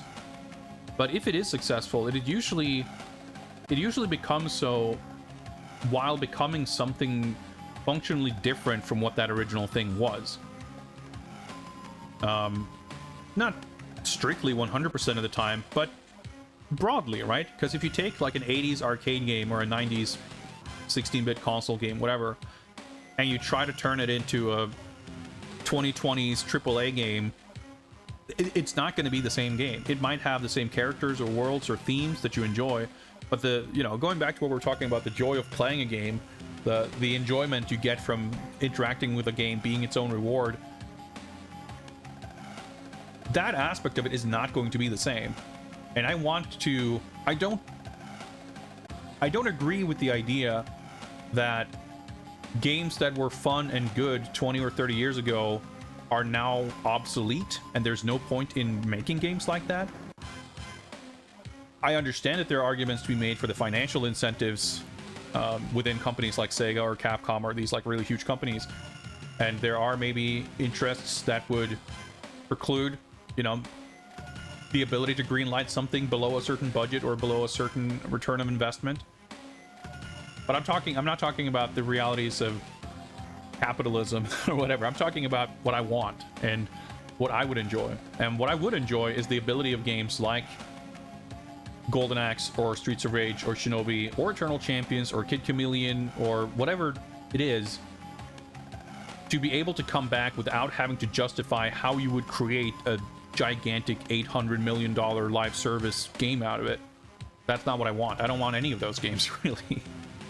And with that in mind, I think, Sega, I think, has, even before this initiative, they haven't been doing much themselves, but they've been far more eager to play ball with other, partners to make games like Streets of Rage 4 happen.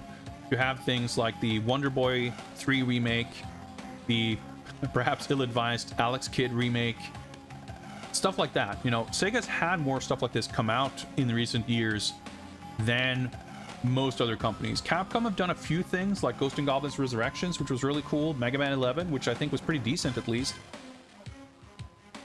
But I think Sega, as far as this kind of category of company is concerned, they're kind of leading the charge with allowing other people to do things with the IP that they're not touching themselves, and from there going, you know what, fuck it, let's actually do some stuff with this ourselves and have them do things, and have some of those things at least appear to be different types of games at different scopes, and with different external developers as well, but still within, if you look at Streets of Rage 4, the Sega's name I'm sure is on it somewhere, but they didn't publish it and they didn't make it.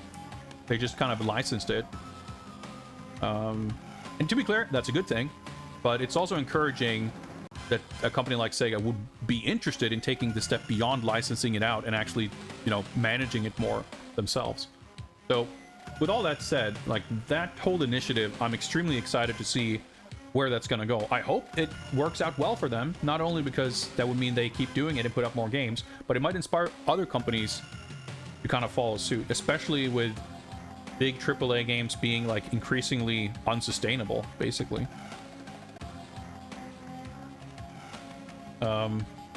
So it's an exciting, frontier that we're seeing explored. And it's cool to at least see them take a shot on it. We'll see, you know, maybe it's all gonna crash and burn, but if it does, we can at least be grateful for a company like Sega to give for giving it a real shot, because not a lot of other people are even doing that or even close to it. All right, done. Let's play video games. Let's explore some island caves. Let's resume the timer and see how this goes.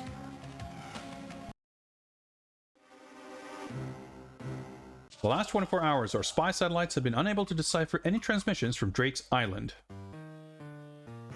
Some sort of jamming technology has been activated. Your first order of business is to shut it down. That's right. Not anti-air defenses, it's like radio jamming. Oh shit! I almost shot Laura McCall. Okay, this is pretty funny. Okay, there's like a sniper over there, I guess. Look at my health. What a way to fucking start a level. It's like to have her with us though, because we had Zoe Nightshade with us for a level at the beginning of the game. We're definitely going to be able to shoot her and instantly game over. She has her sniper rifle like in the PC game. That's cool. Fire when ready. I meant to crouch. I accidentally. Oh my! What the fuck? Also, she's about as helpful as in the PC game. I see. Just to say, not very. Oh yeah, I got this.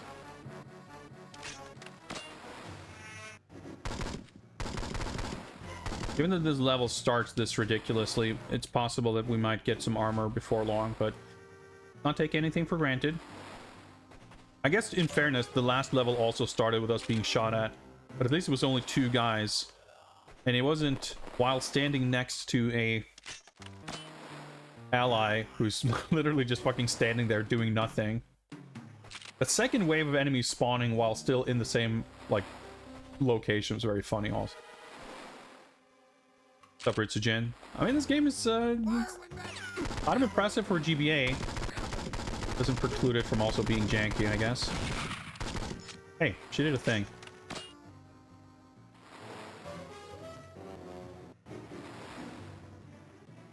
She's taking charge. Fine by me. Take some time to explore. Well, not so much explore as harvest ammunition.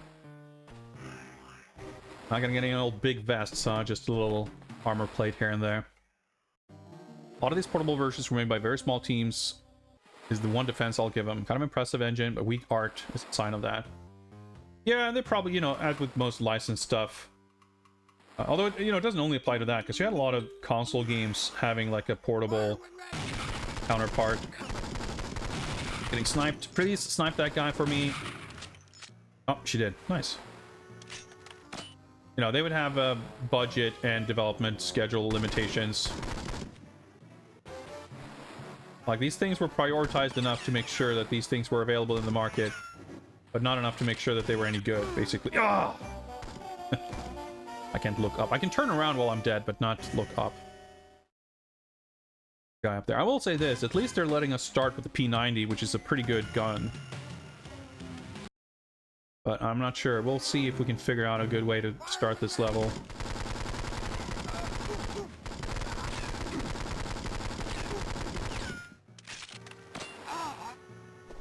Did I get shot there somehow? Alright, now she's walking up.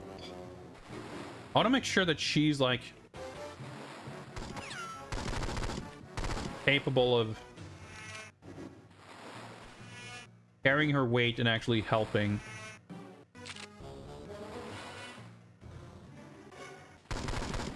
But she's got a sniper rifle. Oh, she can snipe, but she's just gonna fucking stand there until whatever is gonna trigger her next, like, advancement. That's the one thing that I think is the most, like, awkward thing. Like, all of the triggers for, like, enemy spawns and progression and whatever, like, they're so obvious and blatant, which is helpful in terms of developing consistent strategies, but it feels very forced. It feels very artificial. All right, I'm holding the strafe button. I want to try to get inside like this corner. Alright, she visibly shot at least one dude. Okay, I did walk all over the armor, so I didn't do this without taking damage, but I am at least at full health. It's so ridiculous. Like, the enemies can see me, but they can't see her, and she can't see them. Oh, I didn't shoot enough. Okay, I only took 2 health, though. I could have taken, like, 6. Whew. So, you know, that very artificial triggers. Like, oh yeah, there's 6 guys on this beach, but they're invisible. They don't exist until I walk over this specific polygon on the ground, and then they all like immediately spawn, and it's just like, it just doesn't feel like, it just feels so artificial and contrived.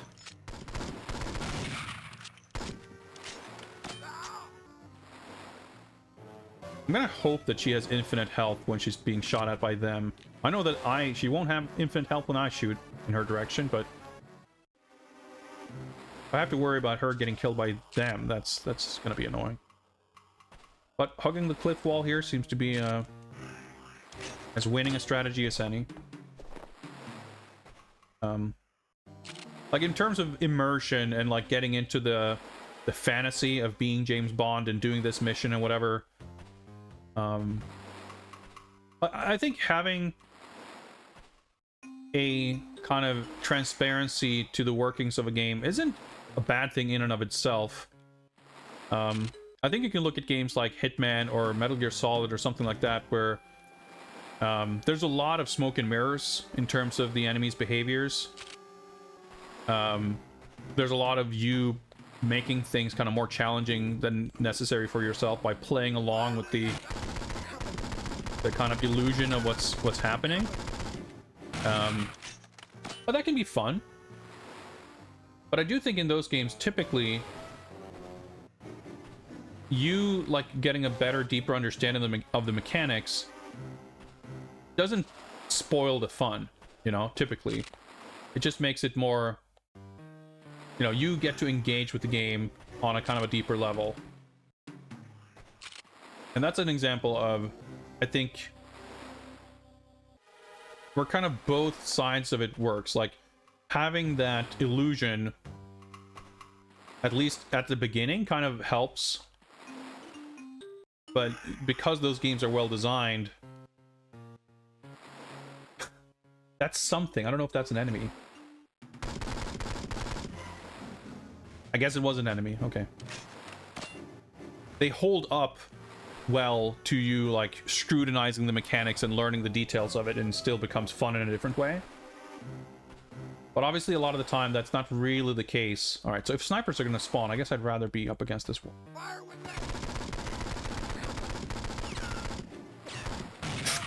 think I hit her leg. Or I shot her about 4 feet away from her leg, but enough for Smoke Puff to show up. Was there armor? Yeah, there was armor. Best of luck.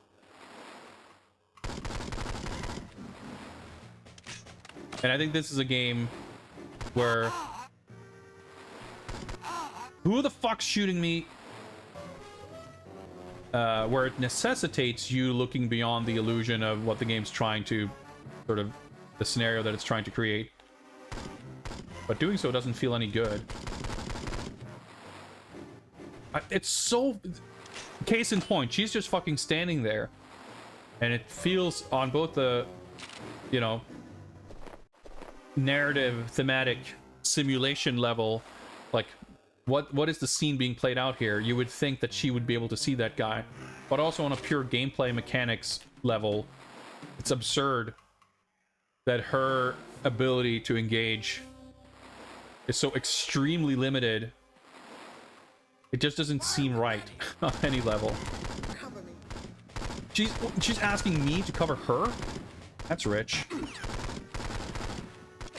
You're the fucking sniper.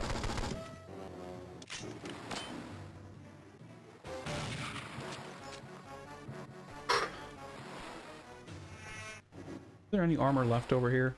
It doesn't seem like... I mean, she's going to be basically positioning herself where she's going to be and where... whatever. Oh, I guess. I don't think I have to be super worried about her.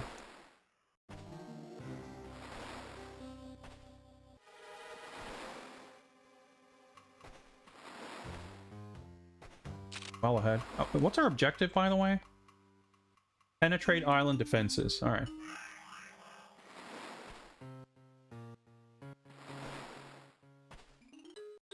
In this little hut. Hut probably doesn't really have it inside. Probably we're gonna... Oh, never mind. Spoke too soon.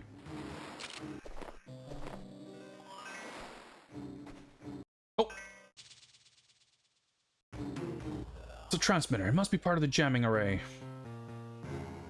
Seen arrays like this before. They depend on multiple transmitting stations. Laura, see if you can acquire us a ride. I'll search for a backdoor inland. Right, we'll rendezvous back here. Good luck, James. Maintain momentum from before the cutscene. All right, whatever she's interacting with is off screen here somewhere. She left to do that. What? I'm sorry? Oh, wait. Okay, sure. This is kind of like the level layout in the PC game. That makes sense. Any kind of verticality and like climbing over ledges and platforming is very strange. Heard someone else shoot. Fire when ready. Urging. They're probably down. No, wait, what? Was he standing on the building? Yes. Oh my god. Ah. Figured they would be spawning down there, but hopefully if I'm crouching over here, I can kind of avoid crouch over ledges.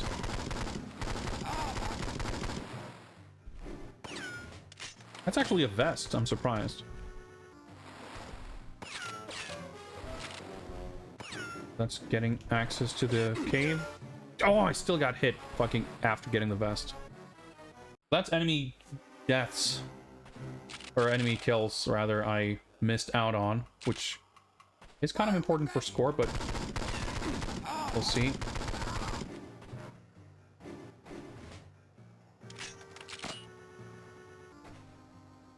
I think that first section, you know, after a few attempts, not necessarily going to be too bad. Hope we're not going to have to deal with too many. Oh! Guys up on ledges like that, because it is borderline impossible to get to them like very quickly. So much for that fucking vest, by the way. I'll be honest. The amount of time and effort it's likely going to take for us to eventually get through this level is very likely more than I will be capable of mustering up today. Oh, of course, I'm getting... Ooh, I'm shocked I survived that. I was gonna say, but they probably spawn enemies behind me. Yep, they sure did. I fucking hate the way this game spawns enemies, because it's always super contrived. Like, that's the thing, like, the contrivances of this game are just out of control. It's always... It's not necessarily that every single enemy spawn is, like, designed to be as obnoxious as possible, but they're definitely not thinking too much about, like, the flow. Like, there's gotcha moments all over the place. Like, enemies will very frequently spawn behind you, and there's zero attempts made at making those spawns seem believable in the context of what's going on. They're like... I was gonna say they're literal monster closets. There aren't even monster closets. They're just... Enemies are just warping into the level, phasing into existence 5 feet behind you whenever you turn a corner. It gets very annoying, because it's not like... Even when you figure it out, even when you learn about it, first of all, it's very trial and error because there's no way to predict it. There's nothing... There are no context clues in the level design beyond, like, well, I'm getting used to how nonsense these level and encounter designs are. that I bet they will spawn a dude behind me, you know.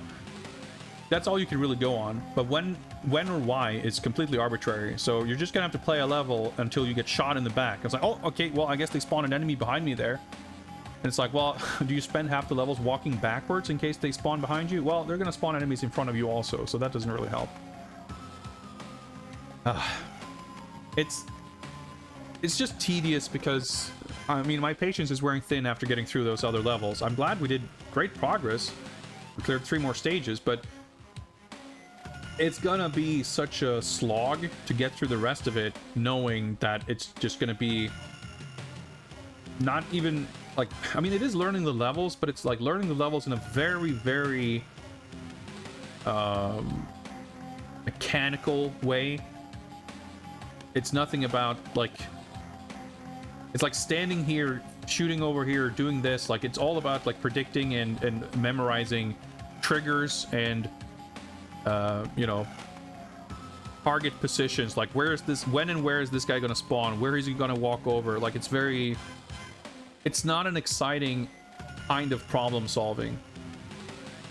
It's very like rote memorization, and like the solution is never creative, really.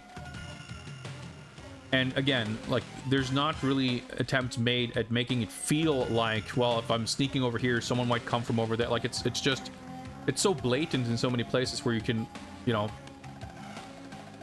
there might be a circular hallway. You can walk around 8 or 9 laps either direction, and there's literally no one there. But as soon as you lean into a doorway 2 feet away, 3 guys just show up instantly. Like, I understand that you have to pull a few tricks here and there, and it's not like other games don't do it. But this game is like, I can rarely remember a game being more brazen about it, and it's annoying to deal with because it's like very frequently. I've learned to recognize it much better now. In the early game, I'm sure it happened. I didn't think about it as much because it wasn't as likely to get me killed. Here, basically, if a spawn happens and I'm not ready for it, I'm just dead. So you're forced to learn it that way. But it's just, because it's so brazen and so constant, it like really takes me out of it and makes it, the experience of playing the game and trying to complete it doesn't feel like I'm embodying the character or getting better at like these skills that I as a player and / or the character are using. It's just, yeah, just memorization. And even then, there's like a good chunk of randomness too, where guys just shooting at you. Like, you saw how many times I run past a turret or a helicopter, and sometimes I take no damage, sometimes I take 3 damage, and you just like, all right, you just gotta accept that. Dude, fucking imagine playing this for like a speed run or trying to get score. Like, imagine grinding gold medals in this game. Holy shit, I'm like upset at the thought of what that entails. Anyways, apologies for being grumpy. See if we can figure this out. Strafe to the left. Fire when ready.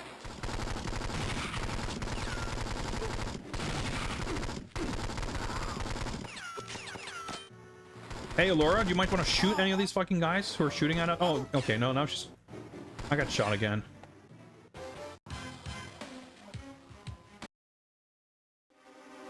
Fire when ready. The guys are yelling fire when ready, by the way. I fucking hate that she's so useless until she's not. She is so, like, unpredictable. Or, at the very least, unreliable. I guess she's predictably unreliable, but... like, there's a sniper over there that I have to snipe with my fucking submachine gun. She refuses to engage, but he will shoot at me. I mean, I guess it makes sense that they won't shoot at her, because they know she's fucking useless. Fire when ready.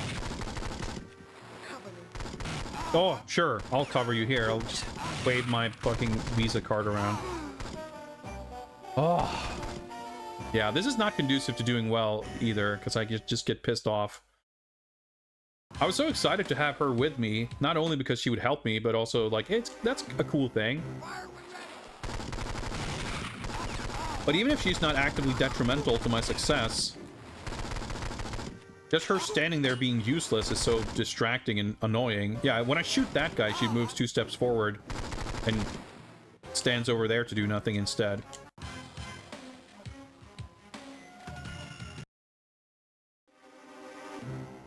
Fire when ready. Try to...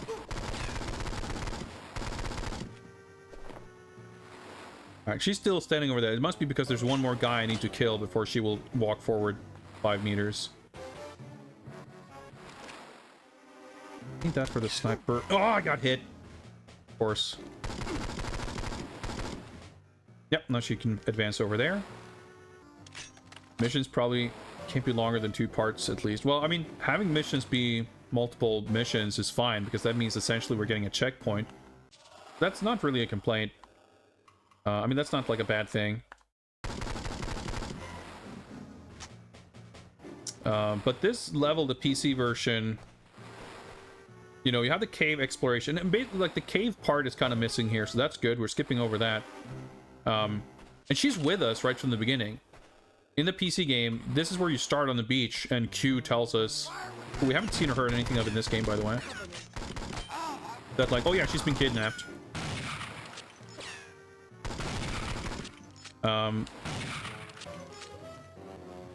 But we have to go find her first, and then we have to take out these like jamming signals, and then you go blow up a bridge, and then we leave. But I think this level in general, it had parts that I think were inside a base and stuff, but I can't recall if that was this level or not. I think it might have been. I think it might have been this level, because I don't think it would be all inside the... I don't know. The PC levels are so long, it's hard to recall exactly what's part of which level. But I would think, because we got to the satellite dish part, whatever, I reckon we blow those up. Like, there's probably 3 sections to this level. We do this part, the beach cave part. We get the cutscene at the end of the beach. We go up the cliff and go into the cave. And we just kind of skip the cave part. Come out the other side to deal with the jamming signals, and once we're done with that, there's going to be some other part after that for like reaching the exit, etc.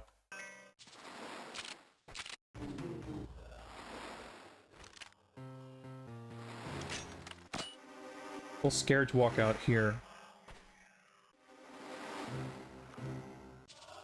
Not sure like where exactly the triggers are, and the guys spawning on top of the cliffs are a real issue too, because they're so hard to see. Fire when ready. Cover me.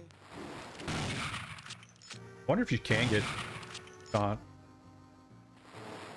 But hey, retreating and letting her take care of stuff is pretty good. But I'm not sure.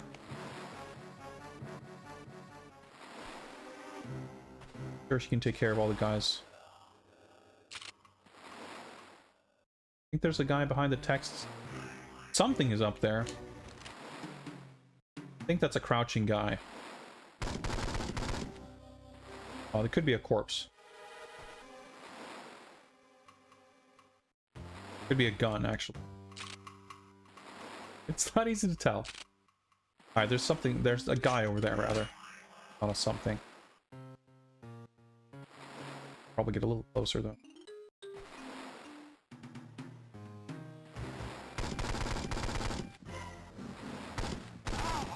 Oh, he didn't die. Now I'm fucked because he's like aggroed, and I keep getting... I mean... Shouldn't have done that. Now I know. But you don't want to walk up close until you get spotted, because... No, that's no good either.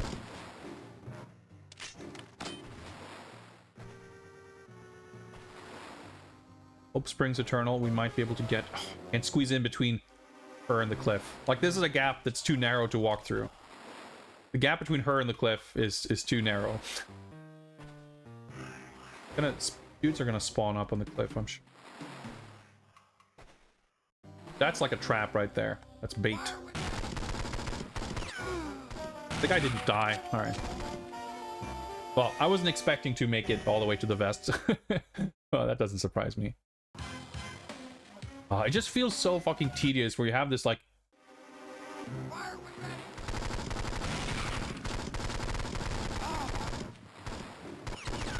I didn't mean to swap weapons.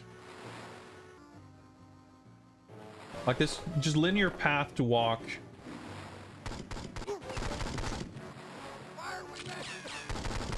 Second wave spawn. But you're just not allowed to walk more than like 2 meters at a time, because you'll walk into a wave of spawns. And if you're not hiding and like already pre-aiming at the correct spot on the screen, you'll lose half of your health in like a second. Like, that's not fun. And like I said, just like the path towards learning how to get through it, it's like not terribly engaging either. I gotta memorize like when and where I have to go shoot guys on the cliff, because it's too tedious to like try and aim up there and take a look every time. Impractical, frankly.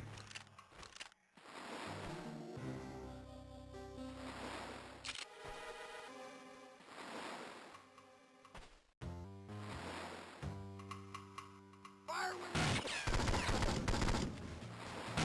Cover me. Oh, she's shooting someone up there. That's good. Like, if I'm able to like retreat immediately as soon as like her and the enemies advance to kind of the next beat, she's actually pretty effective. She's just like extremely limited in her ability or willingness to engage.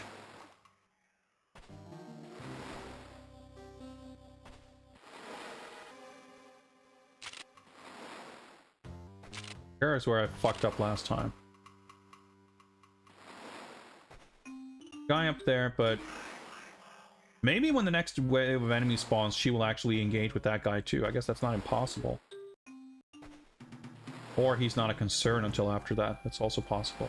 I guess what I could try is going behind here.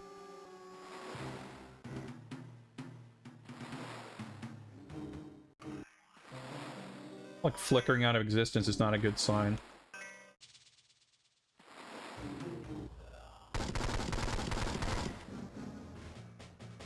The pixels wiggled enough that I think I killed him. Not super easy to tell. Fire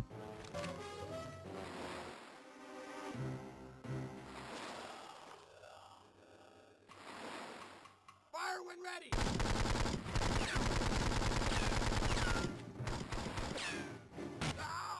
Of course. But yeah, it looks like this was the correct path. I mean, I took a bunch of damage, but lived. I mean, it feels like I could have done that better, but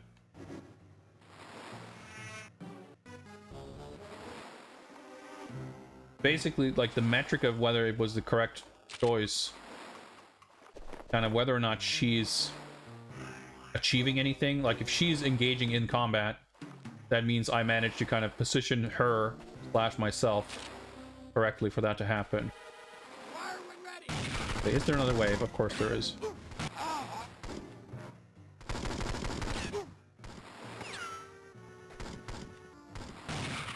Trying to see if there's anything else behind me. Look like it. She's probably not gonna fucking snipe that guy. Leave it to me, I guess. Okay, that wave I did not handle correctly. He's standing there over by the cutscene trigger, I believe, so I think we're done here. There's armor plates in the shed. Collect all the ammo. So I think we're done for this phase.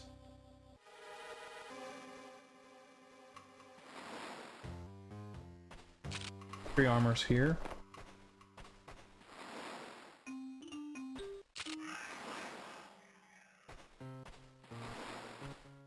Yeah, you just like, if you hug a wall, like you have to like push yourself up over these like ankle height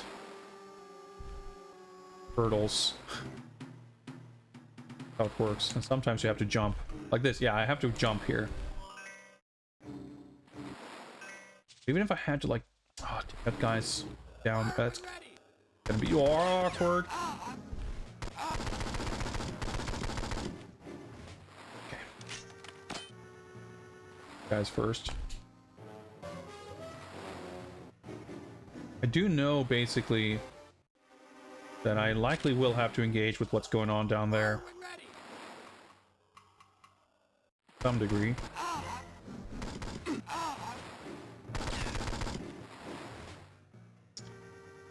But that might just be the one guy that's actually causing us trouble. I don't even know if the enemies are spawning on the beach beyond that, I guess.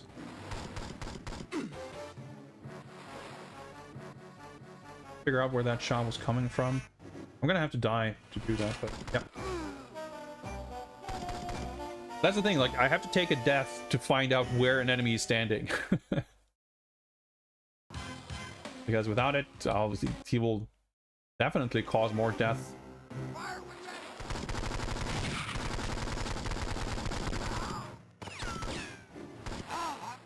Ah! I accidentally tried to crouch and strafe at the same time. Fire when ready.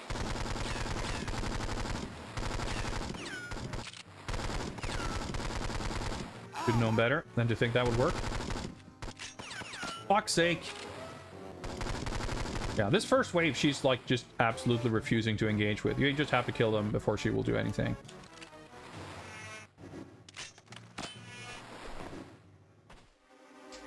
I can snipe that guy, but I believe if I do that, Cover me. he will start doing stuff instead. Oh, she sniped that guy. Oh no, she still won't take out that guy. At least not yet. And I don't want to get shot at by him. Off.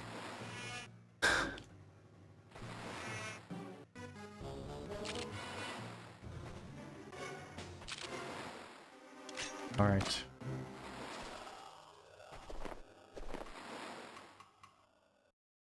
Part.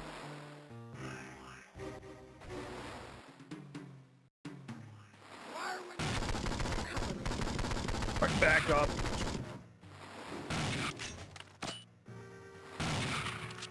That was her shooting upwards.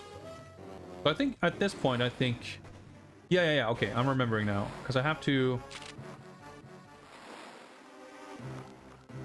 go out into the water towards that cliff.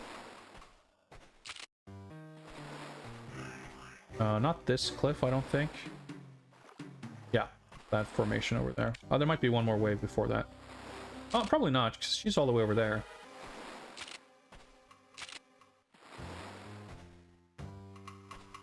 But if we make it to the cutscene, at least I know the first parts of going up the cliff. Because you really have to take like every instance of enemies spawning as like its own thing.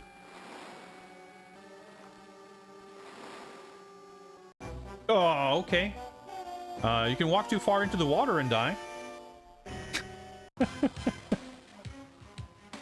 Okay. Fair enough. Fair enough. That's a thing. Fire when ready.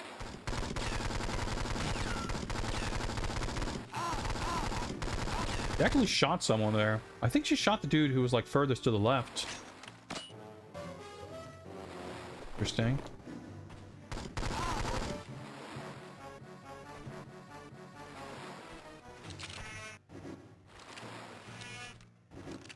Oh, the controls. Fire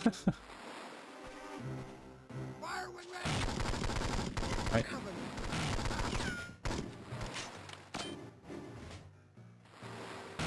Whenever you can let her do some work, it's a nice relief.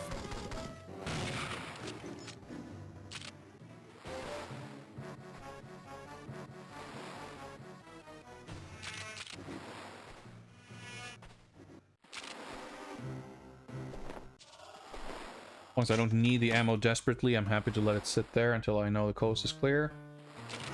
Picking up. Got that guy.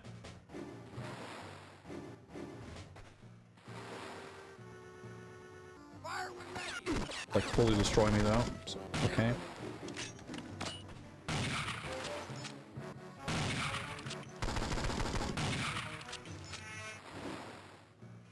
All right, not bad.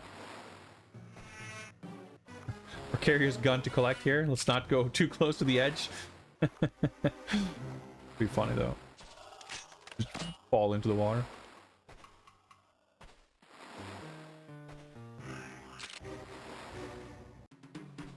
But I didn't actually manage to get the enemies to spawn. I'm realizing now. How do I position myself? Allow that to happen without yeah, because obviously you can't walk around this on the outside. That's what I was basically attempting to do last time. Fell into the water, so I probably have to that.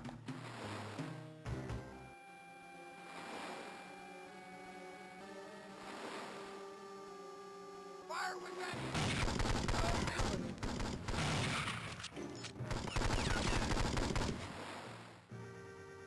That still went pretty well. I wasn't sure like how I'd have to, how far I would have to walk to trigger that, and how safe or unsafe I would be. There was a guy standing there. Okay, so there's one more wave of enemy spawns that fucked me up. Because it kind of looks like the coast is going to be clear, but it's not. That is a guy standing there.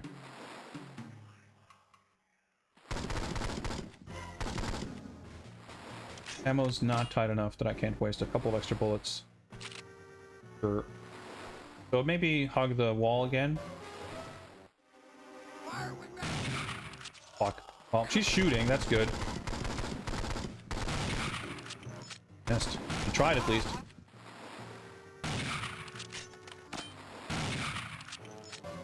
Oh. I'm hoping that smoke puff was her shooting and not getting hit. Oh, oh my god, I was gonna say, is the coast clear? No, there's dudes up on the cliff, I'm sure. Wait, but she's like ready for the cutscene. There's enemies around still. That's a little awkward. I was probably not in a great spot to take care of that guy, but whatever. I'm alive, let's skip that.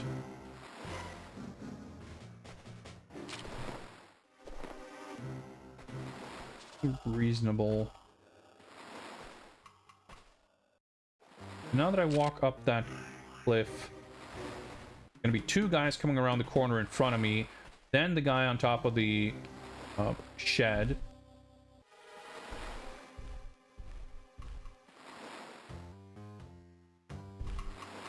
Like jump up here, but then I want to crouch immediately.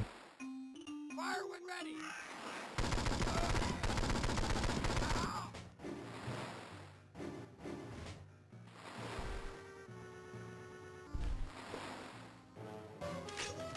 Up here, ugh, hike up that little tiny ledge, crouch.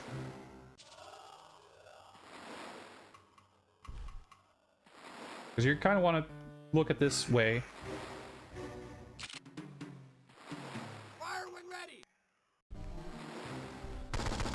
Pretty clear sound cue, at least. It sounds like, you know, people are going to yell from over there, but okay. So there's someone down. I don't want to use this just so I don't have to get the scope view as soon as I try to look up or down.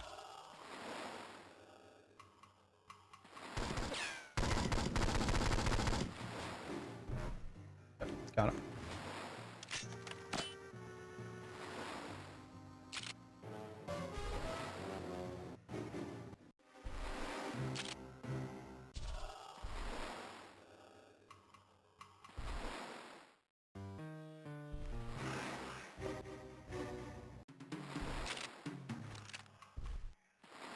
Fire when ready.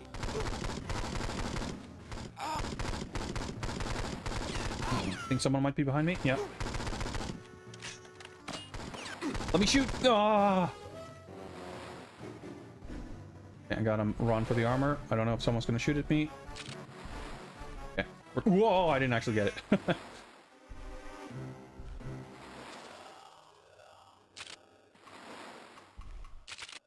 Okay. We more or less got that figured out. Again, if you can get to that point, get the armor Like having the armor right at the end of that section feels good, because that means if you make it there, you are very likely to be starting this section with full armor. So let's learn this section, I guess. At this point, I'm actually starting to feel like I wish I had Allura around. But hey, I gave her a bunch of shit, so I can't complain really, can I? Oh, there's gonna be dudes up there, I remember. Fire when ready. Of course, you have fucking automatic aim adjustment, so if you walk too far forward while aiming upwards, you're gonna not aim upwards anymore. I think there were armor plates here somewhere. Maybe not.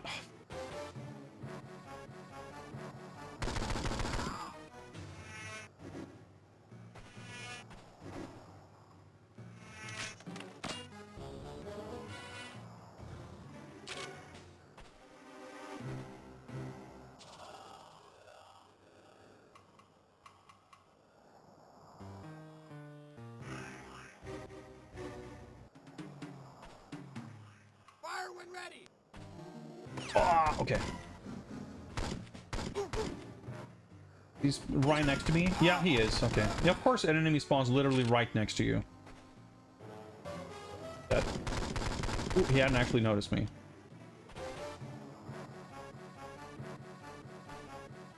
I know that there was the satellite dishes stuff that we kind of skipped past. I just wanted to explore this section first. Fire when ready. Yeah. Creating hits. Whew.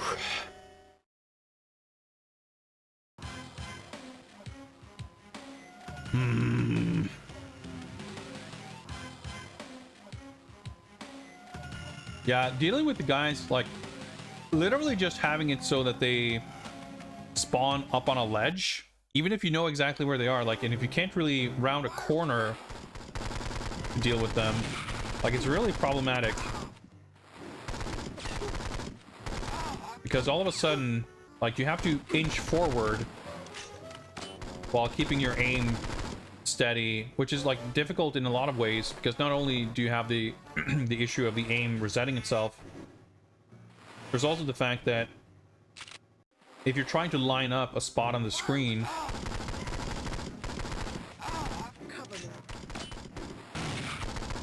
what happens is, you know, as you're walking forward, you'd have to adjust your aim up and down to account for the distance and the angle and what have you. If you're trying to shoot someone from around the corner, you can pretty straightforwardly line things up such that you just strafe left and right. But as you're walking forward, you have to kind of adapt and adjust your aim. You have to move backward and forward, but also aim up and down, which essentially is like adjusting your aim on two axes at the same time.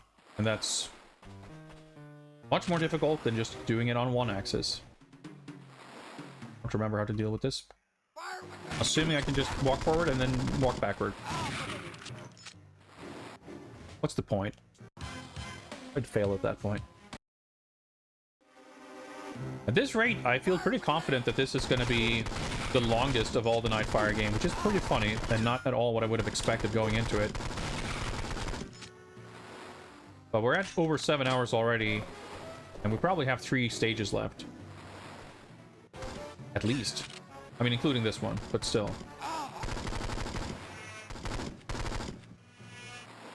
Oh, she's ready to move on. Yeah. Oh yeah, I guess I have to trigger the next wave of enemy spawns before she will. Fire when ready.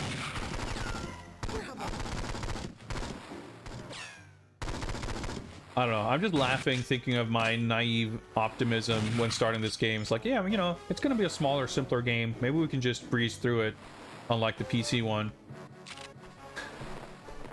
Every one of these Nightfire games have been like, oh, this seems cool. And then you get to a point where it's like, ah, this is pretty rough. Let's hope the next one is easier. And then you get like the first level and it's like, oh yeah, it's pretty sweet. It's pretty nice and simple, short.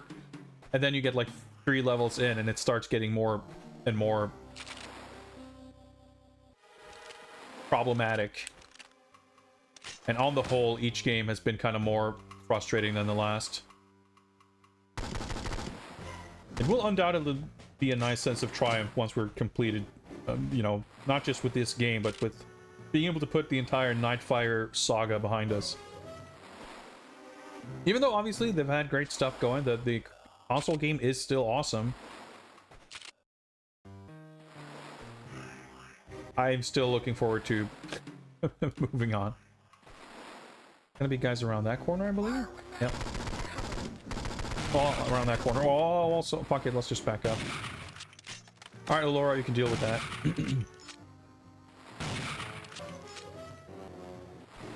I wonder if her killing enemies will reduce our score. I feel like the game's probably not going to keep track of it that way. I hope so, anyway. But you know, the game counts how many enemies we've subdued, right? And if her taking them out counts as us not doing it, that'd be a real problem. Because the enemy kills is like the most important factor for scoring. But that'd be ridiculous, because there's like, you barely have control over it anyway.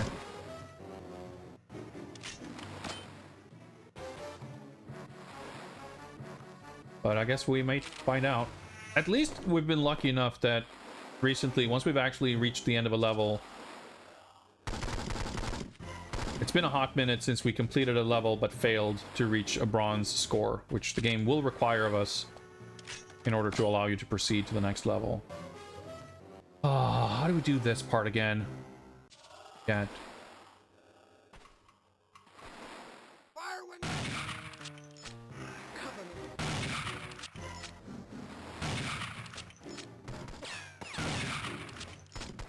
He's attempting to snipe that guy. There we go.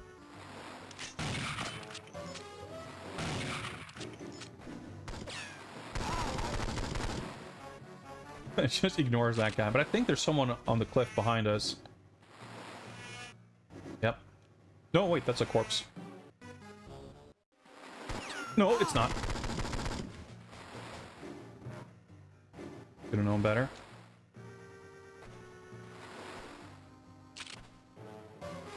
Okay, there's like 2 or 3 armors in here, which should hopefully be enough now that I know basically where these guys are gonna spawn. Oh, they're nice. 3 armor. Let me trigger the cutscene.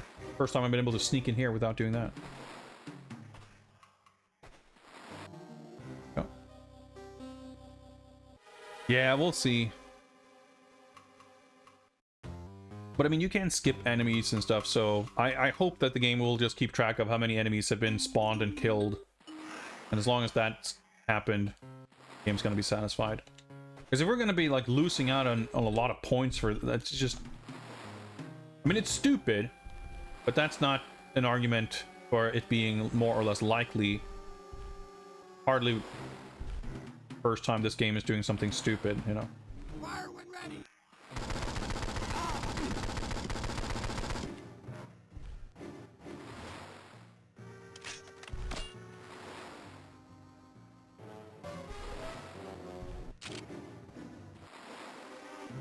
Fire when ready. Oh.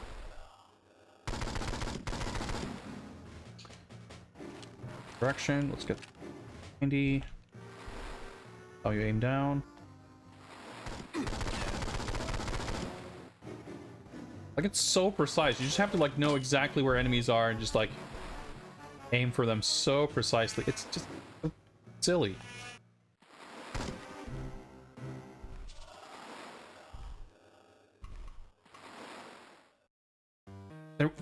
There is a guy behind me this final spawn, right? I think there is.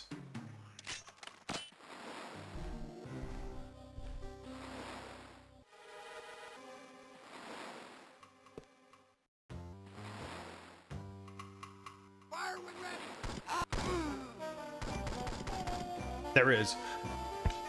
How do you fucking deal with that? There's no cover. Enemies spawn in front of you and directly behind you simultaneously. We'll give it one more go, but I don't have a lot of gas left in the tank at this point, I'll be honest.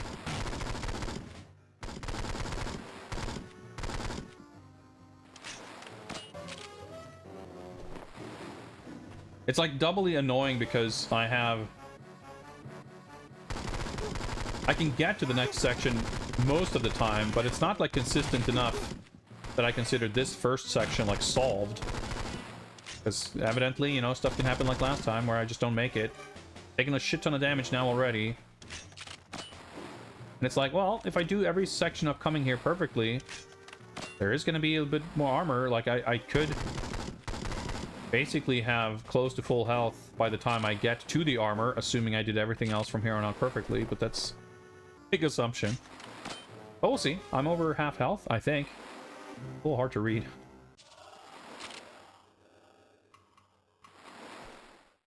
I think there's going to be enemies on the left and... yeah. Cover me.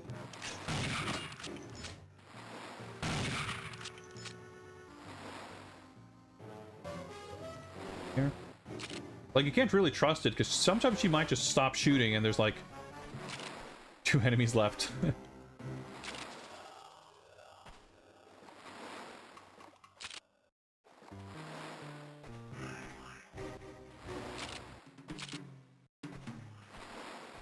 New armor, bring us back to where we were.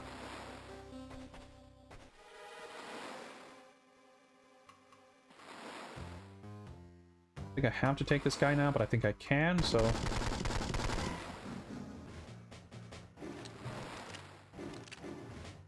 again, just to make the vertical aiming a little easier. Fire with me. Cover me. A little easier, I said, but... well, easier doesn't mean easy.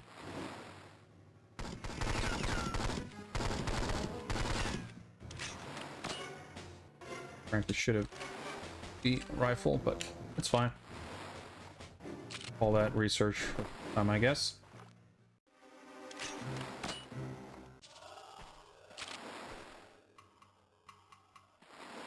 And Fire with me.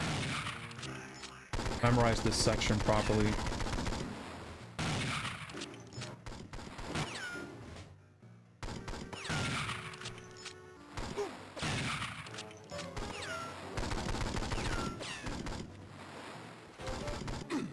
Trying to aim. She just ignored that guy, I guess. Dude, she's fucking ignoring everyone. She just ran to the cutscene point. What the fuck is up with that? The most fucked up part is that they ignore her too. So she's just chilling, giving me the false impression that we're good. But no, there's like 3 enemies in between me and her, and they just don't acknowledge each other's existence whatsoever. But okay, we'll get 3 more armor here. That puts us as close to full. And,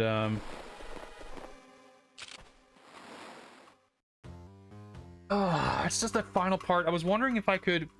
there's 2 guys who's going to come out of the cave, and there's 1 guy spawning behind me. I don't know... like, my first thought was to try to retreat and get the guy behind me first. But I don't know if that's ideal. Fire when ready.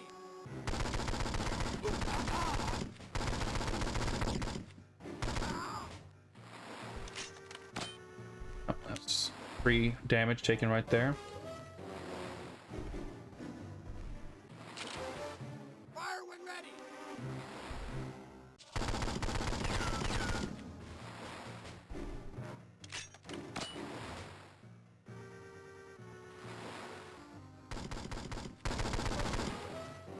Yeah. Kind of in a similar spot as last time. I got 3 health.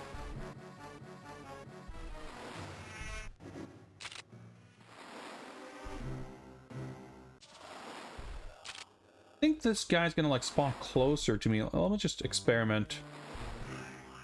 Going backwards here.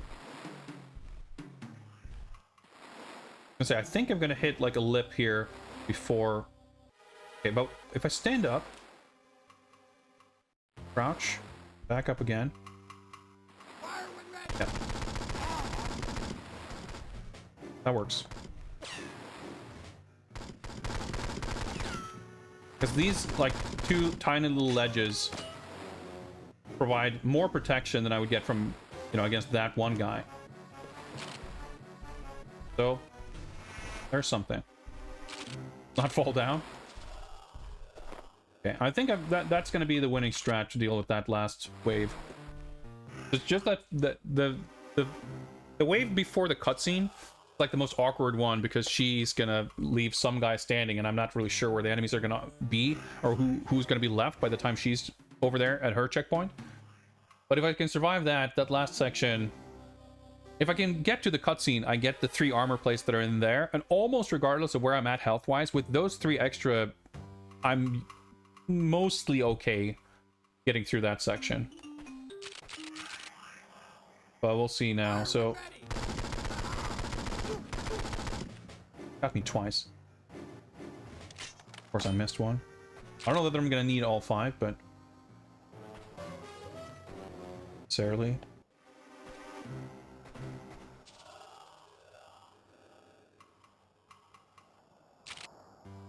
Just yeah. And kind of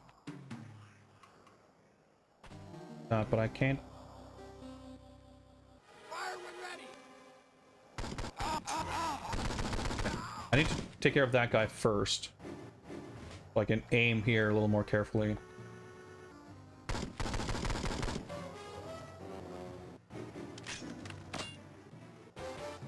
But I think there's a second guy there, right?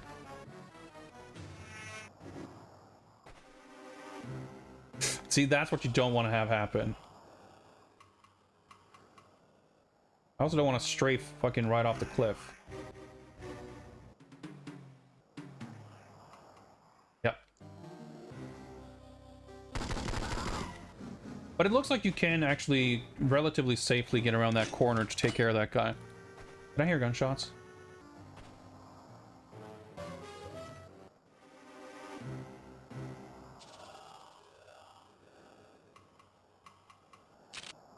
At some point, I feel enemies are going to spawn in front of me and behind me, but I don't remember if it's... I don't think it's once I'm past this little room. I think... because I try to advance forward, but I think before I even get to make that choice, there's going to be enemies spawning, like, through that doorway, basically.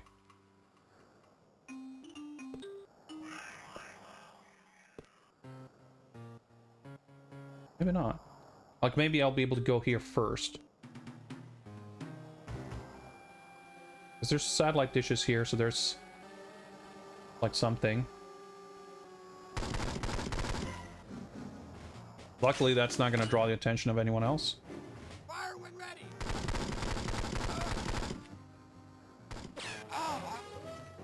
Doesn't seem like I'm being shot at from behind. Okay, that's good data. I'm already crouching.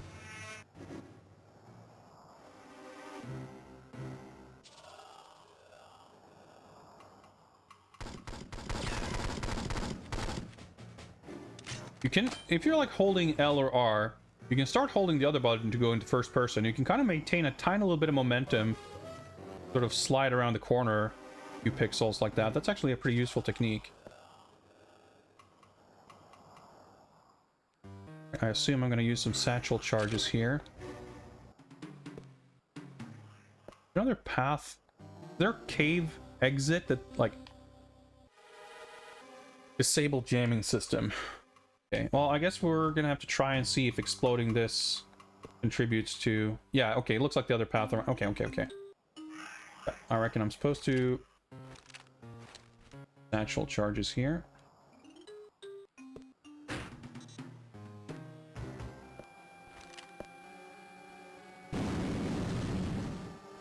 Yeah, okay, it's destroyed. Further progress than we made previously. I swear, as soon as I spawn next to enemies, there's going to be someone behind me.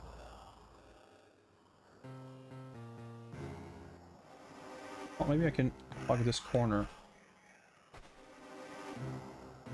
Yeah, the guy spawns like right here. That's the most fucked up. Fire when ready. That guy spawned in the corner of my eye.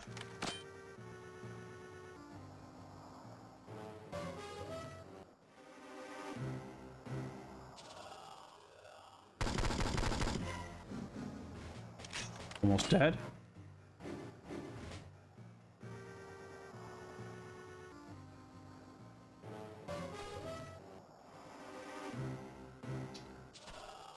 Like too far of a distance here. Something bad's gonna happen. Fire when ready. Yep. Okay, I'm shocked.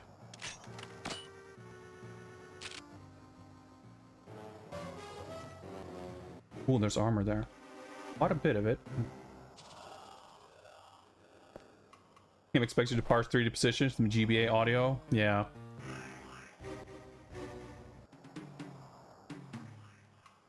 Hope this doesn't trigger a new enemy wave.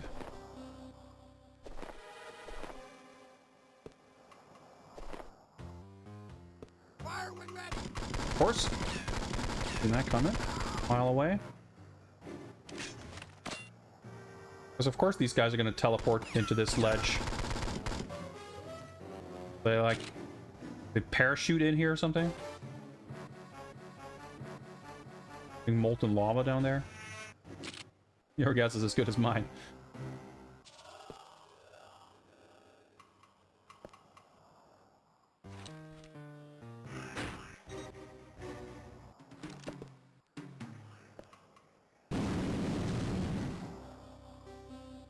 The objective is not complete, which isn't a great sign. It means we're not done.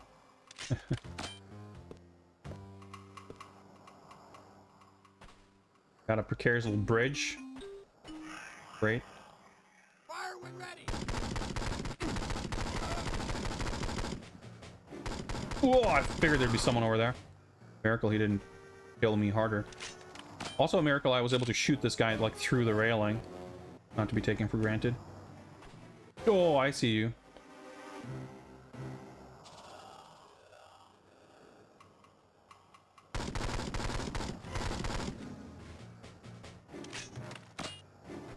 This fucking tiny ass ledge. Tiny enough for me to miss collecting guns, but ridiculous. Fire when ready.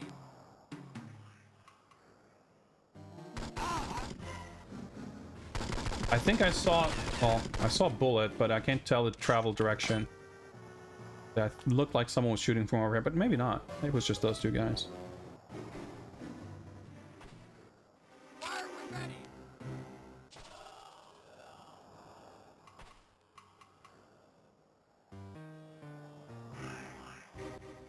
It's like almost worse to hear the enemy spawns, but not be able to see where any of them are.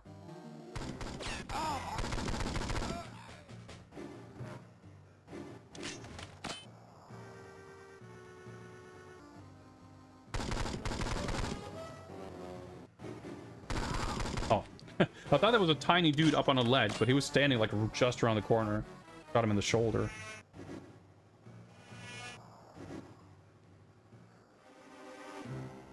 The armor. Terrifying knowing that it's like there might be another wave of enemies before you get to collect it. It's what? Grenade launcher, okay. Oh, okay, I was gonna say, are you for real? I have to walk out there, but presumably the grenade launcher would work.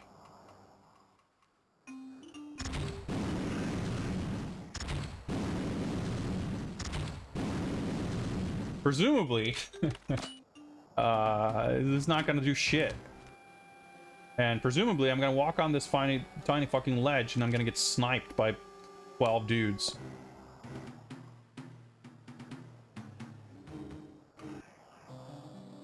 I mean, I guess in one sense, things are predictable.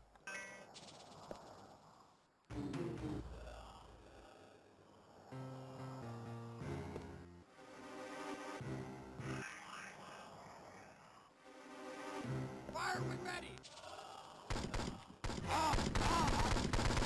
I'm dead. No? Okay.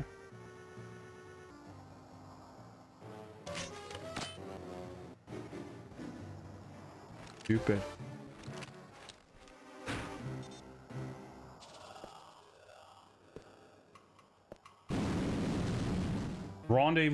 with Allura. Okay, do I just go back then? All the way back with all new enemy spawns.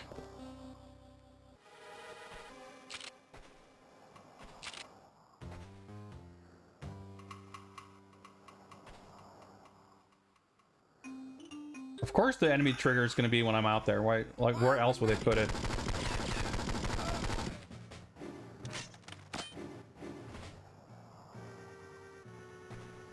I was like trying to see, like, can I somehow orchestrate a way to strafe out here, but that seemed too risky.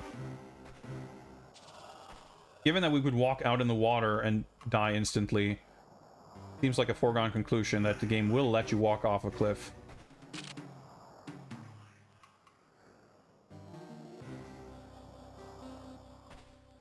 Definitely living on borrowed time here. Fire when ready.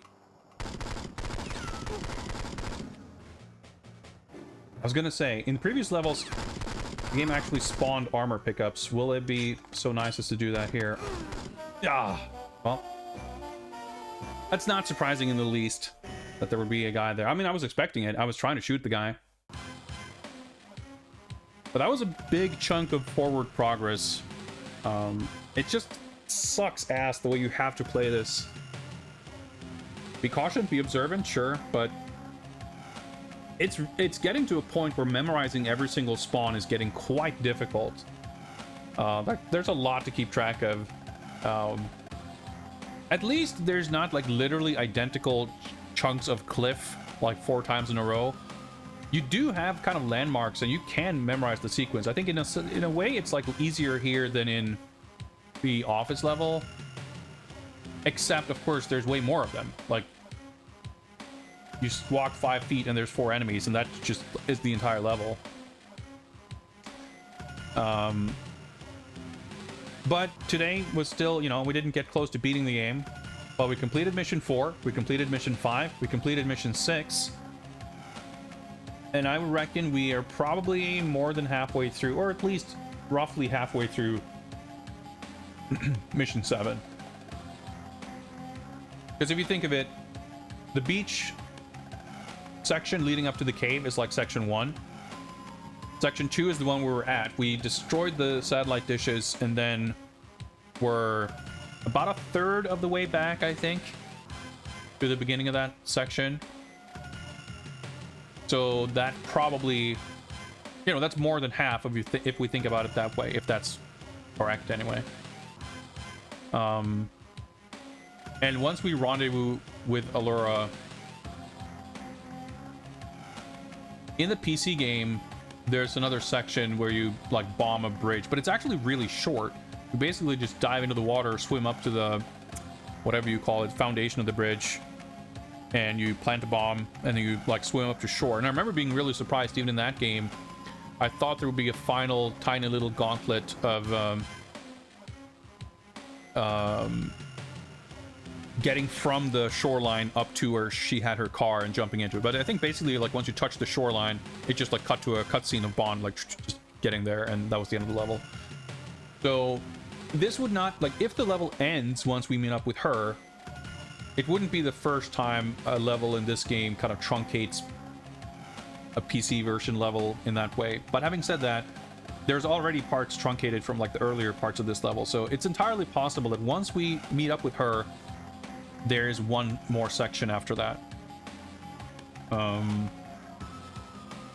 I mean, if we look at the Phoenix Tower level, once we had made it to the ground floor, that was by far the fastest and easiest section to figure out. So I think if we make it back and rendezvous with her, I have some faith that that section is going to be like the heavy lifting is behind us, I think, in terms of learning this level. Granted, whenever we get to this next, we're going to have to retrace our steps and refresh our memory on this stage, because I'm at my limit. 6 hours and 5 minutes of stream. That's about 5 hours of Nightfire on the GBA. Now 4.5, I guess, because we were, I think, almost exactly at 3 hours when we ended last time. This is turning into a chunkier challenge than I expected, but it's not all bad. Like, it's I mean, it's mostly bad, but I'm having a good time. I'm enjoying myself, and I'm, like I said before, I can deal with bad games. I can deal with boring games even, and I can even deal with difficult and frustrating games as long as I feel like I'm making steady progress. And we have made steady progress in terms of completing missions. We have made very steady progress. I mean, we look at the first time we tried this level, we're just spawning in a shootout and being perplexed as to what's going on, feeling like Allura is completely useless and just being mad. And then we got to a point of, all right, the first section is, all right, it's more or less solved. So that's slow, but I dare say steady progress. And as long as we can keep this mentality and keep going, this will certainly be the longest of the Nightfire games, which is kind of funny when you think of it. It's not maybe what you would expect. It's certainly not the longest start to finish, just playing through the levels. Like, if you imagine we played all 3 games with, like, God mode, this would easily be the shortest one, because the geographic distance covered in each of these levels is vastly shorter in this one. But because you have, like, you can't run and gun, you have to really be careful and you know, take your shots dealing with the enemies. It's tough. But yeah, dude, if score ends up being an issue with this level, I mean, I won't even think about that until we get there. Because like I said before, when we had levels completed where we didn't get enough score, you can look at what area you can improve your score in, you know. Did I not kill enough enemies? Did I take too long? Did I, you know, is time too bad? Did I missed, like, was my accuracy too bad? And you, excuse me, you can try to look at ways of improving that individual aspect. So it's pointless to worry about it until we know if it's going to be an issue. But looking at the levels we have left, you know, if that's an issue, you just got to keep grinding and keep learning to do better. But I at the same time, I kind of feel like the levels demand such a degree of perfection to even get to the end that it's hard to imagine even being able to do them poorly enough to get to the end, you know, poorly enough to not get bronze while simultaneously making it all the way to the end. Obviously, you can do really bad on time and get like a 25,000 point penalty, and that's probably going to kill the run, or, you know. That's so stupid, by the way. Why are you getting minus points for being slow? That sucks.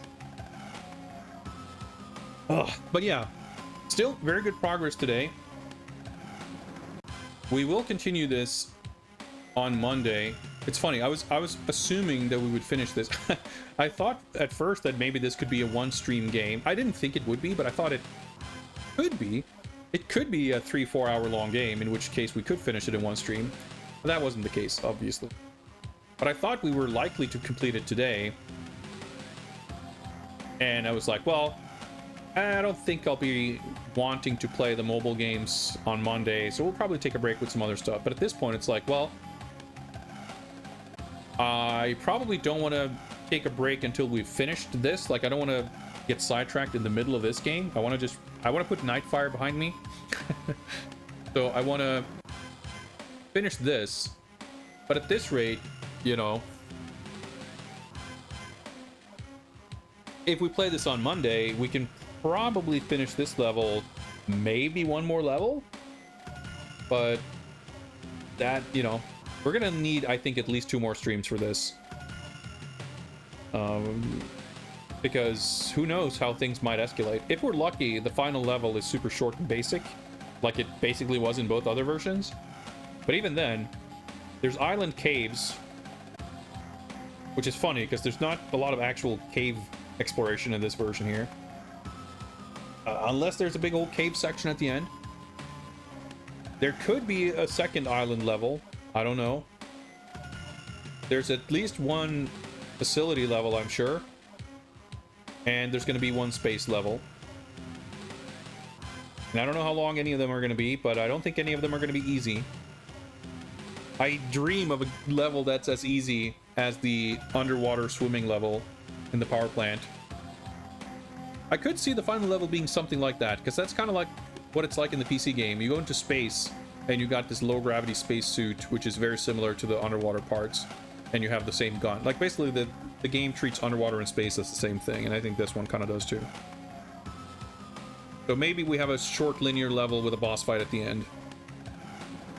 Anyway, I'm just fantasizing about how this game might show a little bit of restraint and leniency.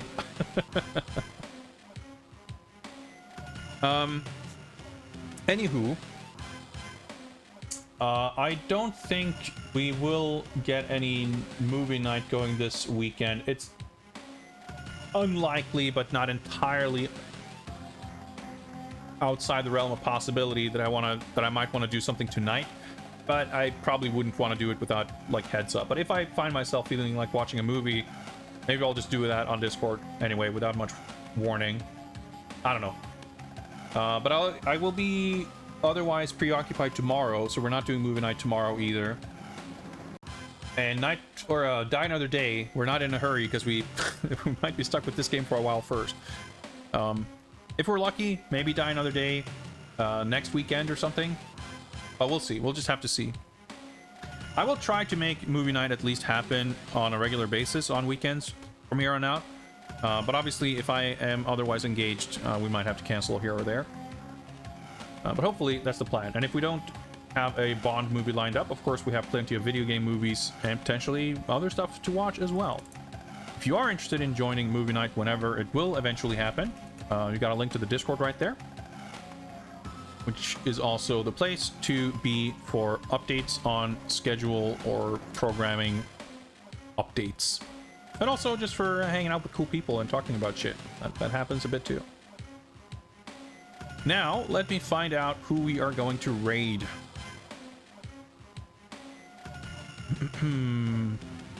Let's see. Well, it's been a recurring stream raid target, but not without reason. And Murphigator once again is doing Belt Scroller Academy. It's up to episode 20, and he's playing Franco.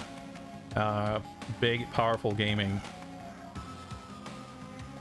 Yeah, Jonas, for sure. I'll try to. We used to do movie nights on a like near weekly basis, and I really did enjoy that. But things got kind of sidetracked. I'm not committing or promising that we'll do it on a weekly basis, but I'll try to do it more frequently and more regularly. I always enjoy doing it. I've just been bad at watching movies recently. But as always, for info on that, keep an eye on the Discord, and I'll of course mention it on stream as well whenever there are new updates.